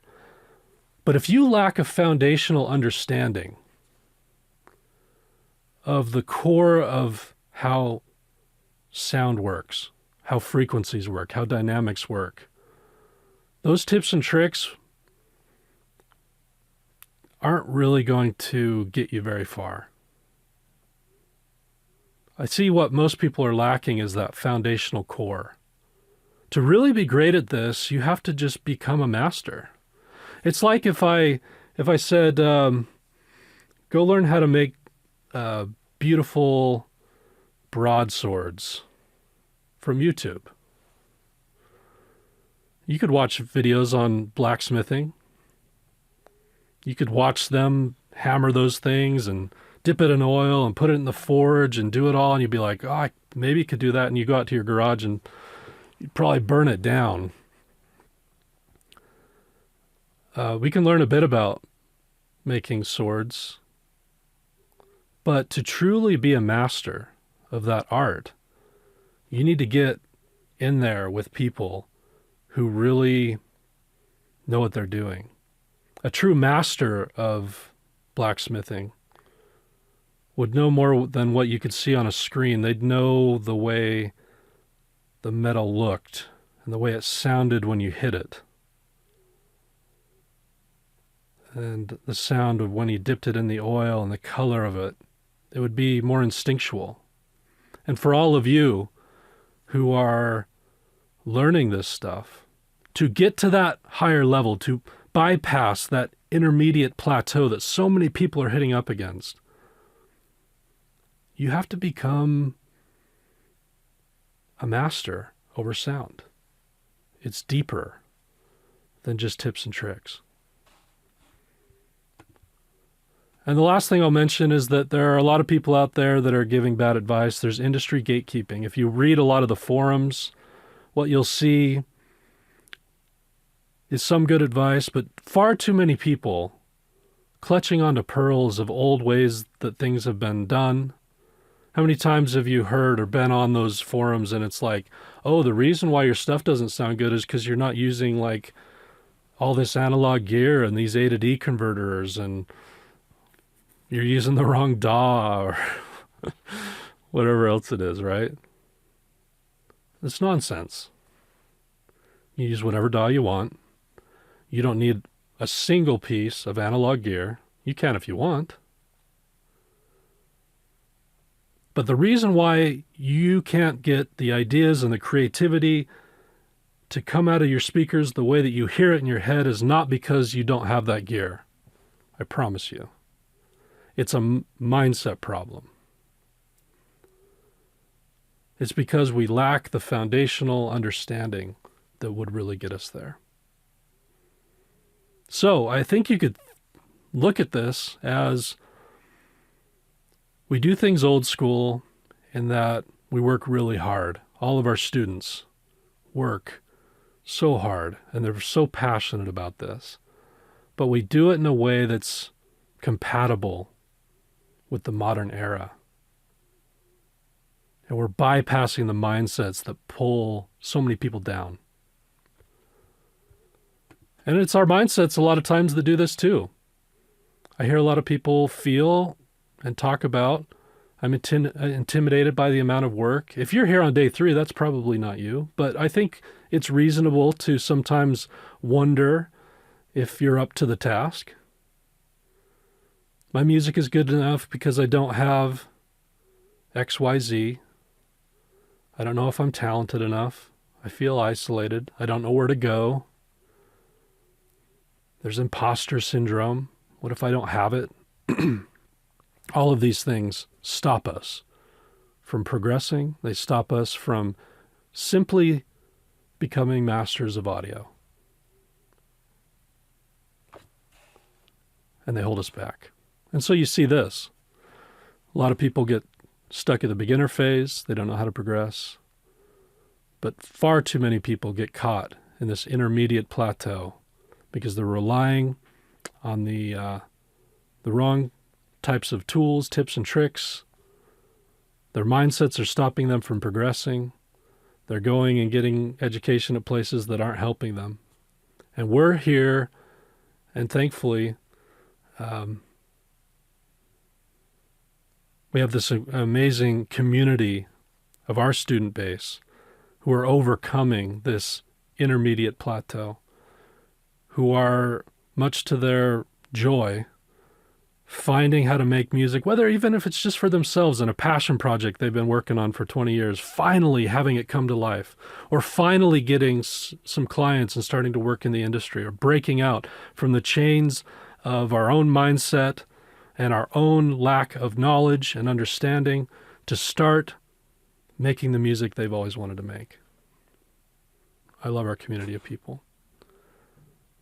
We believe that the reverse engineer is the most effective and powerful philosophy for learning audio engineering and production in the world. It's not just another program. It's everything we learned over the last 10, 15 years, all poured into something that addresses these issues, but also presents a brand new way that's never been done before of learning production, mixing, and mastering. It's all three. It's production and mixing and mastering. We believe that you need to learn all three, even if you want to specialize in one area, because it's in that understanding of all three that you see the connection. It's called the reverse engineer because we actually teach it in reverse. It's totally novel. We start with mastering. And you can see if you were here the last couple of days, how much light was shed by my conversations about mastering on mixing. And how much our conversations about mixing shed light on how this track in particular was produced very well and captured very well. You see then from the very first time you press record all the way through the recording process and the performance you gather through the production process, all the way through mixing. All of that is leading up to a moment in mastering, whether you, to this point, whether you, with mastering, you can take that track and really send it to the moon or not. And I had the distinct pleasure of training mastering engineers for many years.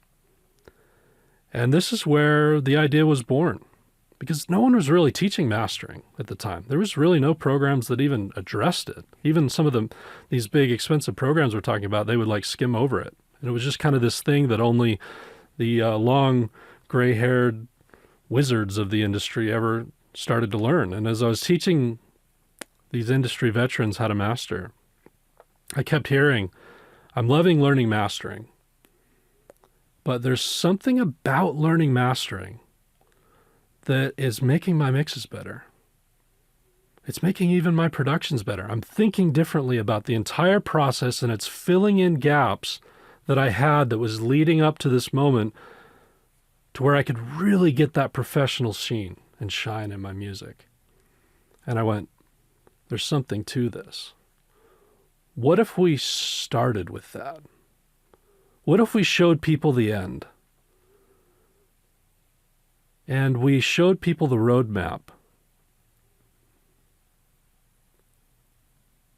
And what we found is that if people do this at any level, whether they're beginners, intermediates, or advanced, for beginners, it's starting them off on this incredible foot. They're getting these incredible ears early on in this room where they can trust the environment, and they're learning these tools on a deep level.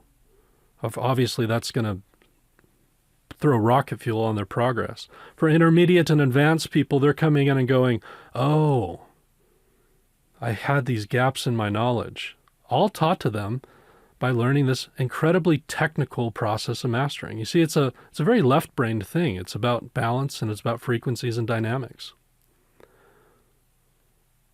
And so you get this foundation that I've been talking about. You get this understanding of the technical foundation through our program. And even if you want to be a producer, you realize how powerful that is. Because as you start connecting the dots, and as those technical parts become more instinctual to you, and you get that wizard-like ability to really use EQs and compression and all the tools that we have for shaping sound, what happens is, in the creative moments, we don't have to think about that anymore. We know how to shape sound. We know the tools that we use to do that. And those creative moments, as you know, if you're creative, they don't last forever. They are these fleeting windows that in those moments, if we can't harness what we're experiencing, if we can't harness and express what we have, it goes away. And so your ability to master the technical parts isn't just to be a great mastering and mix engineer. It's to unlock yourself as a musician and as a creative. So that in those moments, you don't have to think about it. This is a great process. It's really changed the game. It's helping people get to that really high level. We believe in it. We're so passionate about it. And we're just very excited about what we're building here and all the people who are coming. And it's my distinct pleasure to have the experience of watching our students grow and realize the things that they've been wanting for so long. But it's not enough to just have a great philosophy. To finish this off, I'll say that it really boils down to an experience. When you come work with us, it's a three-faceted experience. The way that it works in the reverse engineer is that we have this curriculum, this incredible training platform, and it's full of hundreds of hours of not tips and tricks, but the foundation that'll guide you through a process of that reverse learning to mastering, to get the ears, to get the room and the deep understanding of the tools, and then to apply that and grow and snowball your abilities.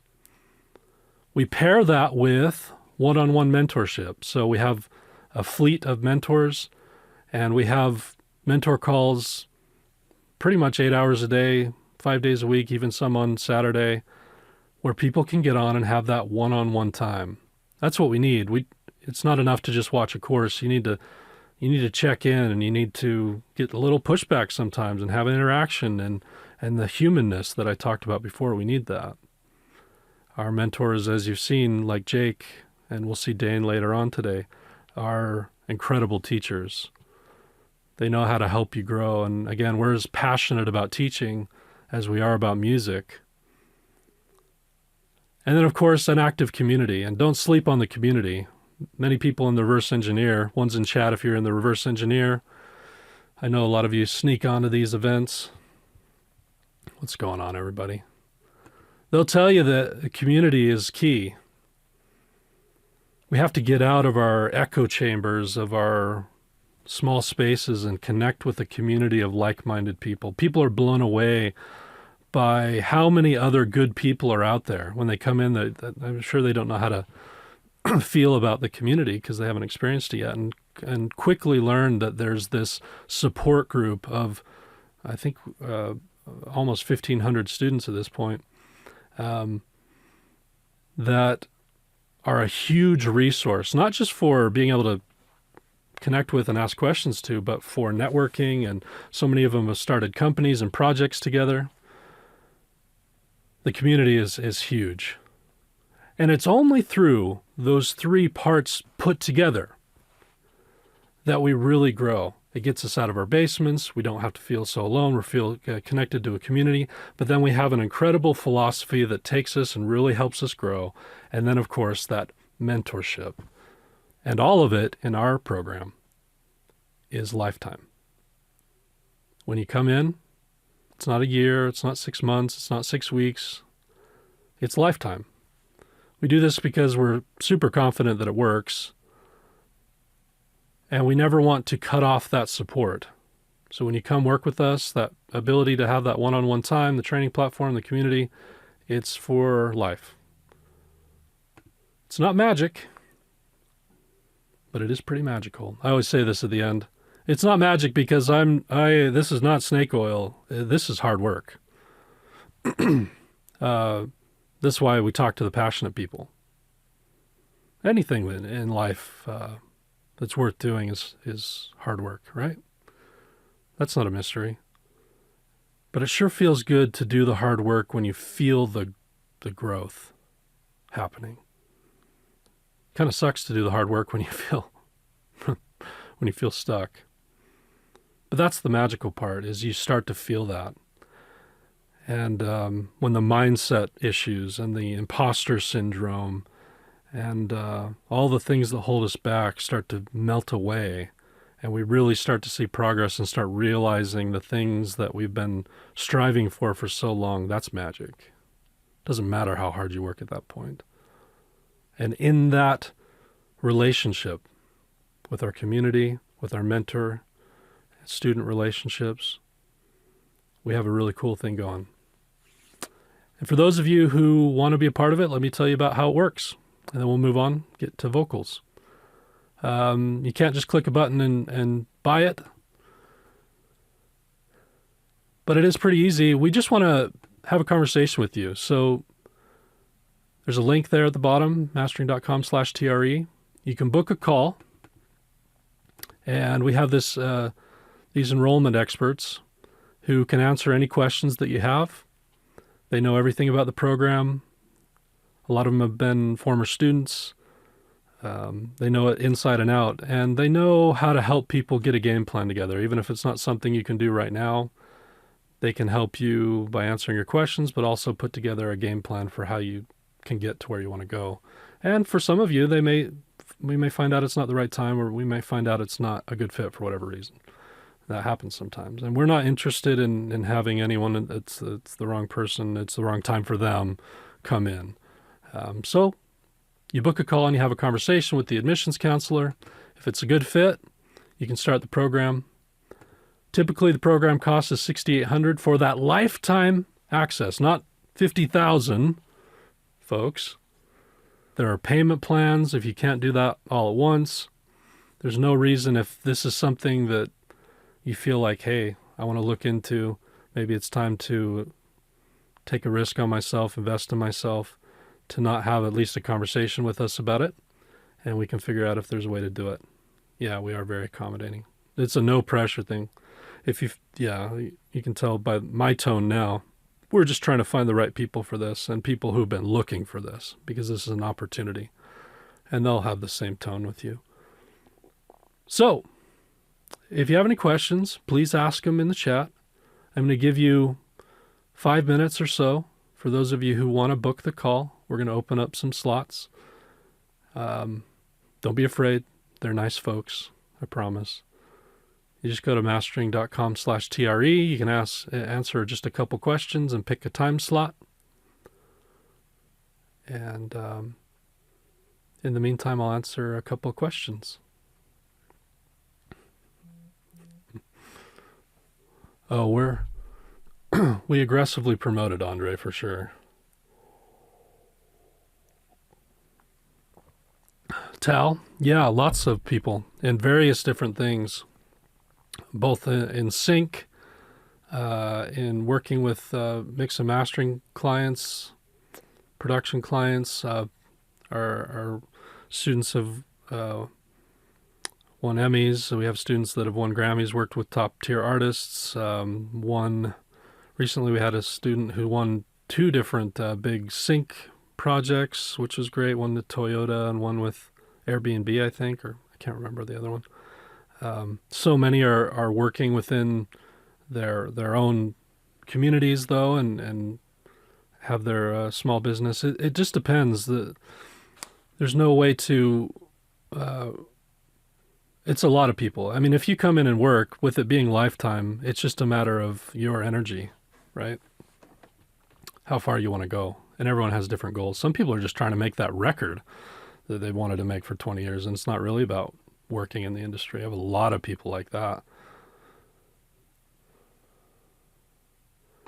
Andre, we have a program after reverse engineer that's all business side. It's like a graduate program, and not only do we help people find a job, we actually bring work to them to help them get accustomed to the industry. Not that it would like create a full-time job for them, but it creates opportunities, and that's a really cool part of it that I haven't talked about today, but it's called our mastermind program. Got to get the skills first though.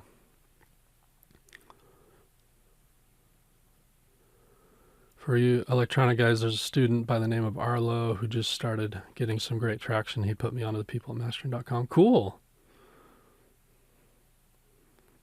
Do you know if he was a student? I don't recognize the name. Yeah, you're working directly with us. Yeah, Jake, me, and Dane, and Chris, and Damien, and Berlin. He was a student. Cool. I should connect with. That might be a pseudonym. Oh, cool. Right on, Jonah. Any other questions? I really appreciate you being so kind and letting me talk about this. It's something I'm really passionate about. Platform for the community. It's a platform called School. Let me just show you really quick.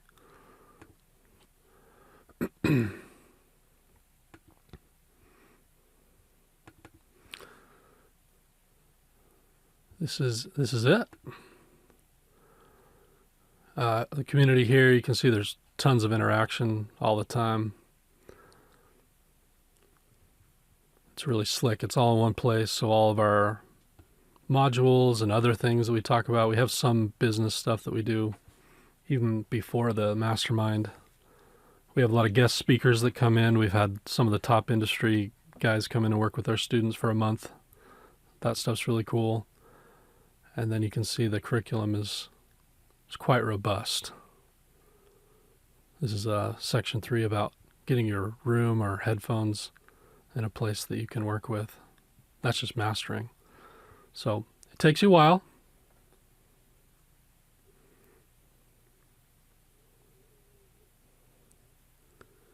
Yeah, we're not gonna do vocals today. All right. Everyone able to book a call? Here's our calendar as well. You can see how many different types of calls we have with our mentors and whatnot. Anyway, just wanted to share you that since you asked. Yeah, we will never be affiliated with a university. No. We won't. There's too much red tape there. Music industry is constantly changing, and when you see universities, like there's a reason the curriculum doesn't change for years and years and years and years and years, right? And we don't need to be tied down by that. We're constantly updating our curriculum and our material. So, you know, that's the benefit of this, is that new things come out in the industry, we're able to jump on it immediately. Whereas like colleges, universities, and things like that, Again, there's so many stakeholders involved. The process takes years to change anything. So it's just, Yeah, and I should know. say and we also, because of this, we build it in a way that can be lifetime also. University will never do that. And it's built to work around your schedule. So we know a lot of you have families and jobs and different things. And so this can all be built. That's why we have so many different opportunities to speak with mentors and a curriculum that's self-paced. So you can build this around your own schedule, which is really cool. Any other questions? Mastering.com/TRE. Book a call real quick, and we'll move on.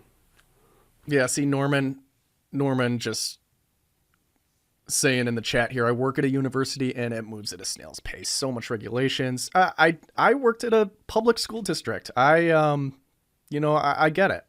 I understand. Yeah, I'm not trying to hate on university by any means. I think there's a lot of great stuff out there, but there are so many. We've looked into accreditation, and it's like, for them to accredit you, a lot of times it can be like a 1 to 2 year process to update your curriculum. It's like, the industry is moving way faster than that. Yeah, in our industry by then We've you would have submitted for like We've updated our curriculum overall 3 times in the last 2 years. curriculum updates. Yeah, totally. that's the snail space that you're talking about there. Yeah, so mastering.com/TRE, it's just there for you. Toots me goots. Hey Caleb, what do you call a knight who's afraid to fight? A knight in shining diapers. I don't know. Surrender. Oh, nice. That's bad, but You're welcome. thanks. All right, folks, who's ready to learn to make expensive vocals? I got so many boos in the chat. Yeah, that one's rough, man. Let's do this thing. Thanks again for letting me talk, everybody. Keep bringing me the thumbs down. It's engagement. You're only pouring gasoline on this fire. Let's do this thing. Thanks, everybody. I love it when people go boo. It's one of my favorite things. All right, here we go. Hey, guys, are you ready to dive into this session and finish up these vocals here? Give me a 1,233,972 if you're ready to go. Without looking at the chat, can you repeat that number again? No. Exactly. Gotcha. No, absolutely not. I just let the spirit flow through me. Okay, here we go. We're going to just take a listen here. Let me know you can hear the audio.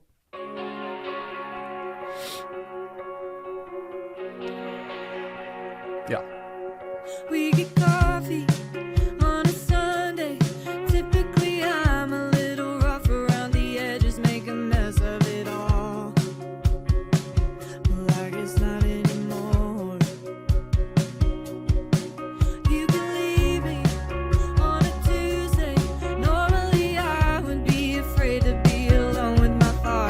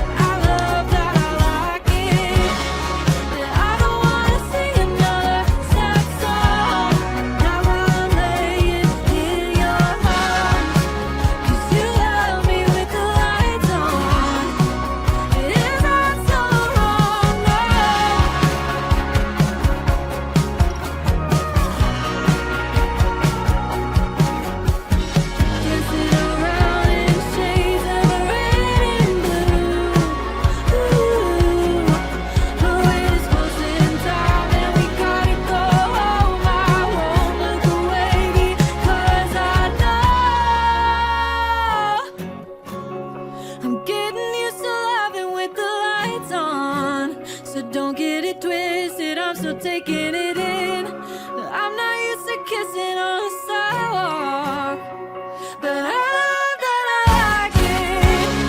And I don't wanna sing another sad song. Now I'm laying in your arms. 'Cause you love me with the lights on. Is that so wrong? No.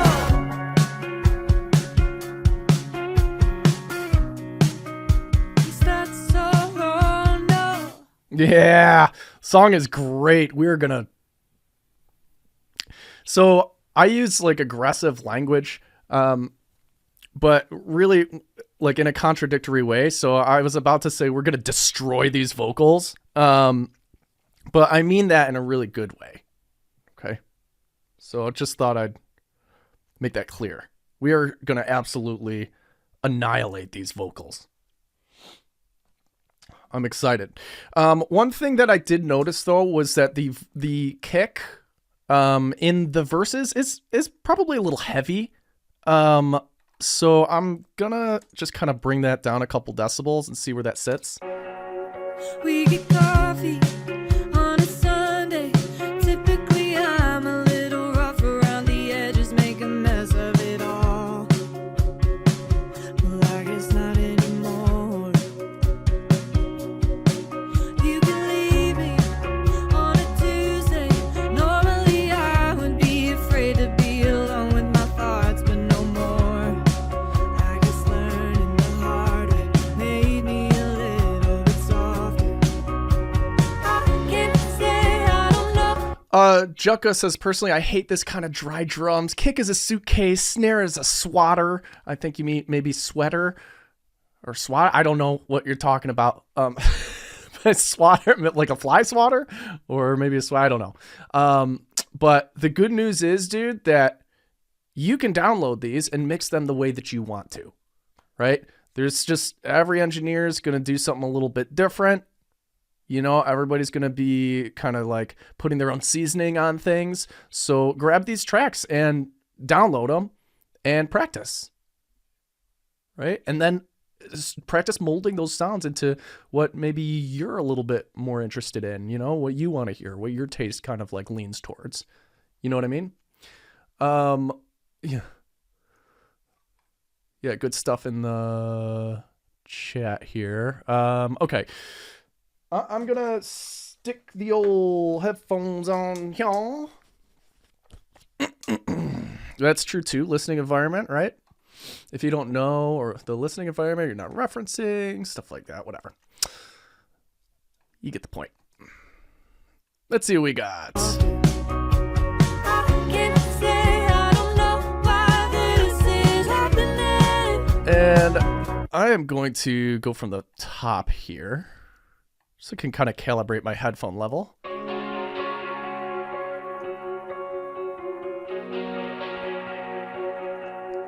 We get coffee on a Sunday. Typically, I'm a little rough around the edges, make a mess of it all. Well, I guess not anymore. You can leave me on a Tuesday. Normally, I would be afraid to be alone with my thoughts, but no more. I guess learning the hard way made me a little bit softer. I can't say I don't know why this is happening. 'Cause I do, 'cause it's you. Well, I do, and it's you. I'm not used to loving with the lights on. So give me a minute, I'm still taking it in. I'm not used to kissing on the sidewalk.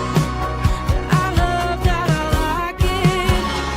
And I don't wanna sing another sad song.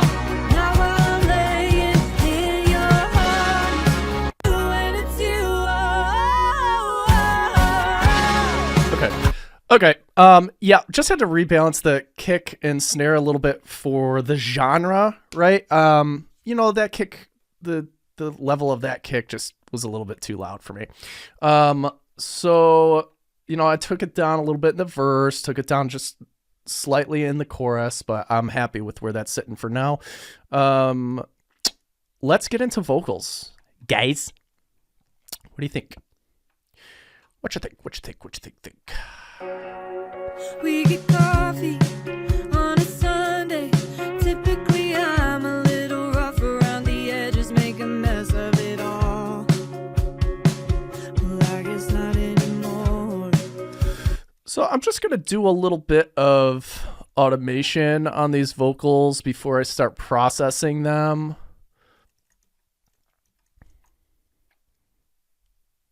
To just get them a little bit more consistent here before I go into the first set of processing. The edges make a mess of it all. Well, I guess not anymore. A little too much. Well, I guess not anymore. You can leave me on a Tuesday. Normally I would be afraid to. Let's get this word, leave me. You can leave me. You can leave me. You can leave me on a. A little bit more. You can leave me on a Tuesday. No.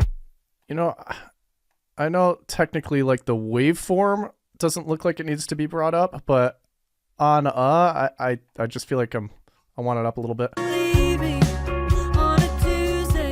Normally I would be afraid to be alone with my thoughts, but no more. Sounds good. Sounds really good. She's great.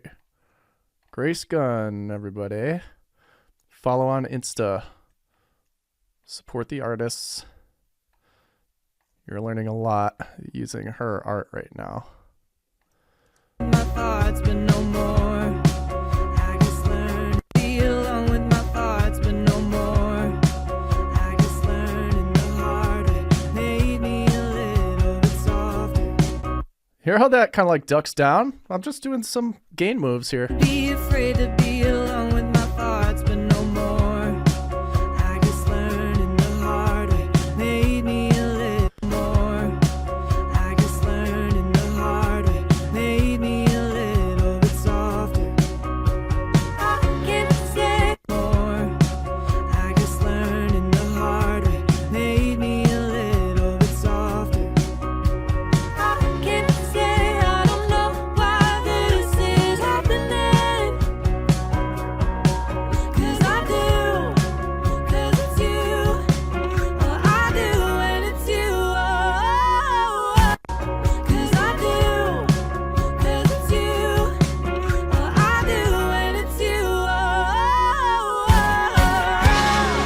I'm not used to loving with the lights on, so give me a minute, I'm still taking it in.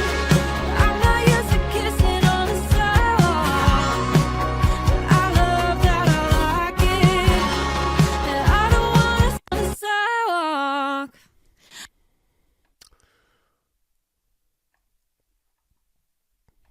Let's get that K happening. We missed that, right? But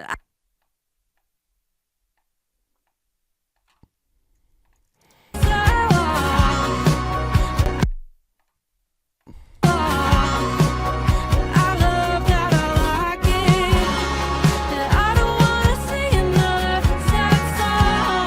Now while I'm laying in your arms, 'cause you love me with the lights on. Is that so wrong? No. Cool. Yep, just doing a little volume automation here, guys. Nothing more complex than that. Just doing a little bit of volume automation on these vocals to kind of bring things out that might be buried or bring things down that might be poking out of the mix too much. Making it more consistent before I put it through some vocal processing. And what that does, if you do this kind of stuff before compression, compressors won't have to work as hard. Although there's already compression on these vocals, I can tell. I'm seeing And as a result, it will sound more natural. It won't sound as kind of like artificial or squashy. A light at the end of the tunnel. Oh no, you uncover me like a fossil, covered in dirt from the fall, covered in dirt from the fall. You got plans, I got problems. Never thought loving you might solve them, but oh well. I'm not used to loving with the lights on, so give me a minute, I'm still taking it in. I'm not used to kissing on the sidewalk. I love that. Yeah. Just get that K on sidewalk again.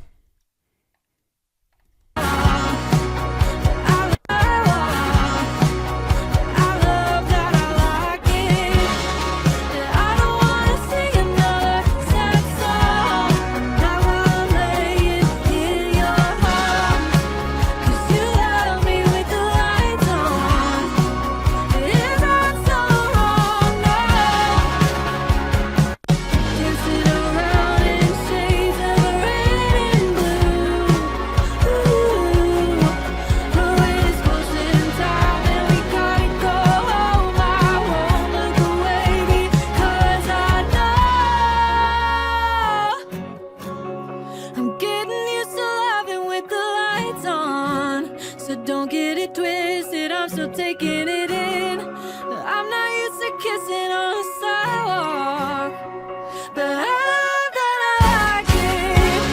But I don't wanna sing another sad song. Got what I'm laying in your heart, 'cause you love me with the lights on. Is that so wrong? No.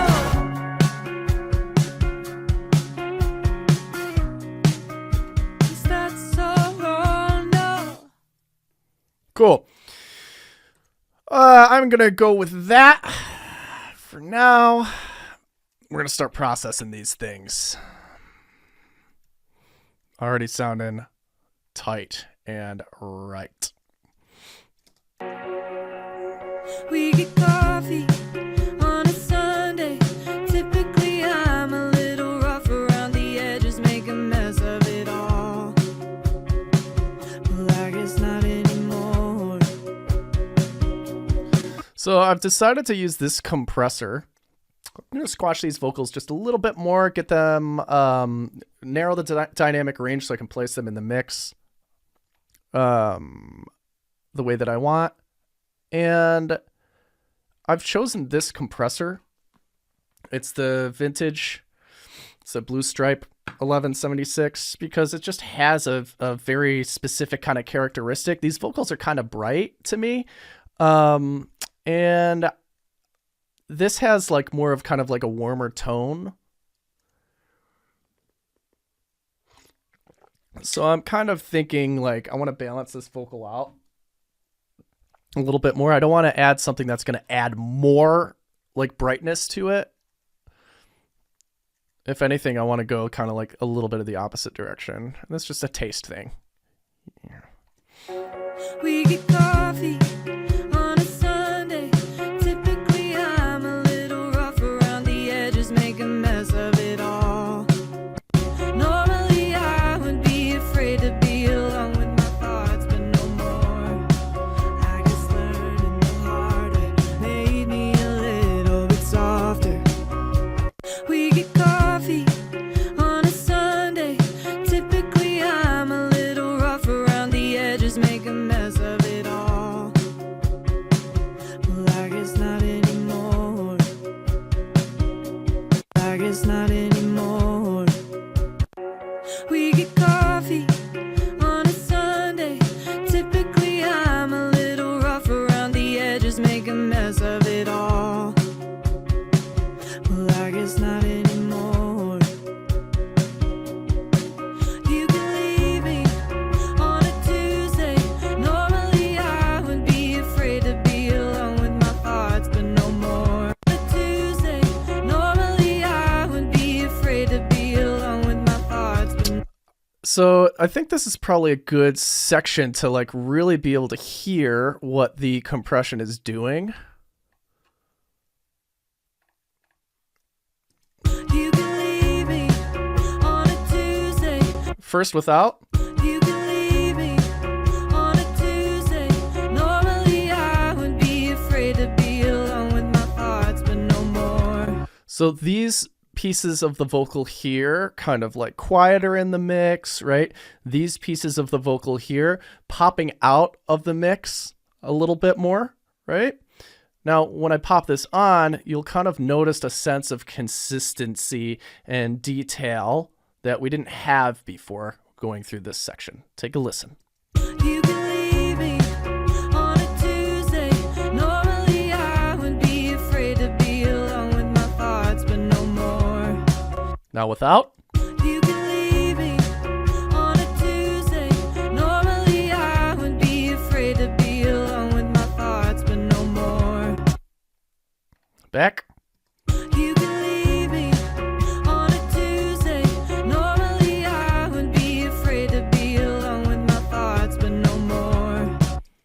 Hopefully you guys are hearing the difference here. Right? Are you guys with me? Are you hearing the difference? This is much easier to place in the mix. And I think a really good kind of like cool way to demonstrate this is to like bounce this track in place. So I'm just going to do that real quick.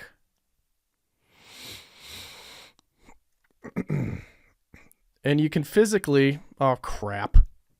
Hold on.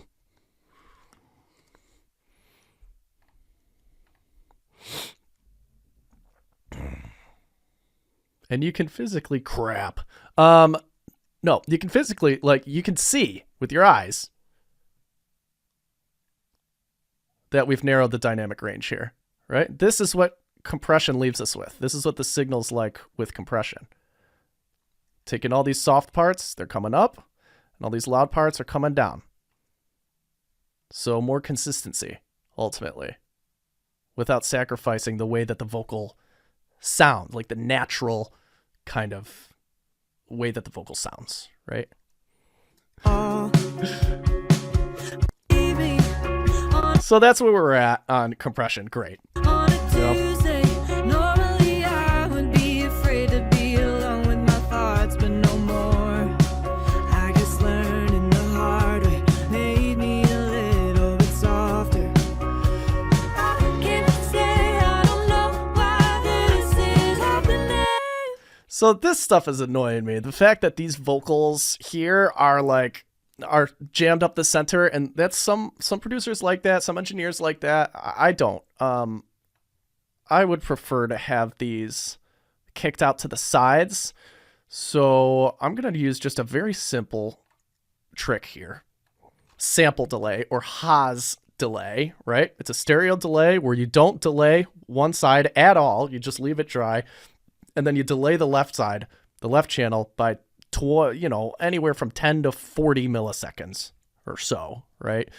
So I'm going to go ahead and do that and listen to what this does to this vocal. Excuse me. I had a bag of chips. I got a chip caught in my throat.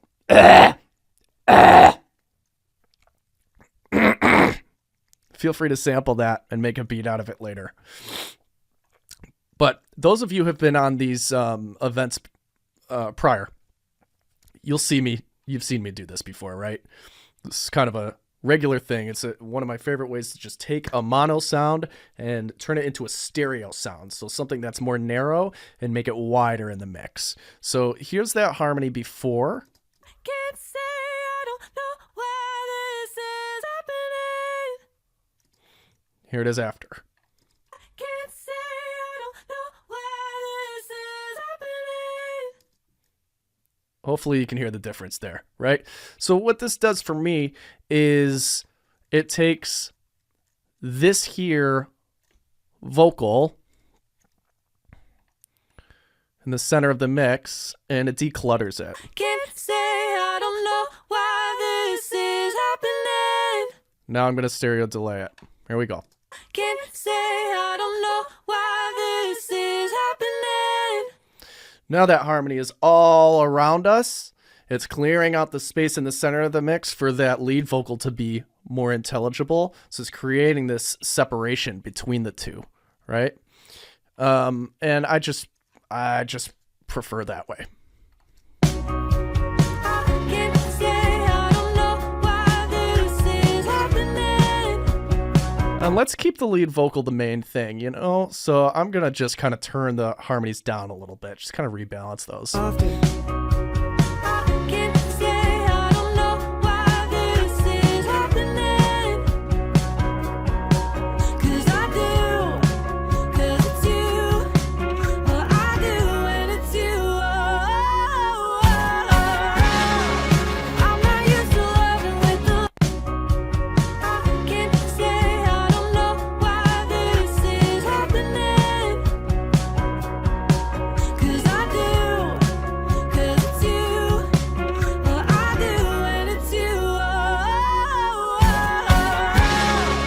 I'm not I think we're going to mute that section going into the chorus. Let's see.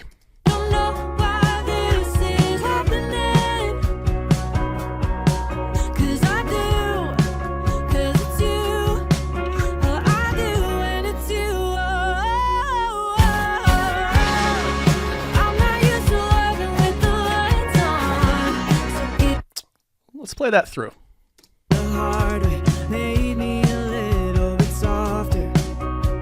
I can't say I don't know why this is happening. 'Cause I do, 'cause it's you. Well, I do and it's you.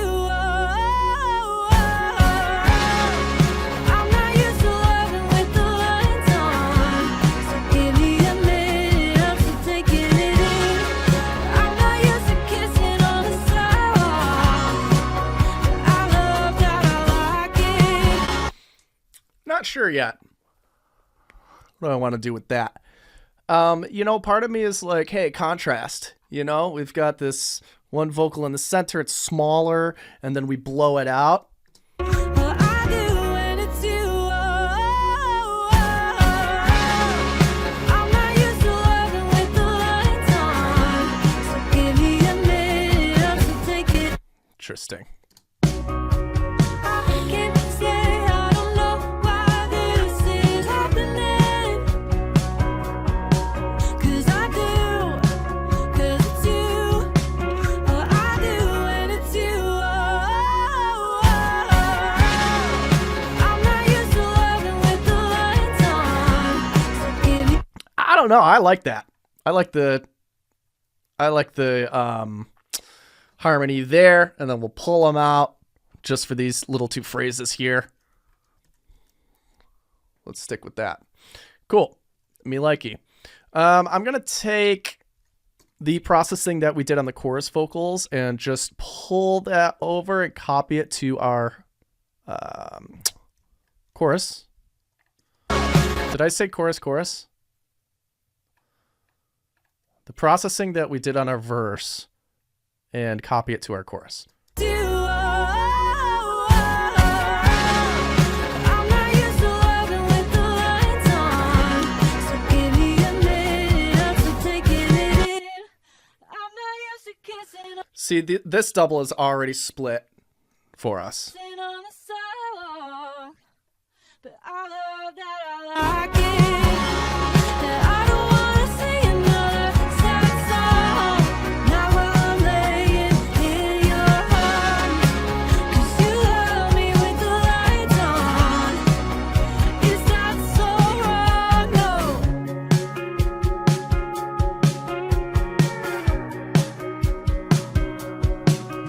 I'm seeing a light at the end of the tunnel. Oh no, you uncover me like a fossil.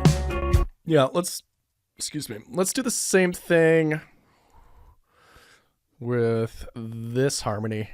Just kick it out to the sides. I'm seeing a light at the end of the tunnel. Oh no, you uncover me like a fossil. Covered in dirt from the fall.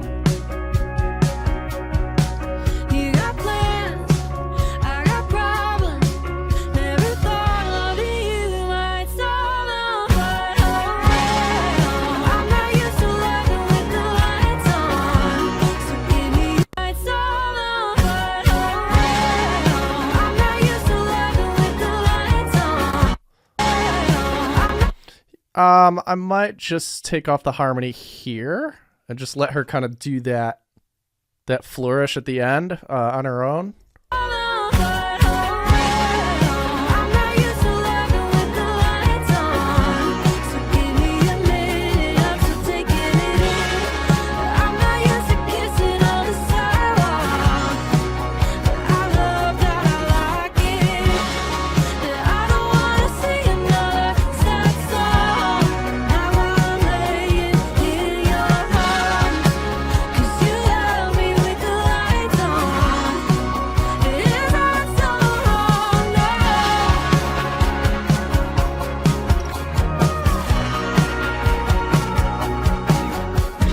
Dancing around in shades of red and blue. The rain is closing time and we gotta go home. I won't look away because I know. Dancing around in shades of red and blue. The rain is closing time and we gotta go home. I won't look away because I know. I'm getting used to loving with the lights on, so don't get it twisted, I'm still taking it in. I'm not used to kissing on the sidewalk, but I love that I like it. That I don't wanna sing another sad song. Now I'm laying in. Yeah, this is sitting pretty. Let's do some. Oh, look at that. And I already had those notes on both of those. I know myself. Ookie. Let's get some space in here, methinks. I'm gonna go ahead and create some auxiliary tracks. I'm gonna call this vocal verb. I'm gonna call this vocal slap. And I'm gonna call this vocal delay. Usually I would already have these like set up. I just didn't start and set in my template today.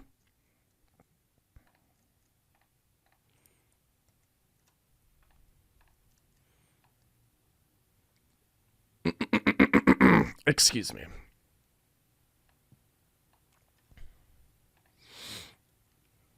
Anyone else had a cough for like 2 months?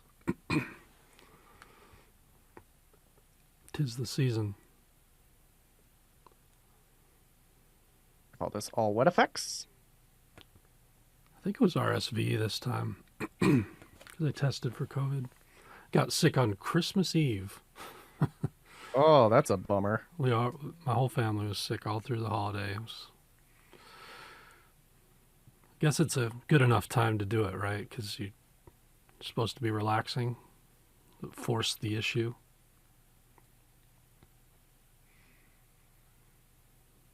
Yeah, you got no choice. You know that's hard for me to do anyway. Cool. So I've got vocal verb, vocal delay, and a slap. Oh, I don't want them in that order, though. And that matters to me. I don't know why.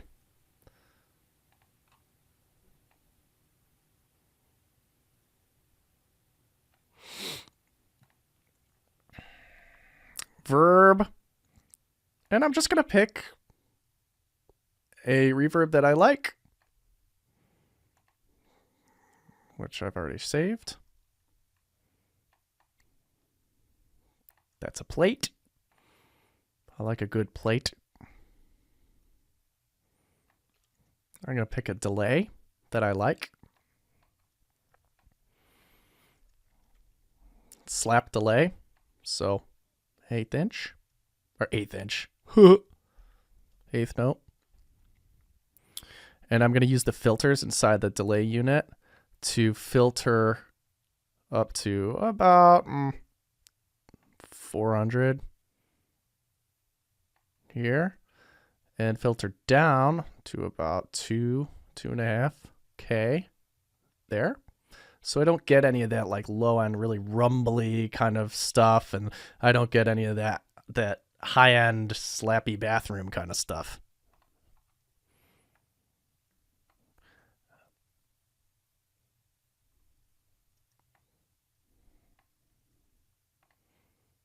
And then on my delay, I'm going to set that at half note. Maybe repeating a little bit. And I'm going to stagger the sides a little bit. So when I activate this spread, what it does is it staggers the sides similar to what we did with the Haas delay, right?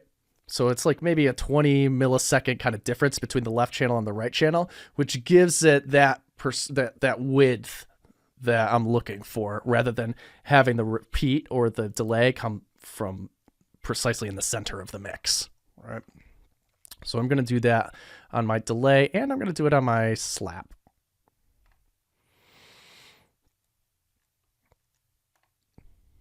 And that's it. That's what I'm going to do.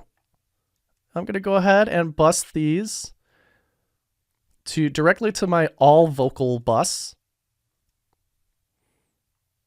So I've got verb, I've got slap, I've got delay, and then we can just kind of play with them from here and kind of be a little bit creative. Another thing I want to do though is just a little bit more kind of control and just kind of see where the tone of the vocal is compared to our references. Before I even get into the spatial processing. So just kind of like a final kind of check here.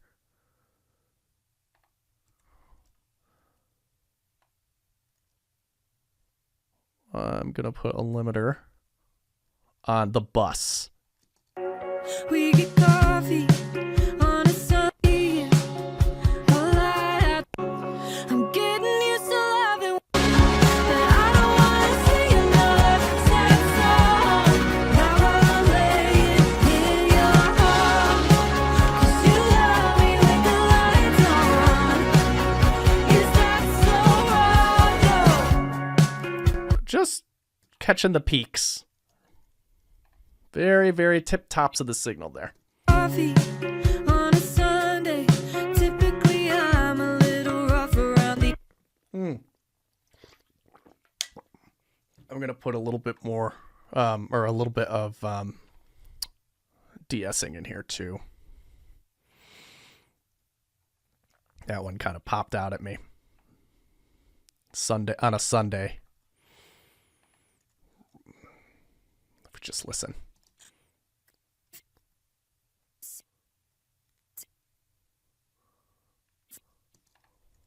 The edges make a mess. We get coffee on a Sunday. Typically I'm a little rough around the edges, make a mess of it all. Well, I guess not anymore. You can leave me on a Tuesday. Normally I would be afraid to be alone with my thoughts, but no more. Pretty cool. Let's check that against just some references, see where we're sitting. Coffee on What happened to all my references? Didn't I have like 9 of them in here? What's going on? What's going on here?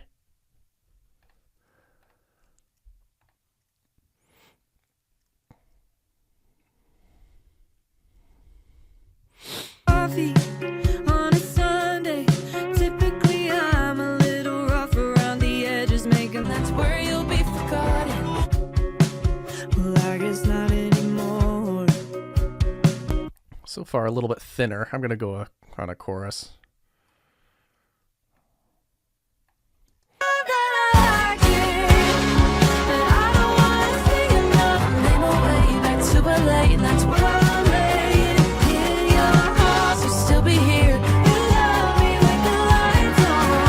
That Pretty close.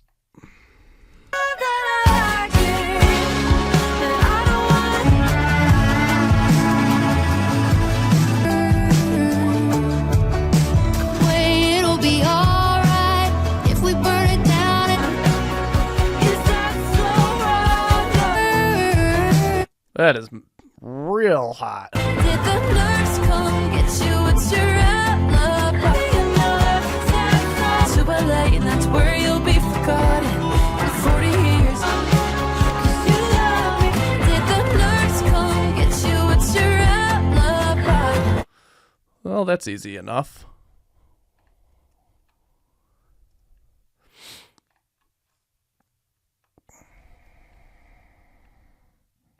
Did the nurse come get you? It's your alibi. I'm laying awake. Now I'm laying in your heart. 'Cause you love me with the lights on. Is that so? Coffee on a Sunday. Typically I'm a little rough around the edges, make a mess of it all. Well, I guess not anymore. Hear the difference? Hear what that did? I literally just did the same thing I did yesterday with the drums and the guitars. I just boosted the high end. I just shelved it up. 3, almost 4 decibels, right? Starting at, what, 7.5. On a Tuesday, normally I would be afraid to be alone with my thoughts, but no more.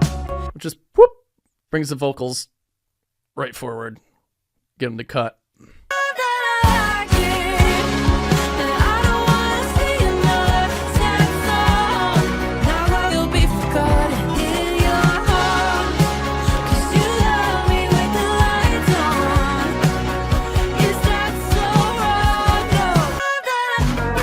I'm always gonna be hometown,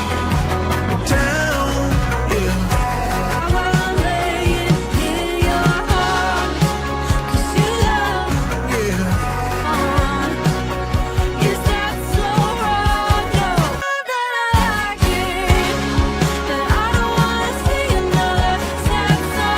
This shit in my kinfolk.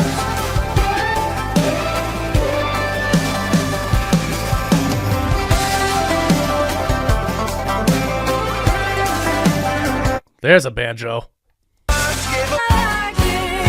Hopes up, and I'm thinking that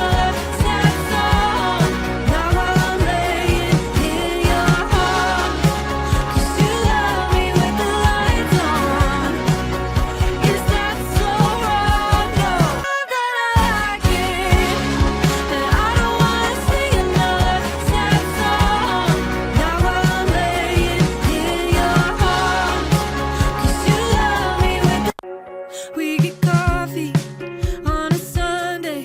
Typically I'm a little rough around the edges, make a mess of it all. Well, I guess not anymore. You can leave me on a Tuesday. Normally I would be afraid to be alone with my thoughts, but no more. I guess learning the hard way made me a little bit softer. I can't say I don't know why this is happening. 'Cause I do. 'Cause it's you. Yeah, listen to that. Without. Tuesday. Normally I would be afraid to be alone with my thoughts, but no more. I guess learning the hard way made me a little bit softer. I can't say I don't know why this is happening. 'Cause I do. 'Cause it's you. Oh, I do, and it's you. Oh, oh, oh.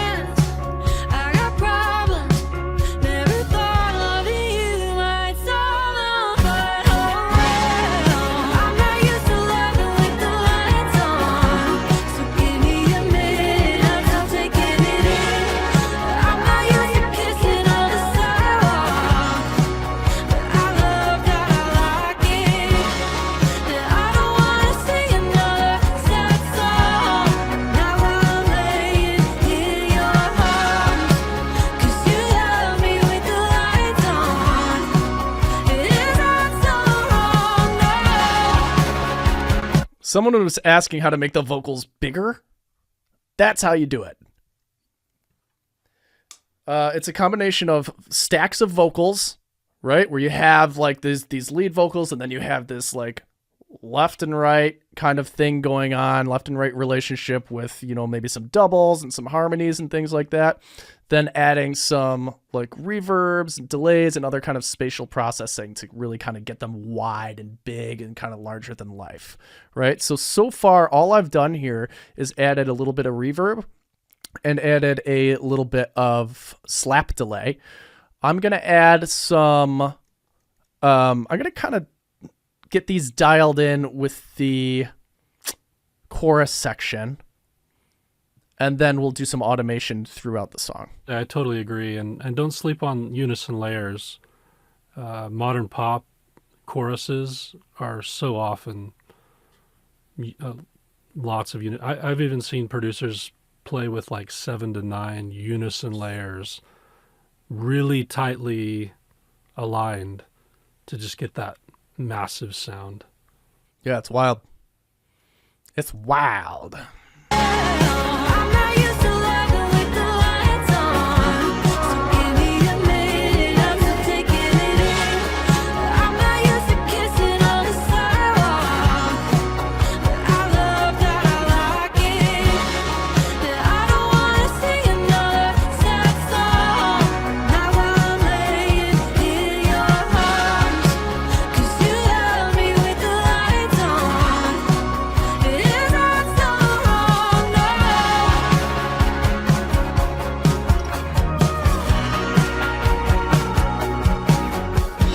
Dancing around in shades of red and blue. Ooh, my weight is close in time and we gotta go home. I won't look away because I know I'm getting used to loving with the lights on. So don't get it twisted, I'm still taking it in. So I kind of like that balance there in terms of wet effects on the vocal for the chorus section. I'm not used to loving with the lights on. So give me a minute, I might turn up the doubles a little bit. I'm still taking it in. I'm not used to kissing on the sidewalk, but I love that I like it. And I don't wanna sing another sad song, not while I'm laying in your arms, 'cause you love me with the lights on. It's not so wrong, no. All right, so listen with and without the doubles. I'm not used to loving with the lights on, so give me a minute, I'm still taking it in. I'm not used to kissing on the sidewalk, but I love that I like it. And I don't wanna sing another sad song, not while I'm laying in your arms, 'cause you love me with the lights on. It's not so wrong, no. Hopefully you guys are hearing that. Hearing that? Hearing that? Yeah, that's the width. I'm not used to loving with the lights on, so give me a minute, I'm still taking it in. I'm not used to kissing on the sidewalk, but I love that I like it. And I don't wanna sing another sad song, not while I'm laying in your arms, 'cause you love me with the lights on. It is not so wrong, no. Cool. All right, let's go in here. I'm hearing just a little bit of the fighting with the delay and those wide vocals. They're fighting just a hair. The wide Delay on the lead and the wide vocals. delay on the lead and the wide vocals. I'm not used to loving with the lights on, so give me a minute, I'm still taking it in. I'm not used to kissing on the sidewalk, but I love that I like it. And I don't wanna sing another sad song, not while I'm laying in this little growl thing she does sometimes that's actually poking. She has this little growl thing in her anyway, not a big deal. I'm just hearing like distracted. It's actually this growl thing she's I'm doing. not used to loving with the lights on, so give me a minute, I'm still taking it in. I'm not used to kissing on the sidewalk, but I love that I like it. I don't wanna see another set. I'm not used to loving with the lights on. Give me a minute, I'm still taking it in. Did you hear it? Yeah, it's in that I'm one. not used to loving with the lights on. Give me a minute, I'm still. Are you talking about kind of like that gliss up or like that scoop up? Yeah, she does a scoop and there's a little growl in there with it. Anyway. I'm not used to loving with the lights on. Give me a. I'm not used to loving with the lights on, so give me a minute, I'm still taking it in. I'm not used to kissing on the sidewalk, but I love that I like it. I don't wanna see another sad song. Yeah. Your ears are better than mine. It's not. It's a little thing. You know how sometimes the ear like picks a thing and then hyper focuses on it. Oh yeah. It's all good. Don't worry about it. Here, I'll just pull that out. I'm not used to loving with the lights on, so give me a. I'm not used to loving with the lights on, so give me a minute, I'm still taking it in. I'm not used to kissing on the sidewalk. Take it out at each of the starts of each of the major starts of each phrase. I'm not used to kissing on the. Like here too. Yeah.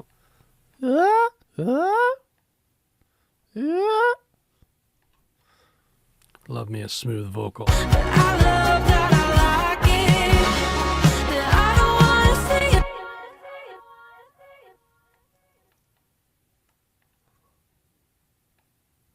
See another sad song.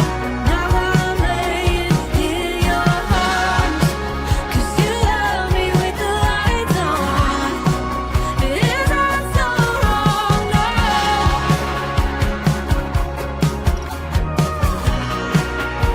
Huh? Thank you, dude. Sorry. That's okay. But I love that I like it. I don't wanna see another sad song. Now I'm laying in your arms, 'cause you love me with Whatever makes you happy. the lights on. Is that so wrong? No. Cool. I think that's good. Beautiful. Thanks. Dope. Cool. Let's do some automation. First, any questions about anything that we just did in the past hour? Anything? We are still missing the high tom track. I don't recall there being any actual signal in the high tom track, so I think I just deleted it. I know there was a hit or two in the low tom track. Hey, Jake, I told Dane like 12, it'd be 2:30 your time to master. You think you'll be there by then? 45 minutes? Cool. For sure. One hit towards the end on a high tom? I don't know. I don't know. I'm not bringing it back in. Sorry, high tom. Any other... It was a short roll. Now I'm curious. Now I'm just curious. Lights on. Okay. Yeah, who's had this song in their head?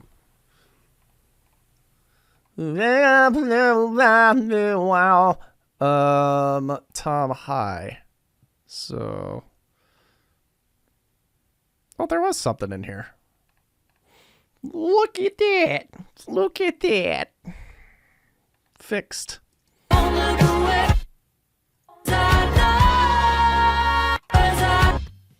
look away because I know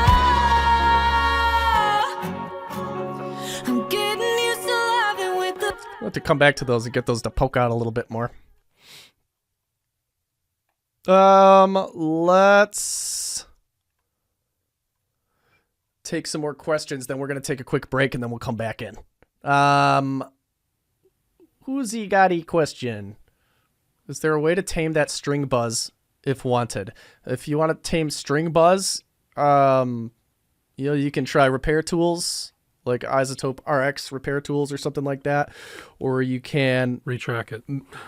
retrack it or manually pull it down with some gain automation. I usually just gain automation down. I don't like what processing does to the rest of the tone of the guitar. So I'll just go in and manually like zoom in on the thing and then bring it down with some volume automation. EQ can sometimes get rid of that depending on the frequencies. Jake, why so much reverb on the vocals? I really like the drier version. Just taste. We're going to go through and automate some of these for the verse too. The verse is going to be a little bit drier than the chorus. So again, same idea, Lou. You got access to the multi-tracks. You can do a dry version if you want. Today we're going my way. All right. Yeah, I might go a little less on it too, but it's all subjective. You listen to the reference tracks. There's a lot on those. Somebody had a question about, yesterday. Why'd you put tape on every bus? Why not on a master channel only? Yeah, so like when you start to stack stages of saturation, that's when some like cool magical things can happen. Like try it, run the test yourself. Or I can run it for you here.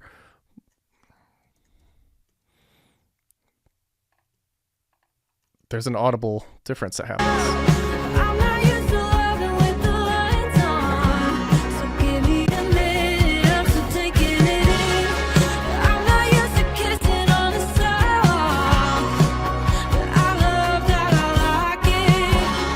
And I don't wanna sing another sad song, not while I'm laying in your arms, 'cause you love me with the lights on. It's just, for me, it's like every stage of saturation, there is a point of like diminishing returns here, right? But like, if you start to stack like these stages, like I've got tape and console emulation, and you can experiment with this like crazy. You can do like console, one type of console, another type of console, another type of console, and just kind of like go through that and just like put like 4 or 5 different kind of console emulations on a single bus, and experiment with it and see what it does for you. I like the stages of saturation. I think it kind of creates this kind of depth, right? Especially if I'm like, hey, I've got a stage of saturation on my drums, like that's got its own kind of like sound, right? There's separation that happens there too as each of the group signals are hitting those stages of saturation. So like there's a cohesiveness that happens with the groups of instruments, and then again on the entire mix, right? So you're just kind of like breaking this up. Yeah, but it's a tool too. You may find that it doesn't work for a track. Sometimes, I love saturation, and maybe I'm working on an EDM track that's super, super tight and clean, and I'll put saturation on there, and I'm like, it's not the vibe. I want that crisp, clean deal, and that's better suited maybe for a rock or a pop or a folk or country record. You know what I mean? And I've come to this after like this specific like layout where I do tape and console on every bus and then again on the mix bus.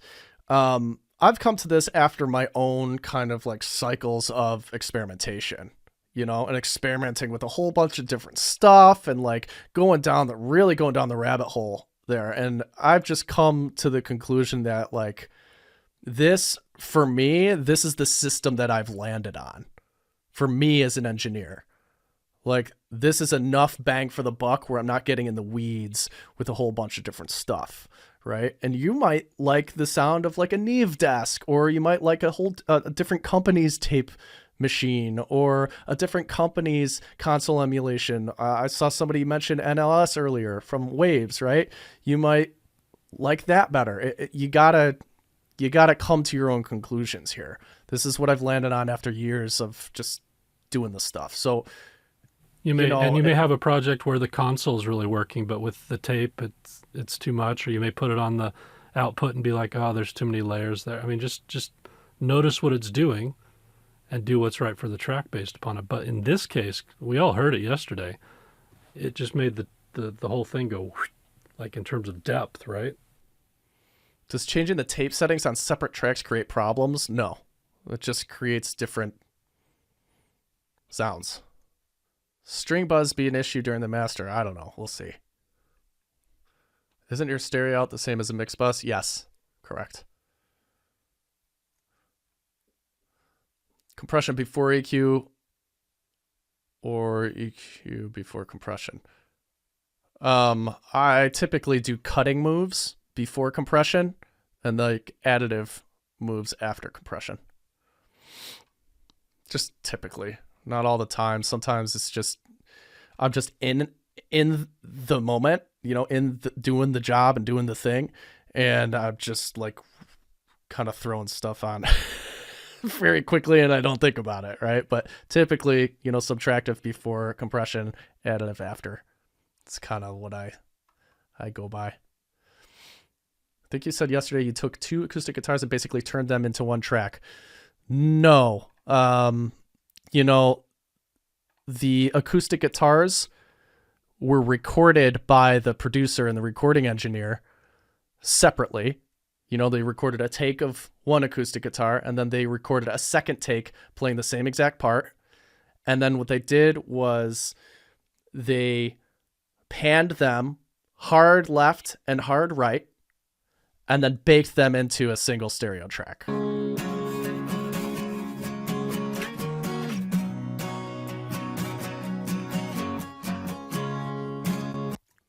So that's what came in. That's what I was given. What is the difference between these headphones 770-80 and 770 Pro 250? I don't know. Different ohms. I don't know. I just bought the 770s, the 250s, because somebody recommended them to me. I don't really know the difference. Are you going to get the Olos, do you think, Jake? Or? I have them right here. Oh, you have some. They're in the box. I haven't even opened them yet. I need to try them. I haven't even tried them. Yeah, you'll like them. I'm afraid because I know these so well. It's always scary. I'm getting some new speakers and I'm going to have to relearn them. I'm scared. Any other questions before we take a quick break? How do you go about not doing too much? Listen to your references. Yeah, listen to your references. I also said the process that we teach here also helps you not doing too much because you're working with a ton of intentionality with the volume and then making notes and stuff. So you're not...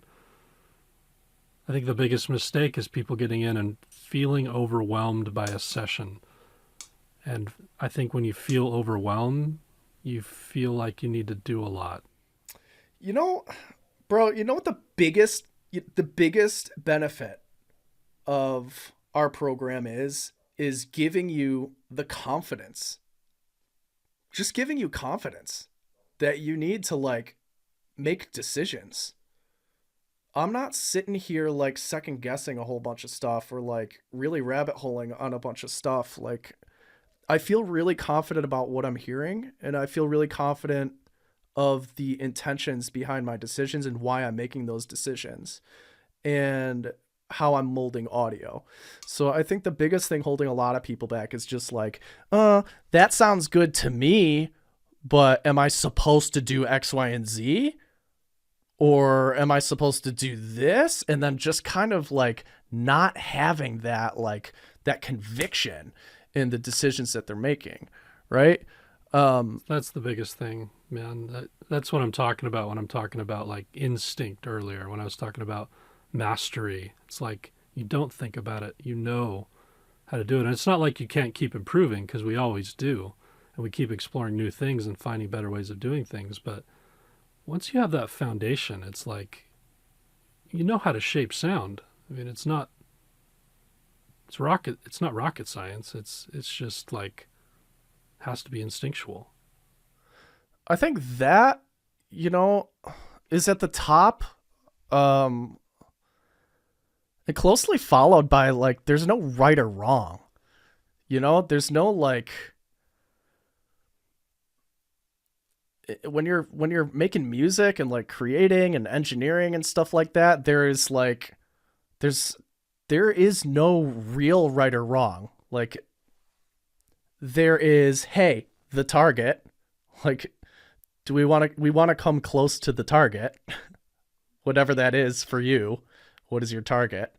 And do you have the ability to come close to that target? That's it. Yeah, there's this beautiful thing that happens in the middle of our program, because we start with mastering, and it's like, then we go into mixing. So you're taking all this, the ears and the room and the because you really have to understand how to shape sound and what's happening with everything. And you start applying that to mixing, and then about halfway through mixing, it's like all this technical stuff you've learned starts to interact with the human emotional side of us. And there's this kind of like crossover point where you take the technical and realized how connected to the ability to create emotion in your music is. And that's the moment where the magic starts to happen, in my opinion.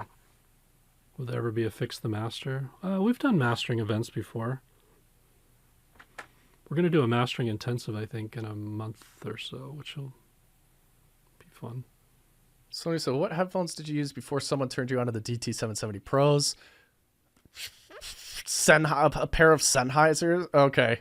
So, Sennheiser, don't take this the wrong way. I was mixing in Sennheiser something or other headphones. I don't remember HD somethings. And they broke. And then I bought another pair and they broke too. And then I was just like, I'm not doing this again. So and I'm not like bad mouthing the company or anything, but I had like, you know, I drew the lottery for Sennheiser. It's all that was. I'm like, I gotta find something else. And I kept hearing how comfortable, you know, this is really a commercial for DT 770s. Wait until next time when I'm like wearing the Olos and I'm like, these are the greatest. But I've had these headphones for like 10 years or something like that. These exact ones. And I just kept hearing how comfortable they were and how sturdy they were. And I'm like, oh, well, I went through 2 pair of really expensive headphones that broke. I'm going to get this comfortable, sturdy pair. And since then, I've just had the same exact set of headphones. And never let our recommendation of something confuse you. If you don't have headphones and you're looking for something, I would get the Olos. But if you don't have the Olos and you really know your headphones, don't think that us having Olos is going to change your game. It's not about that. Nothing we ever recommend is like the final holy grail. We do a lot of research what's going to help our students, because we're running a community of like 1,500 students. So we want to have something that's conducive to that kind of environment. But if you know what you have, don't sleep on it, man. Just get really, really good at with what you have. Bam! That's it. Just know what you got, dude. Like, I think we mentioned it a little bit yesterday too. Like, Depp doing like his mixes on AirPods, right? It's like, okay, just know what good sounds like, or know what your target is supposed to sound like on whatever system you're listening through. You know, just know your stuff. I'm in the Andrew Shep's camp with that, right? Him doing all his mixing on a set of Sony's. We need to get him on one of our things here. I bet you he'll come on too. He's a big proponent of just education, and he's a cool dude. Yeah. He'd come on. Anything else, guys? Any other quick questions before we take a quick break, and then we'll get back into it?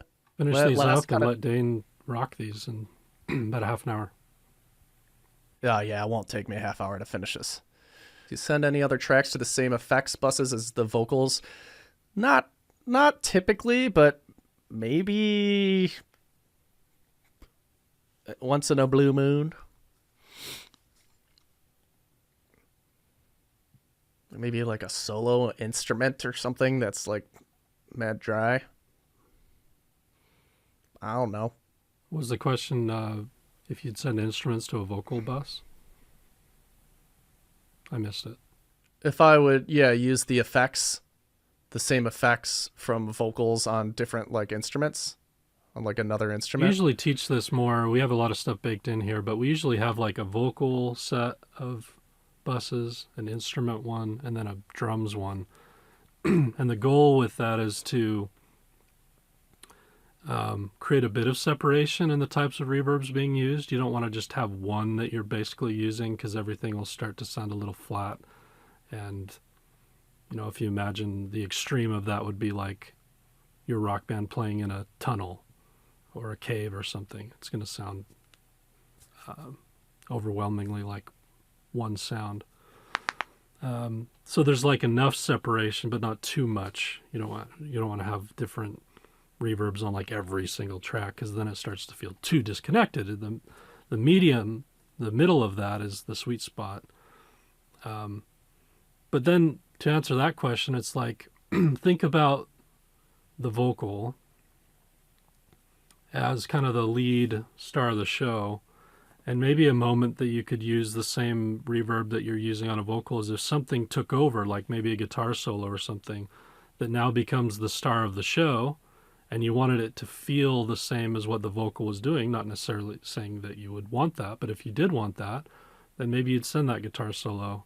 You see what I mean? That's a use case. So I'm always thinking of what it's doing and the story that I want to tell. That's what we mean by that. That would be an instance. Maybe you could do that, but you just have to feel it out. No, we don't mix into a compressor on the master. Once you What about understand linear- mastering, you don't really need to do that. What about linear phase EQ? Do you guys use in specific case? I don't really care about linear phase. I'll use it in mastering. But I can't tell you that I've ever like noticed a difference or had a client fire me for using or not using a linear phase EQ. Matt says, from listening here, it would seem like the reverse engineer would take you a large chunk of time to master the the mastering part to get to the mixing session. But what about us that just want to create music? Can't really afford to spend 2 to 3 years learning something I don't want to do to get the parts that I need to make music. Yep. Can I answer this? Sure, go ahead. Yeah, hire a mixing engineer. Just hire a producer or a mixing engineer then. Somebody who you can be a creative partner to you, or collaborate with somebody who is interested in doing that stuff. Right? If you don't want to spend the time, this is why artists hire producers, mixing and mastering engineers, right? Because they have a vision for themselves, they have a vision for their brand and their music career and their music business, and they love creating and performing.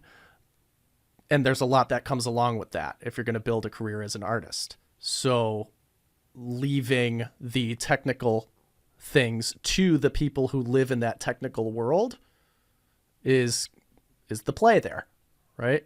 I don't know, just my 2 cents on it. Yeah, I think there's a lot of people that are creatives that should hire a mix and mastering engineer, and it's not worth learning. However, I will say, and there's a lot of TRE students in the chat who want to be producers and want to be artists, who came into the program because, you know, what I said earlier, which is the tools that you learn in mastering and mixing are 85% of the same tools that you'll shape sound with in production.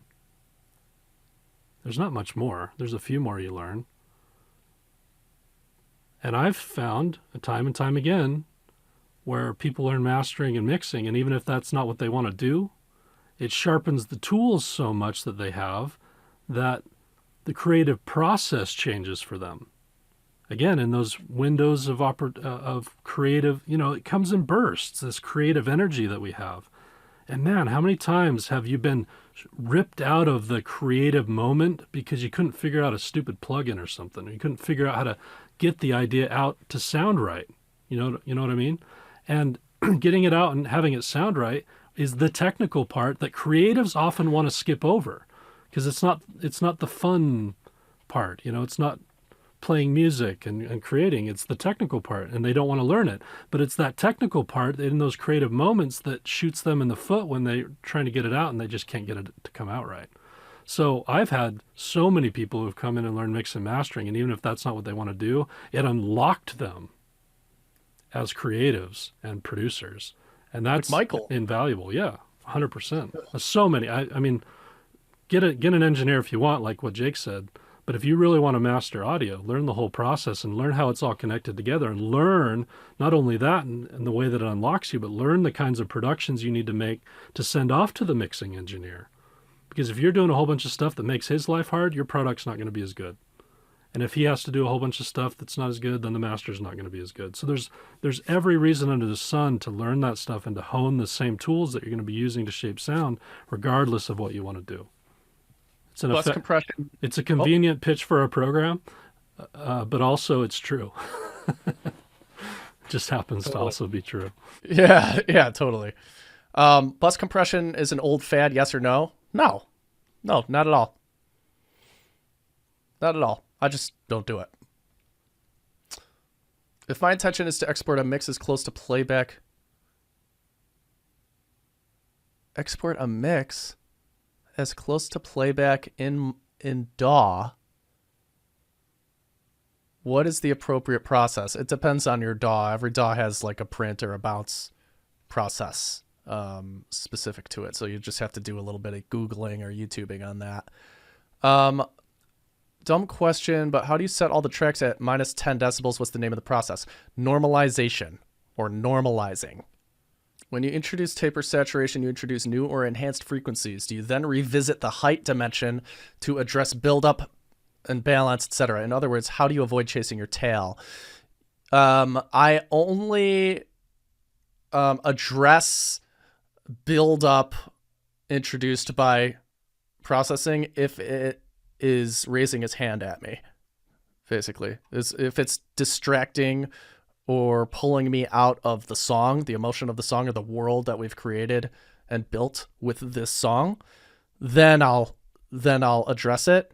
Otherwise, I just leave it. Mastering engineers for an EP. Will they master each song separately and then master the entire EP? I haven't gotten to 201 yet. No, I mean, it depends on what you're being hired for. If you're hired to master the entire EP, then you're going to master all this, master the entire EP. Some engineers go song by song with different processing chains and things like that. You could do it all in the same session. It's kind of up to however you want to run your business. And I think that's where we got to break, guys. I want to be able to answer everybody's questions, but we only have about 15 minutes to finish this thing. So we'll break for, why don't we break for 3 minutes? We'll just do a quick one, okay? And I'm going to bring up a timer, not just any timer, but my favorite timer. The old Goog. 3 minutes on the clock. See you back here in a jiffy. So I go upstairs, right? And I see my daughter, who's 4. She's just like runs across the room and then jumps super far. And I'm like, oh my God, what is she doing? And then I continue to walk up the stairs and I see that there's like this giant beanbag chair Like, we don't have any beanbag chairs in the house, but this thing is huge. It's massive. It's like the size of an actual like recliner. Like it's giant. It's the biggest beanbag chair I've ever seen. And it turns out my wife just picked out this giant beanbag chair. So I'm a beanbag chair owner now, I guess. Somebody said, I just realized I have a question. Is it plausible and or practical to be both a producer and mixing engineer as active professions? Yes, absolutely. 1 million billion quadrillion %. Let's finish this thing up. What say you? Got about, I don't know, 10 minutes. We don't have much to do here. I'm just going to like do some automation on these vocals and then double check all my frequencies and my balance and stuff. And then we'll call it a day. Okay. Let's see here. Vocals, let's start here. And we are just going to automate the send levels. So I've got a send level there that I'm going to automate.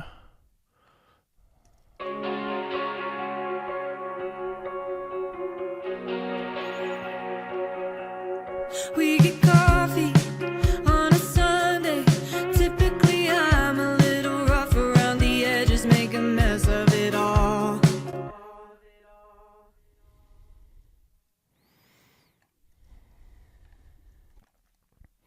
Just like take out the wide delay.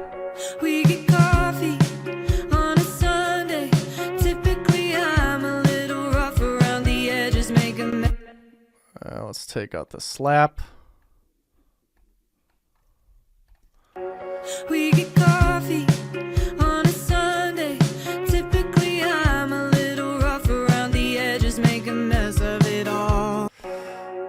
We get coffee on a Sunday. Typically, I'm a little rough around the edges, make a mess of it all. Well, I guess not anymore. You can leave me on a Tuesday. We get coffee on a Sunday.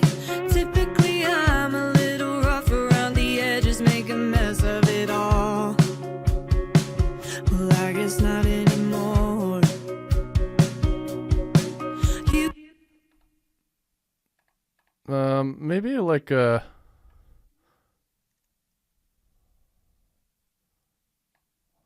little like throw there. Well, I guess not anymore. You can leave me on a Tuesday. Normally I would be. Well, I guess not anymore. You can leave me on a Tuesday. Normally I would be afraid to be alone with my thoughts, but no more. I guess learning the hard way made me a little bit softer. I can't say I don't know why this is happening. 'Cause I do, 'cause it's you. Oh, I do, 'cause I do, 'cause I do, 'cause it's you. Oh, I do, and it's you. I'm not used to loving with the lights on. All right, sounding pretty tight. Let's maybe get the tail end of that thing kind of singing. I'm not used to loving with the lights on. So give me a minute to take it through. Oh, I do, and it's you.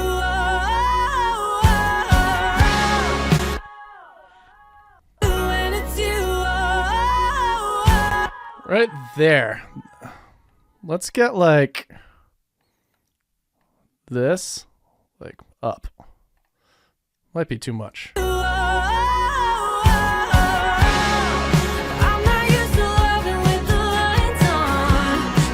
Something like that. We're just kind of like ramping up the reverb on that flourish at the end. And it's you. I'm not used to So it makes it really kind of like distant for a moment. And then we get closer again once the chorus comes in. So I'm going to do that with the delay as well.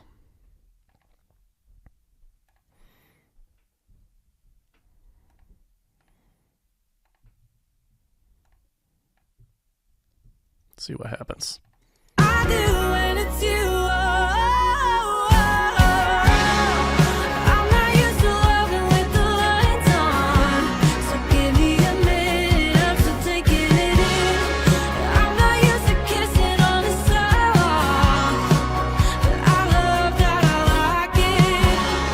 And I don't wanna sing another sad song, not while I'm laying in your arms. 'Cause you love me with the lights on. Is that so wrong? No.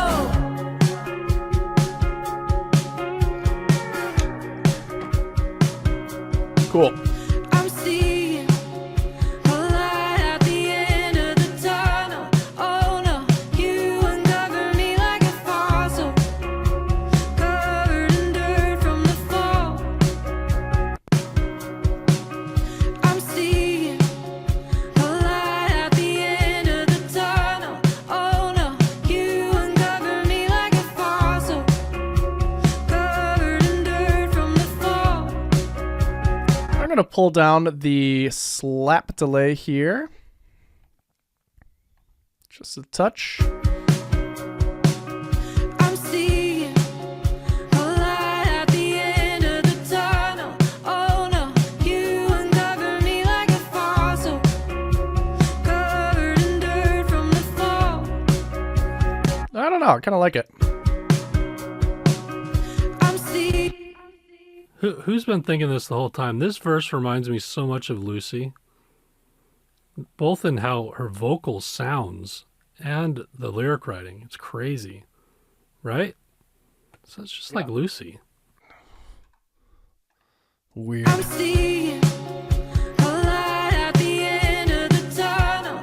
Oh no, you uncover me like a fossil, covered in dirt from the fall. You got plans, I got problems. Never thought loving you might solve them, but oh well. I'm not used to loving with the lights on, so give me a minute, I'm still taking it in. I'm not used to kissing on the sidewalk, but I love that I like it. And I don't wanna sing another sad song, not while I'm laying in your arms. 'Cause you love me with the lights on. Is that so wrong? No.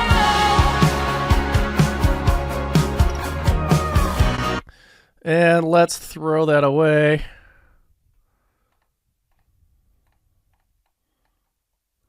Is that so wrong? No.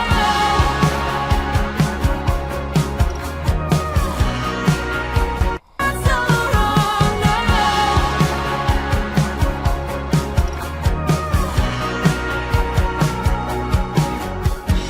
Dancing around in shades of red and blue. Ooh, no way to pause in time, and we gotta go home. I won't look away because I know. I'm pulling those vocals up a little bit. Dancing around in shades of red and blue.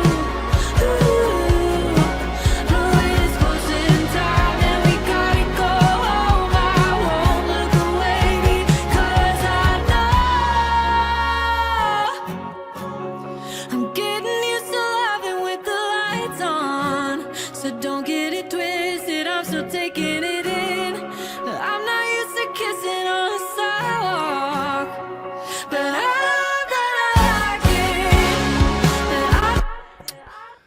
it. Yeah, I actually like the wet effects staying on here. Usually I would be like, oh, how can we create some contrast? But I kind of like it. I'm getting used to loving with the lights on, so don't get it twisted, I'm still taking it in. I'm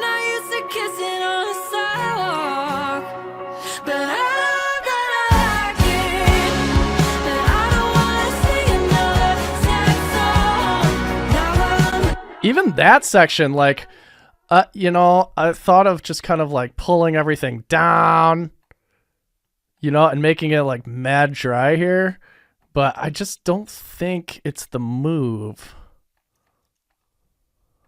Sidewalk, but I love that I like it. And I don't wanna sing another sad song. Not while I'm laying. I don't know. I don't think it's necessary. Sidewalk, but I love that I like it. The thing I might just kind of take down a little bit is like the just the delay up until that last part. But I love that I like it.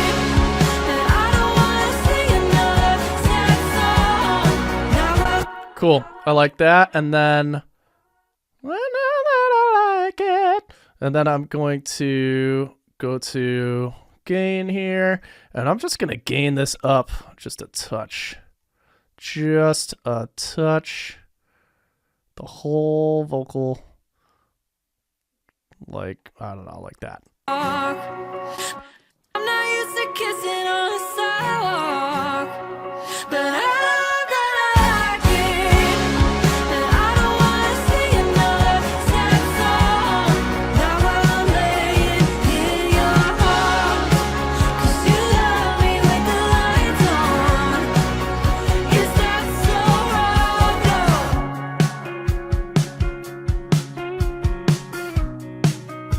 Is that so wrong? No. I'm going to bring up that last guitar. Is that so wrong? No.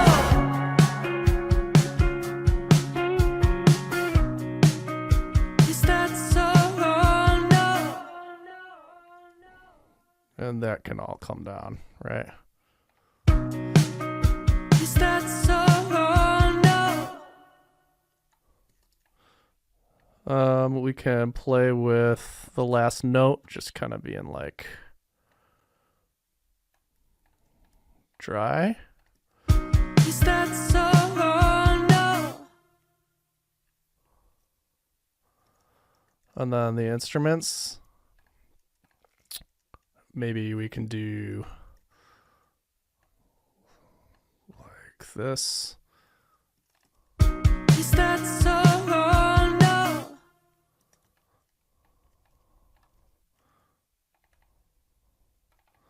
See what happens. So wrong? No. And we will also take this and mute it. Is that so wrong? No.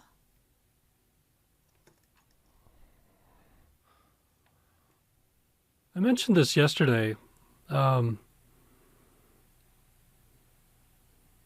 How the vocal seemed to disconnected from the track because we hadn't processed it yet. I think one of the big things you could take away from today is being able to hear what, even though we didn't have to do a ton, we still did a good job, but how much more it's fitting in cohesively to the track now. It's subtle, but it means the world. Y'all hear that? Just fits now. And it wasn't just the reverb that was making it fit. It was starting to fit more after you did that gain and compression and EQ. Suddenly it just made sense. I'm not used to loving with the lights on, so give me a minute, I'm still taking it in.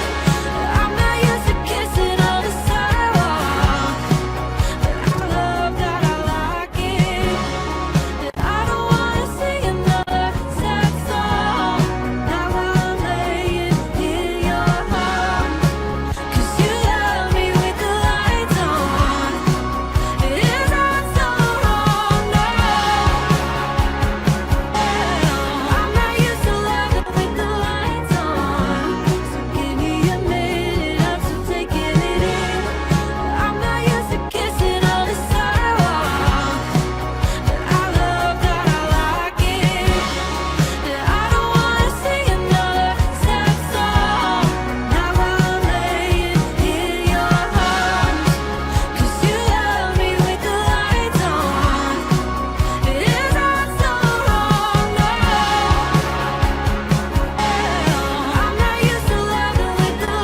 I've got like an ear blindness a deafness, I guess it would be called when it comes to hearing, of like 1K in my vocal. I just really love 1K in my vocal like a ton. And I don't know what that is, but I always check for it at the end of the mix, and like 9 times out of 10, I'm taking 1K out of the vocal a little bit. It's just so much life. There's just so much life there. It's hard. It's easy to get attracted to. But then when you master it, all of a sudden it's like, oh man, it's a little harsh. What have I done? Yeah. Yeah. Go ahead. I'm sorry. Did you guys hear the before and after? Yeah, it's like a 20% thing because it was already sounding pretty good, but it was a big 20% between amateur sounding and pro sounding. I'm going to pull down 1K a little bit on the vocal bus, see where that puts us. I'm not used to loving with the lights on, so give me a minute, I'm still taking it in. I'm not used to kissing on the sidewalk, but I love that I like it. That I don't wanna sing another sad song. It's like if you want that vocal to sit in the mix more, it's like just take out 1K. I'm not used to loving with the lights on, so give me a minute, I'm still taking it in. I'm not used to kissing on the sidewalk, but I love that I like it. That I don't wanna sing another sad song. Now while I'm laying in your arms, 'cause you love me with the lights on. Is that so wrong? No. I'm not used to loving with the lights on, so give me a minute, I'm still taking it in. I'm not used to kissing on the sidewalk, but I love that I like it. It's easier to listen to for me personally now. It's just like vocals a little bit smoother. So I'm feeling good. I'm feeling good about that. I'm going to go ahead and bounce this out for Dane to master. What's up, Dane? Ladies and gentlemen, Dane Holmes in the house. Another one of our great mentors. Hola. Dane has more mentoring hours than any of us. Than anything. Than any of us. Than anything in his In life. his whole life. Anything in my life. Yeah, back in the day of CDs, Gonzalo. Yeah, it would be in 44.1. 1644.1.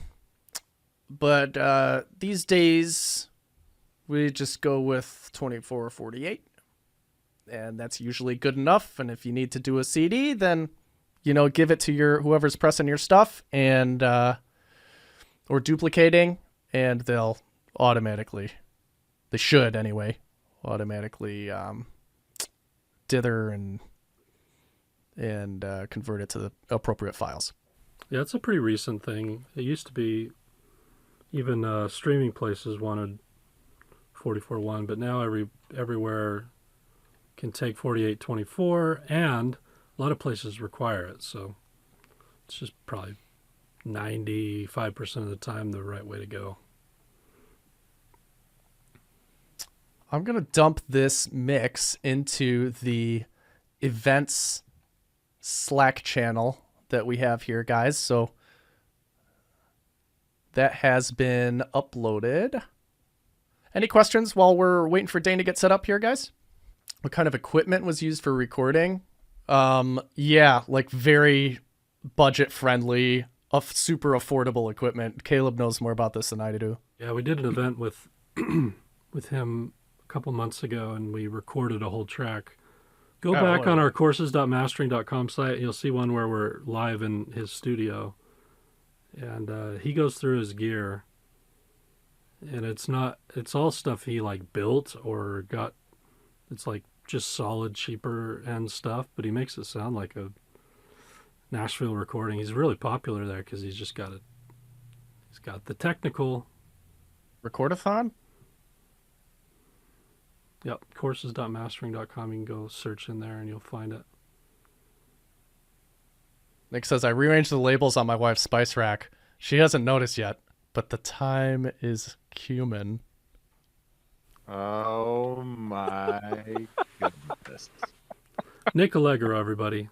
He runs our membership program, which is different than the reverse engineer program. It's like a monthly Kickstarter type thing, get you going. He's also president of the Dad Joke Club. Actually, Jake owned that title for a bit, but I think he's possibly stepped down. He's starting to eclipse me. He's like assistant manager now. If Nick and Jake could please in the future submit all jokes that are going to be told on the webinar in written form to my secretary, that would be fantastic. For approval, for pre-approval. Yeah. Please, says Mike. Did you know nothing starts with an N and ends with a G? It's true. I kind of like that one.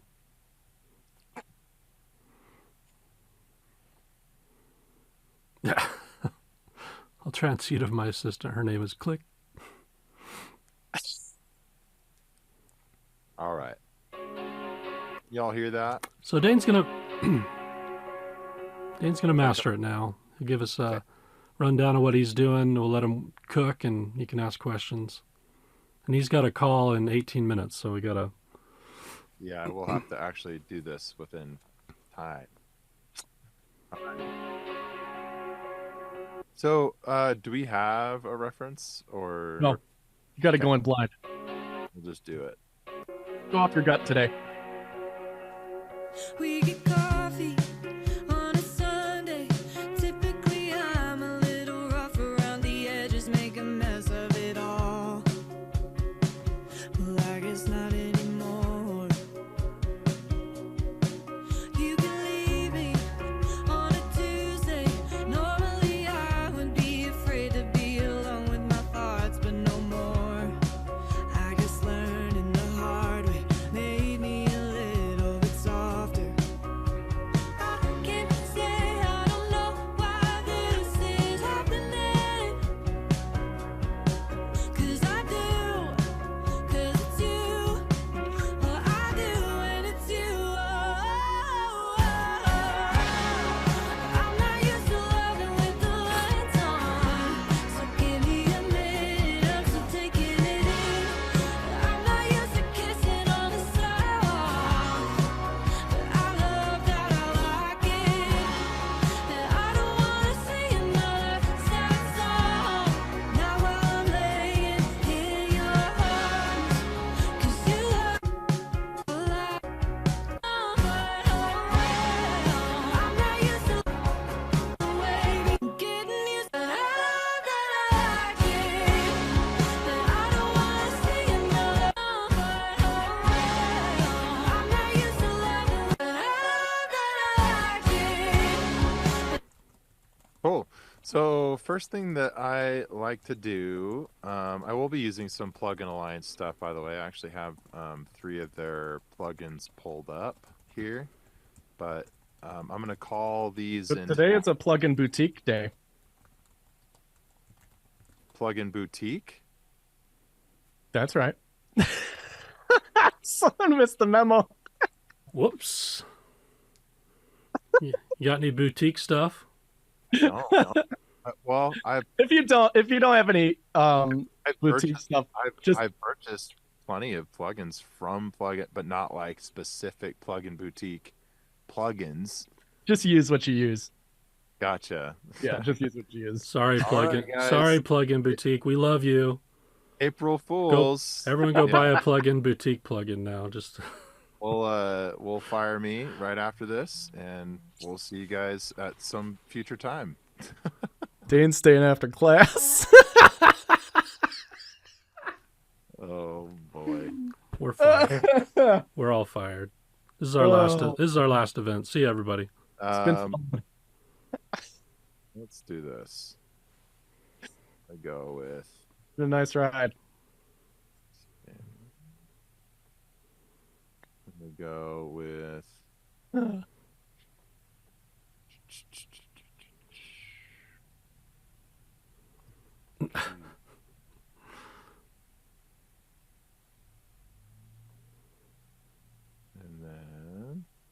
Pro Q. You can buy that off Plugin Boutique. Boom, baby. You can get everything off of Plugin Boutique. That's what Standard I love. clip. Buy that off Plugin Boutique. Yeah. No, I bought plenty of stuff. Yeah. Let's see here. We'll go linear phase. Roll off the lows. All right.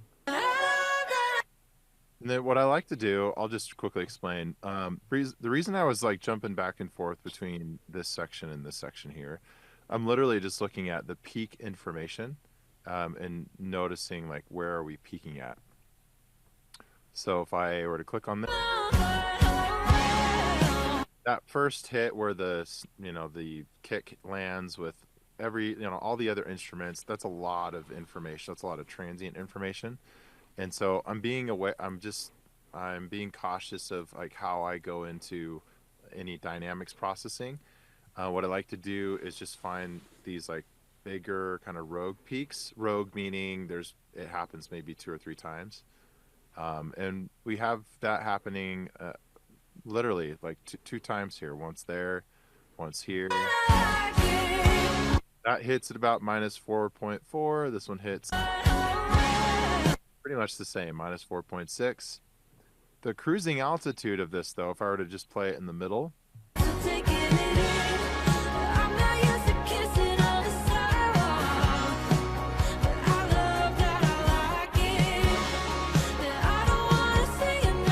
I would say like averaging is probably around like 5.5, 6 dB.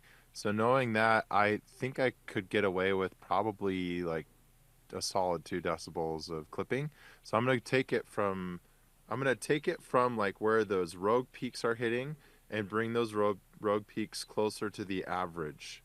That's just kind of how I like to start things off. And when it's peaks driven, when peaks are created by the drums, that I can get away with using clipping as a transparent way to kind of level out these peaks. I'm going to bring this. Think about what I've been talking about too. If these transients weren't controlled, and you had some that were like, and you'll see wave files like this all the time in a master where there's like crazy. You couldn't do this move, so he's able to be really subtle with this and take care of some transient information that's not really helping us, but only because there was already control in there. Does that make sense? And yes, I did uniquely color my standard clip to be like 1993 PCH vibes. You rebel. If you're wondering. So what you're going to see is some yellow peak information. That's going to be what's being clipped.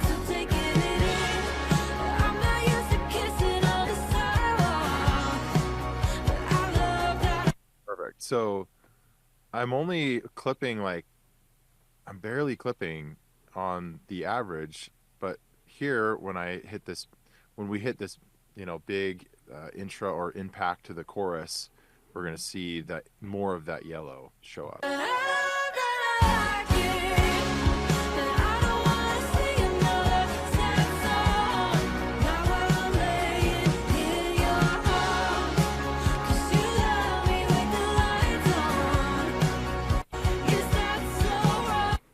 And then I like to use linear phase EQ when I'm making like a low end cut, just because it helps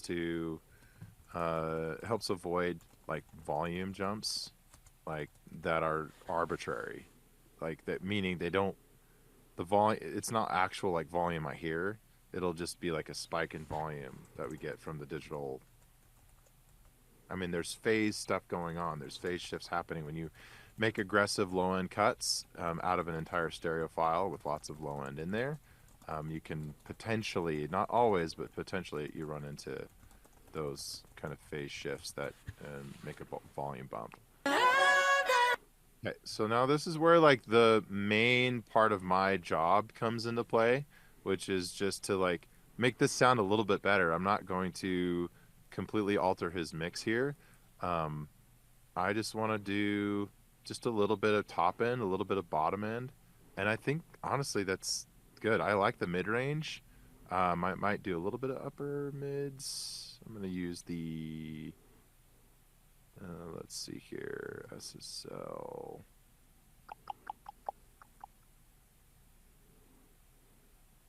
Go with this here.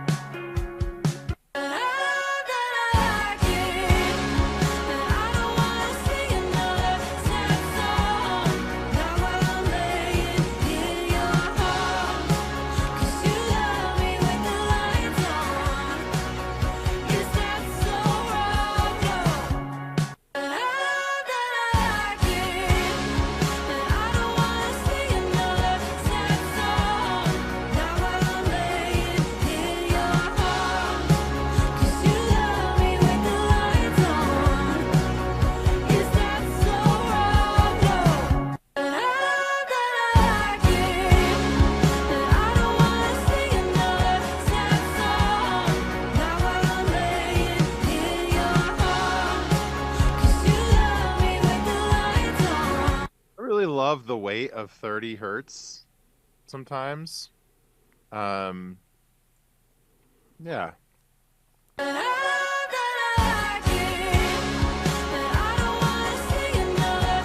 So we're just kind of carving out some mids, like low mid information, while also kind of bringing out that top end here. Not top end, but like the upper mid range.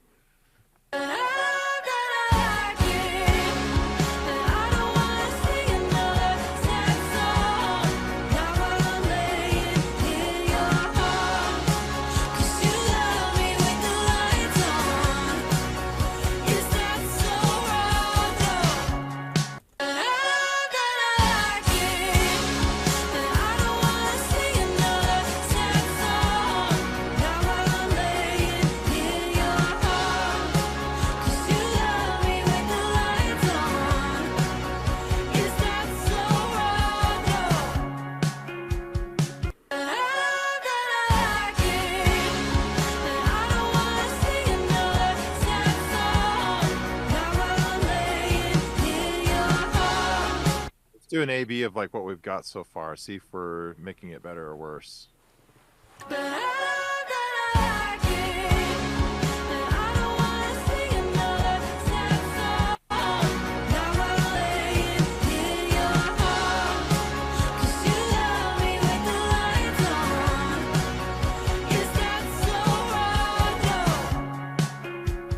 Magic.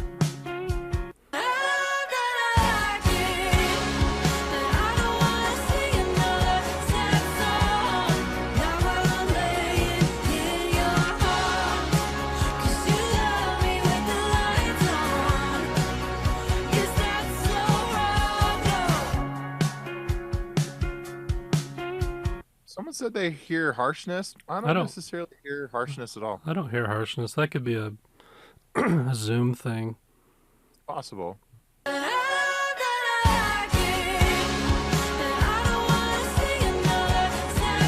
Yeah, it feels nice and open to me, and honestly, like from here, I just like to get it loud, and that's what I'll do. So I'll put, I'll do, let's see, Could potentially be that 1K stuff that Jake likes. It's a little hyped here, but to me, it's Yeah, not out of bounds. It's fine. I'm gonna go ahead and use. I may or may not back off on. No, not that. Let's see. We'll just do this. Precision maximizer. So I'm gonna do like 2 stages of dynamics here. I'll do my final limiter. Shall be, let's see here.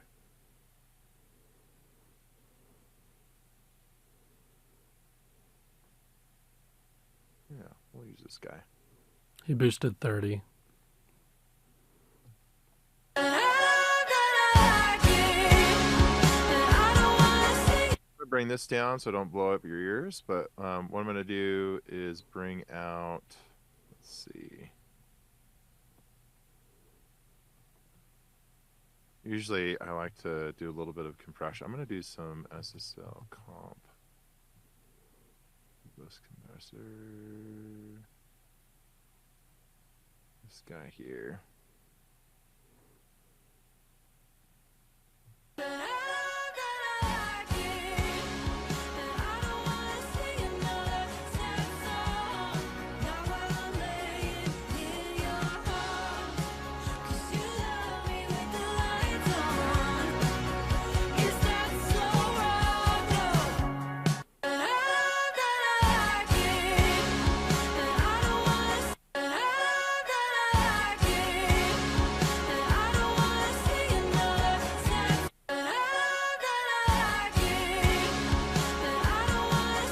I really like that a lot.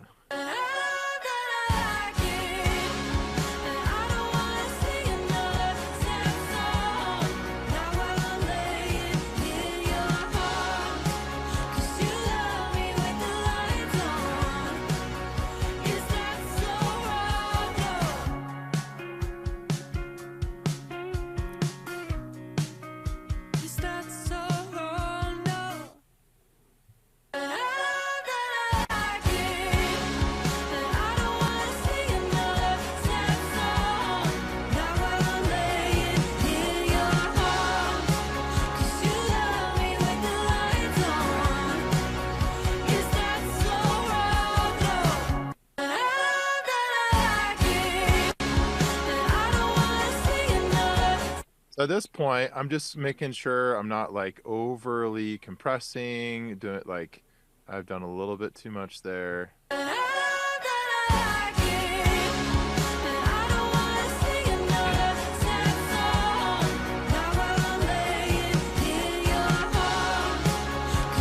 That's great. Now all I have to do is literally just like bring it up to like the last little bit of loudness here. And I can do that just with this guy. This guy can get off Plugin Boutique, no problem. This gives me, yeah, everything that I need. I'm going to go ahead and just hit it with like a dB and a half of gain.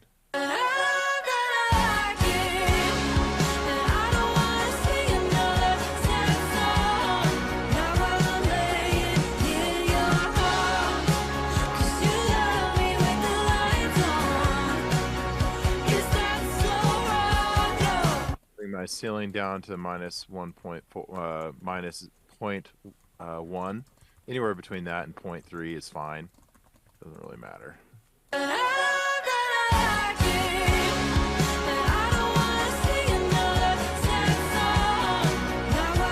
That's killer. Hitting -7 LUFS while also being like relatively green is really, really good. I think the mix came in really great and I didn't have to do much to get there. So do you want to do before and after? That's pretty much all I do, honestly.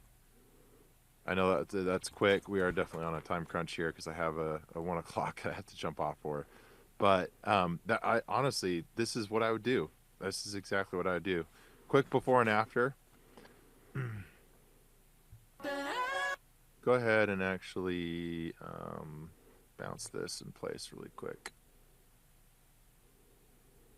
Not that. And we'll do just a completely on-off.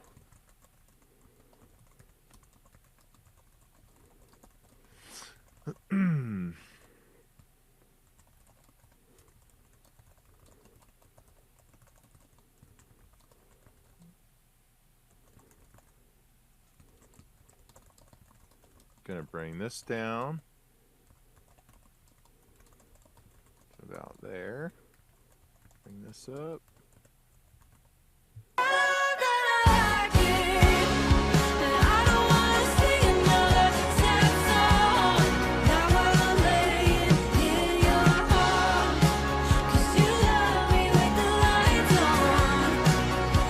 So Yeah, it's baby. louder, and notice how it's not like a huge difference here. It's just enough. But what we've done is like made it louder. Look, I have 7 decibels of headroom, and in here, like I'm peaking at -2, and here I'm peaking at -7.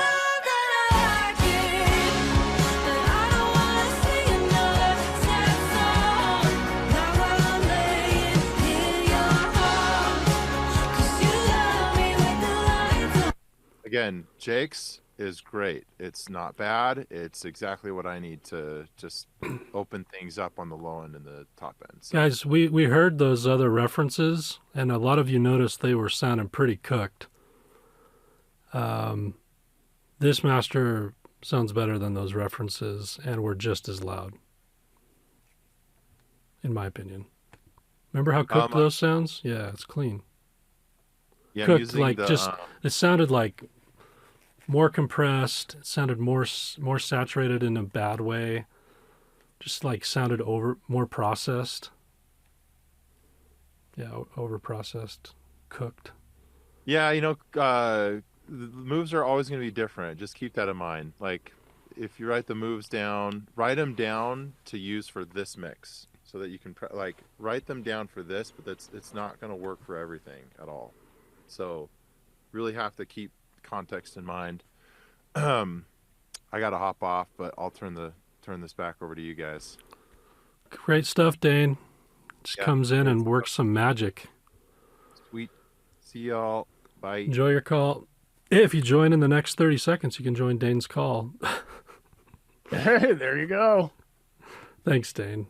Great stuff. Did you have fun? That was a good one, right? I learn stuff every time. I hope you're learning stuff every time. If you're coming in to join the reverse engineer, or you're in the reverse engineer, we'll be seeing you soon. I love these events because it always brings some more folks in I get to meet and work with. And if not, and you're working towards it, that's totally fine. And if it's not in the cards for you, that's totally fine. Keep coming back. We have so much free stuff. You can get a long way. And eventually you'll come to the place where you'll be ready for that mentorship aspect, which is so important. But either way, keep enjoying our YouTube content. We just released a live mix we did with Jake in Nashville. That was a lot of fun at the Wild Horse Recording Studios. Amazing place. Dark Horse. Dark Horse. So check that out. It's a 5-hour mixing in a studio. Worked with the great Toby Wright on that track during that session. Our students flew out to that. He did Metallica 1, he did Primus, he did Korn. He was really fun to work with. Yeah, look, I noticed this. If I sit just right, I got the Mickey Mouse deal going on. I need to lean the other way. Anyway, thanks, y'all. Yo, Caleb, real quick, did you hear about the kidnapping at the school? It's okay, he woke up. Actually don't get it. Oh, I got it. Duh, I'm so stupid. I